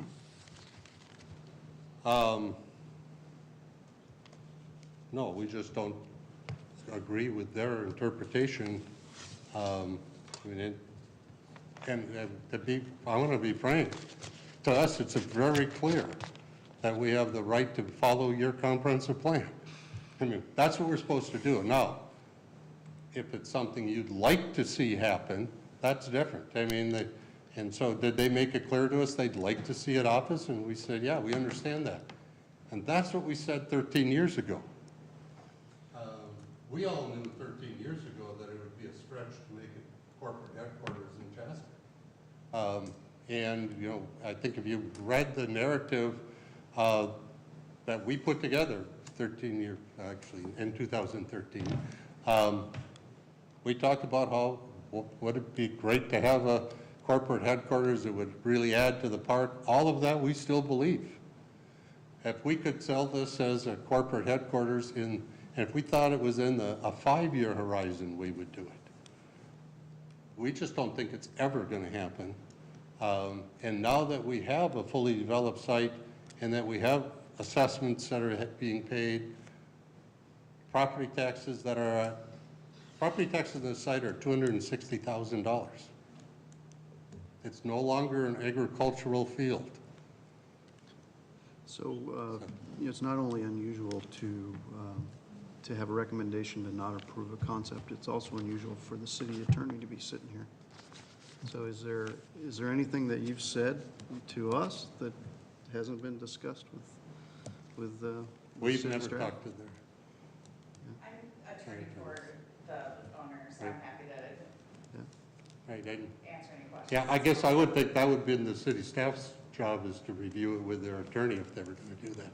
But everything that you've presented to us, you and Nate have, and Liz have talked about. Yes. Those bullet point items. No, I didn't. The bullet points that he shared? No, what you just rattled off to us. Oh, they were the ones that he had. I had not seen those until they sent out their staff report. Do you mind if I approach? No, please. Yes, hi, thanks for. You got to give your name and address. Christine Ide. My address is 125 Main Street, Minneapolis.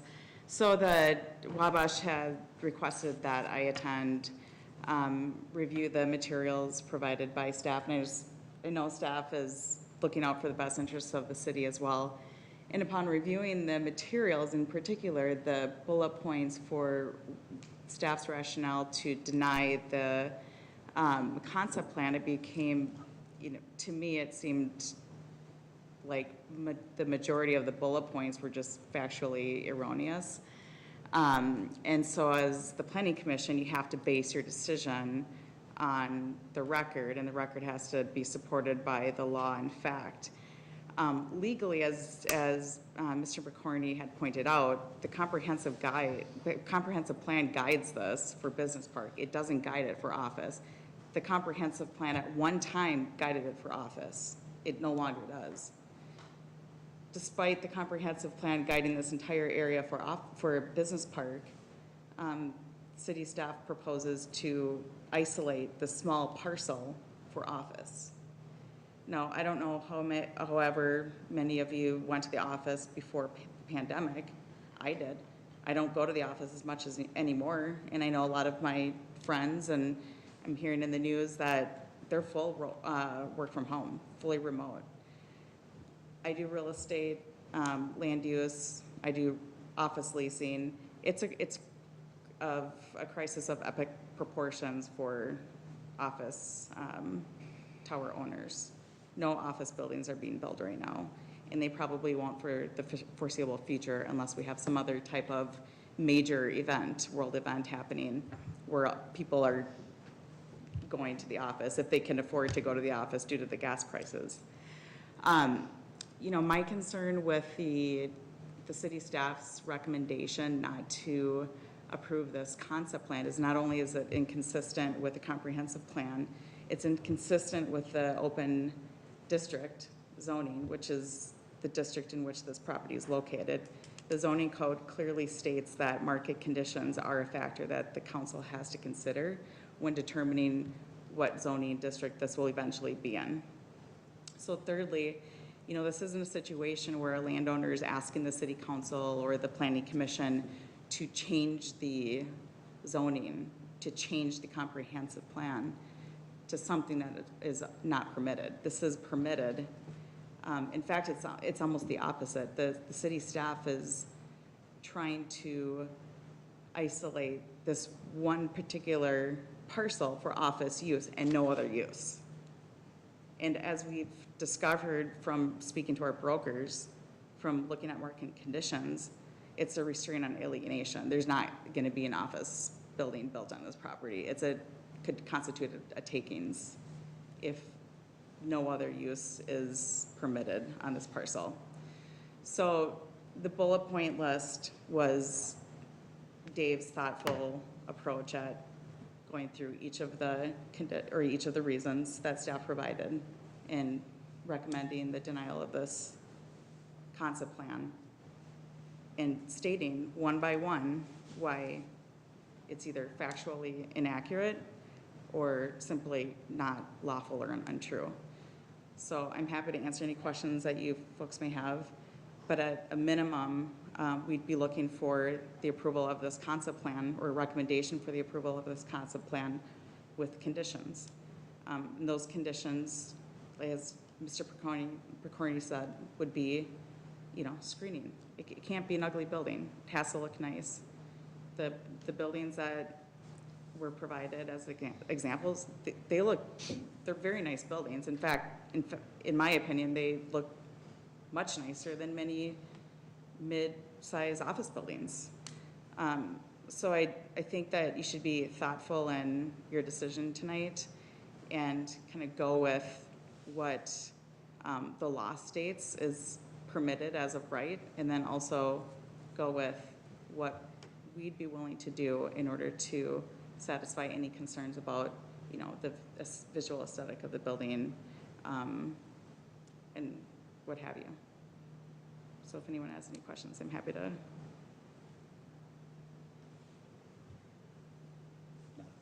No questions. I'm also happy to speak with the city attorney at any point in time as well.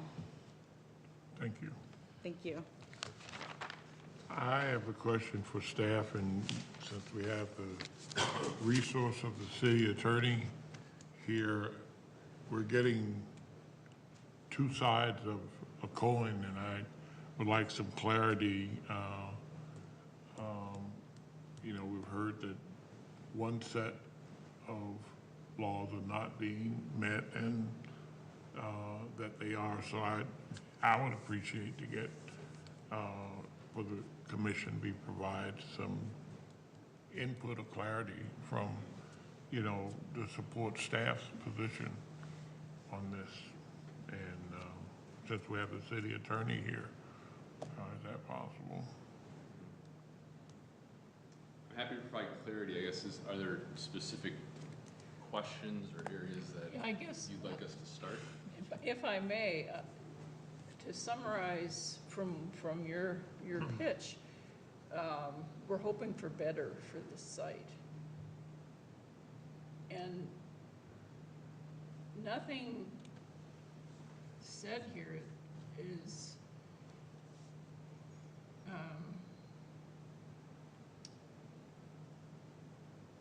what they are proposing shouldn't go forward. We're not in violation. Last part again? The items that you laid out, okay, yeah, it doesn't look good from the highway, and it's too soon because we're hoping for better. We want more of a mixed, business, obviously Hy-Vee's now out of the question. And here we have a legitimate, as far as I can tell from zoning and all other rules, a legitimate proposal here that probably should go forward to at least be looked at. But then you're saying that no, that it doesn't fit the mold. Mm-hmm. Staff's analysis of the business park guidance is looking at, in areas of whole and trying to have a variety of uses. And there's plenty of guidance for this location as it comes out of the other guiding documents that I went through that talk about how it relates to 212, how it relates to the interchange, and just like you said, attempting to achieve more on this site. So are they lined up at the gate to buy these parcels to build? Is anybody? Who's they? They, anybody. Hy-Vee just pulled out. What's the, do we have some proposals coming in the short term that we need to consider to make better, a better mix and, in compliance with? Yeah, I think that's a good question, right? Hy-Vee they just made that announcement. They haven't put anything in front of us yet, so I don't know how to respond to that. Yeah. I think, from the staff's perspective, we're looking at the long range and what we're trying to achieve with what's been stated through all the guiding documents on this location. And so from staff's perspective, industrial building, very much like what Oppidan is already doing in many other locations in this area. Doesn't get to that diversity of uses that the business park is desiring to achieve. And this is a location that is set up to do that. You know, the applicant is saying that they don't have anyone looking to do office right now, which I don't doubt that, and I don't think we're suggesting that. But I also don't think that it's fair to say that we're saying that no other use can happen on this location, or that there's no other opportunity to look at a concept plan that achieves many of the goals that we're stating here, that from staff's analysis, what this does isn't really getting at to the But are we being realistic, given the situation that's just been laid out as far as I think we're all aware that, no, they do not build office buildings. You know, that is, I think that is a very legitimate argument. So, you know, what's the plan for this, you know, pretty valuable real estate? Well, and it's a sizable burden if we're talking $250,000 a year in tax Yeah. burden. I mean, it's, are we being reasonable with So it? Nate, how would this compare, I'm trying to level set. So 2 months ago, we had, I don't remember, the Hazeltine Apartments there by Kohl's. So same kind of situation where landowners trying to market it for what it was desired to be, which was commercial, what the strip mall, whatever you know, Retail, yeah. retail. Nothing. All of a sudden, hey, the market's hot for apartments. We switched. The problem was the staff approved that to go through concept, and I'd say I have to be objective because I voted no for it because I didn't think we needed an apartment building there, but that passed concept from the Planning Commission. So help me square that circle on how this, and by the way, that one was actually having to rezone it to something different because it wasn't for multi-use residential. This one is open to industrial, which is the neighbors right to the west. So can you help me square that circle here? Because I'm having difficulties doing it. Well, again, we talked about how that site relates to the primary corridor on that location of 41, right? And how that's set back off of that. And so, you know, in that situation, it's the setup of that site is a little different. There's also on that site, that's been something like 20 years since that's been developed there. And it has sat and hasn't had that opportunity. And I think what we're saying here on this site is that, you know, the time hasn't really passed that we would recommend that we take a different look at how this site should work. The other fact is that the city has made substantial investment in this site, and it's not until recently that a lot of these things have gone in. And so staff's analysis of this is that it would be wise to take more time and allow that to matriculate. And again, I'm not here suggesting that there's no other option on this site. What we've talked about with the applicant is that, you know, this is an industrial building that is very much like what Oppidan is proposing or is building, and we'd like to see more diversity out here, more different options, and something that would take better advantage of the 212 proximity and that frontage. I think there's ways to achieve that beyond pure office or pure industrial, and something that would get in between that this application is proposing to do. That hasn't been explored. But the application is... I don't really want to get into an argument back and forth. I do have to respond to that, though. And Christine, I proved up attorneys are smarter than all of us. She's right on. When she said what's really happening here is we're coming in wanting to do what your plan says, and the city staff is wanting to do something other than what the plan says. The Hazeltine, the apartment, that required a rezoning. We're not asking for a rezoning. That would have been an amendment to your comprehensive plan. We're not asking for an amendment to your comprehensive plan. We're asking to do what's in your comprehensive plan. And I don't disagree. One of the uses in the comprehensive plan is office. Another use in your comprehensive plan would be medical. Another would be multi-tenant office buildings. There was a list of them. If today we were coming in here asking to put a grocery store, we wanted to put an auto sales lot, we'd have to change your comprehensive plan. So can't you do those? We have to do what's in your comprehensive plan. And that's what's been frustrating here is the response has been, well, you could do something else. We'd like to see you do something else. Then you should have put it in your comprehensive plan. And make that the land use here, which the city didn't do. And the first investment that the Fries made in this property was in 2014. They donated all of the land for the interchange, or not the interchange, but the signals, and we paid $500,000. The next investment we made was 4 years ago, when we invested $3.2 million. We've invested a total of $6.6 million into this property, and so we can't wait forever.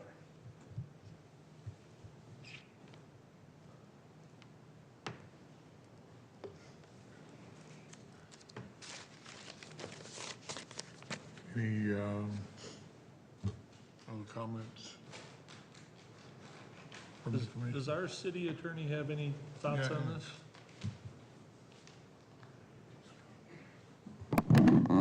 Commissioners, I have not worked with the applicants, but I have worked with staff through their report, and I've understood their interactions with the applicants in the past. And everything I've heard from staff tonight is accurate.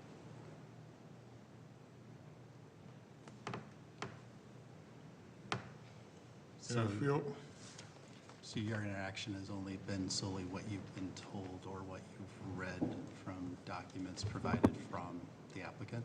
It hasn't been direct communications with the applicant or applicant's attorneys? I'm not sure I heard. So the only information you have is from what staff told you or what has been written or presented from the applicant? That's your only mediums of basing your opinion on, right? That's correct, Commissioner Wilson. I feel like we're right in the middle of, two opposing forces on, is there a possibility for city attorney and applicant's attorney to at least discuss this? Because one is here, you're saying yay, you're saying nay, or vice versa. And you can't have,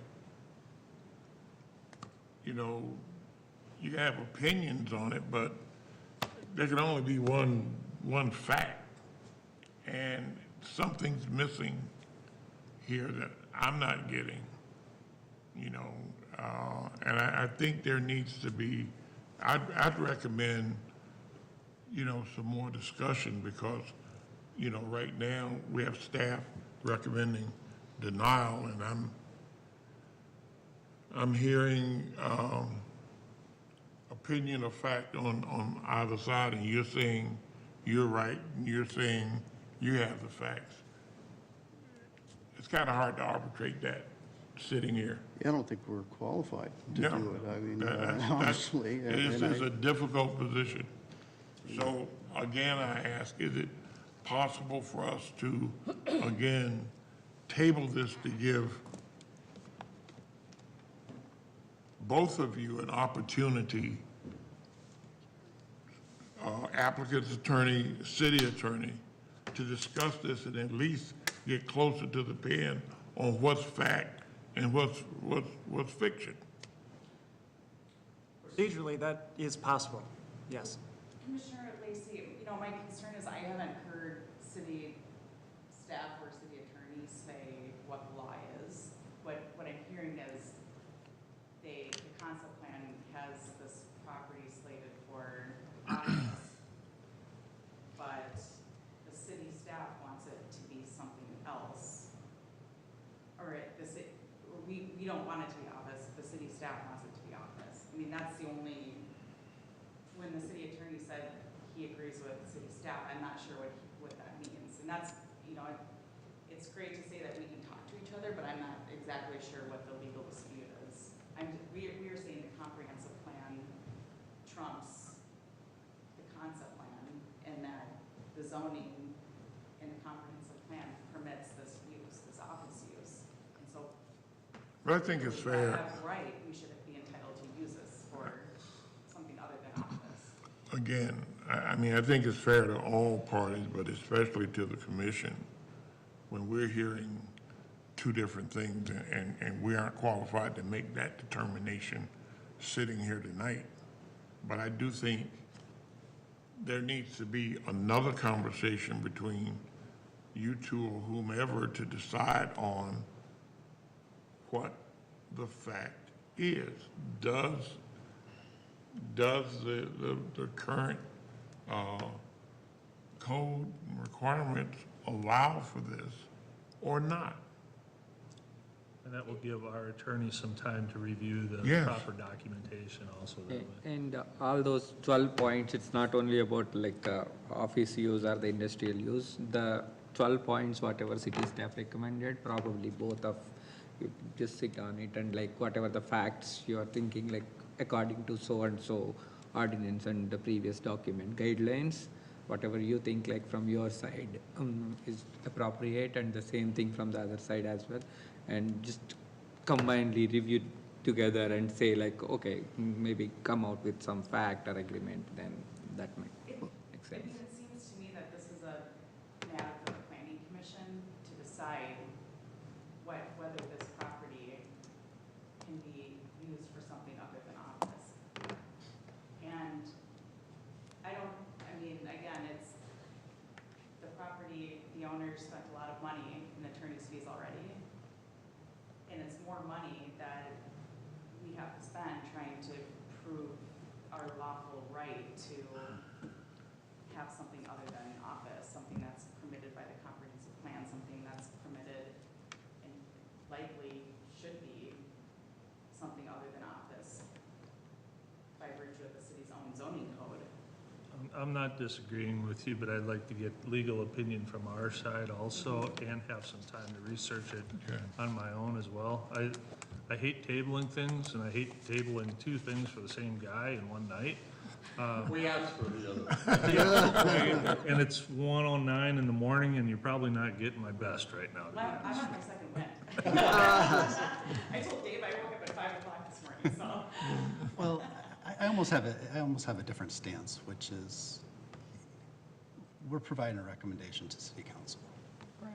And our recommendation is that we aren't necessarily in agreement with city staff, whatever that is. Okay? We aren't making the decision. I mean, council's got to make the decision. True. We're providing the recommendation, and I hate the fact that we tabled. You know, it's like it's presented. Either we agree, we don't agree, we make a decision, we pass it on to the council.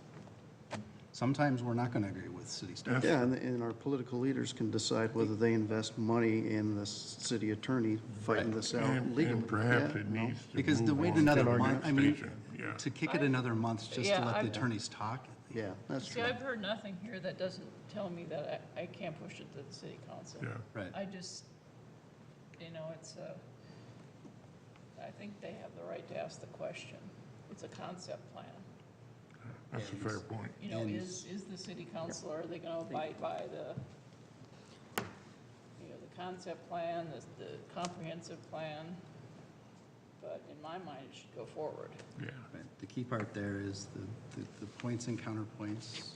Is there a motion? Are there? Well, I will call for a motion to approve, to pass this on from concept to the next step, and hope that by that time, there can be more of an alignment and presentation of what is actual fact versus desire. And so with that, if I can get a motion to approve this concept for Outlot H, Chaska Creek Center, Wabash Chaska Farms, 2022-31, that we can at least move this down the trail and perhaps get more clarification. I'll second. All right, motion by Austin, second by Gar. Commissioners, with a motion to approve, typically we would have conditions, and I think the applicant was even acknowledging that. This evening, with staff's recommendation for denial, there was not conditions identified for approval. So I'd like to amend with conditions. How about we do that? All right. So we amend with, we're going to screen. We're going to amend with parking requirements. Setbacks, normal. Setbacks. We'll say the normal laundry list Steep stuff. wooded ravines, we amend to meet our steep wooded ravines. We're going to amend to meet the other lighting requirements. For these. And I think it's also to amend that we get some idea, clear idea, what's allowed and not allowed with all those other conditions. With that, There's a motion pending. Commissioner Austin, would you like to so, restate that with those? Commissioner, so there's a motion pending. Yeah. Motion and a second has been made, so that issue should be taken and declined, and then the motion remade. Okay. With conditions. So, Commissioner Austin, that motion to approve this concept, we will deny all, oppose, and then remake the motion with the stipulations. Is that correct? That is correct. Okay. So, motion to deny Commissioner Austin's original motion to approve. All in favor? No, by saying aye. We're denying. So this is the clearing of the first one. Yeah, We just want to vote the first one down, Yeah. so we don't say aye. We Oh, say okay. All, and then all opposed? Opposed. All right. First motion is denied. Now I'll ask for a motion to, with conditions, to approve this concept for Outlot H, Chaska Creek Center, Wabash Chaska Farms. And just to be clear, the conditions that staff have captured, and you can add or correct, would be conditions for adequate screening, adequate parking, that wooded steep slopes be preserved. There's clarification on the lawful uses, and that a lighting plan be provided. And that there's no acquisition of city-owned green space. So no acquisition of city-owned green spaces added to that list. okay, clarification of use, lighting, screening, non-acquisition of green space. Did I miss any? I would say you're compatible.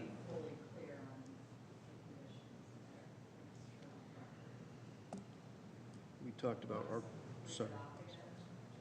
Yes. First one, adequate screening. Second one, adherence to parking. Third one, preservation of wooded steep slopes. What was that? Restate that? Preservation of wooded steep slopes. Fourth one, clarification on lawful uses. Fifth one, provision of a lighting plan. Sixth one, no acquisition of city-owned land. What was that last one? I'm sorry. No acquisition of city-owned land and green space. And then we talked about like compatibility with the rest of the business park there from an architectural standpoint. Do we need a city engineer's memo for this property? I mean, typically, it comes with the, Yeah, that's something that we can prepare for supporting planning commission's recommendation as it goes to council. okay, Architect memo, no, the city engineer. city engineer. Really, going to the preliminary plan is going to be another filter to catch all this Right. as well, correct? Okay, so I count 8 stipulations. What about water management? Stormwater and water management?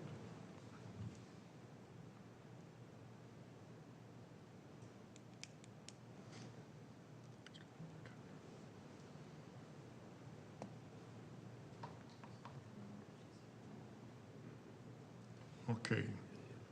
With the motion with the following stipulations: screening, parking, controlling the wooded slopes, clarification of land use, lighting plan, no acquisition of green space, compatibility with other architecture, city engineer memo, and stormwater and water management. Does that cover all? Okay. So we will ask for a motion with the 9 stipulations to approve this concept plan. So I'll try again. All right. So moved. Commissioner Hassan, motion, second? Sure. All right, Commissioner Gar, second, and all in favor, let me know by saying aye. All opposed, same sign, motion passes. All right. Sorry. Not going yet. Okay. And now we get to 8A, receiving other minute meetings, 3.7.22, 3.21.22, and 4.4.22 city council meeting minutes received. Any other comments? We'll go start on this end and come around. Looking for summer. Commissioner Gar? Not to me. Yeah, I got a quick one. First off, good morning. Good morning. And then, so I'm sitting on the community center task force. We had our first meeting last month, the day after our council meeting that I missed because of COVID. Funny, when you have COVID, people don't want you coming to meetings. So I did not attend that one either. But it was more organizational, kind of laying out a game plan. We have another meeting next week that'll be at, and I'll report back after that then. Commissioner Riley? Nope, nothing additional, thank you. And, well, thank you, everybody, for helping guide me through this experience tonight. It's, had no idea we'd go to 1 in the morning, but appreciate it. 1:20. 1:20, Don't cut yourself okay. short there. We officially adjourned yet? All right. Motion to adjourn. Motion to adjourn. We consider us adjourned. Thanks, everybody. Commissioner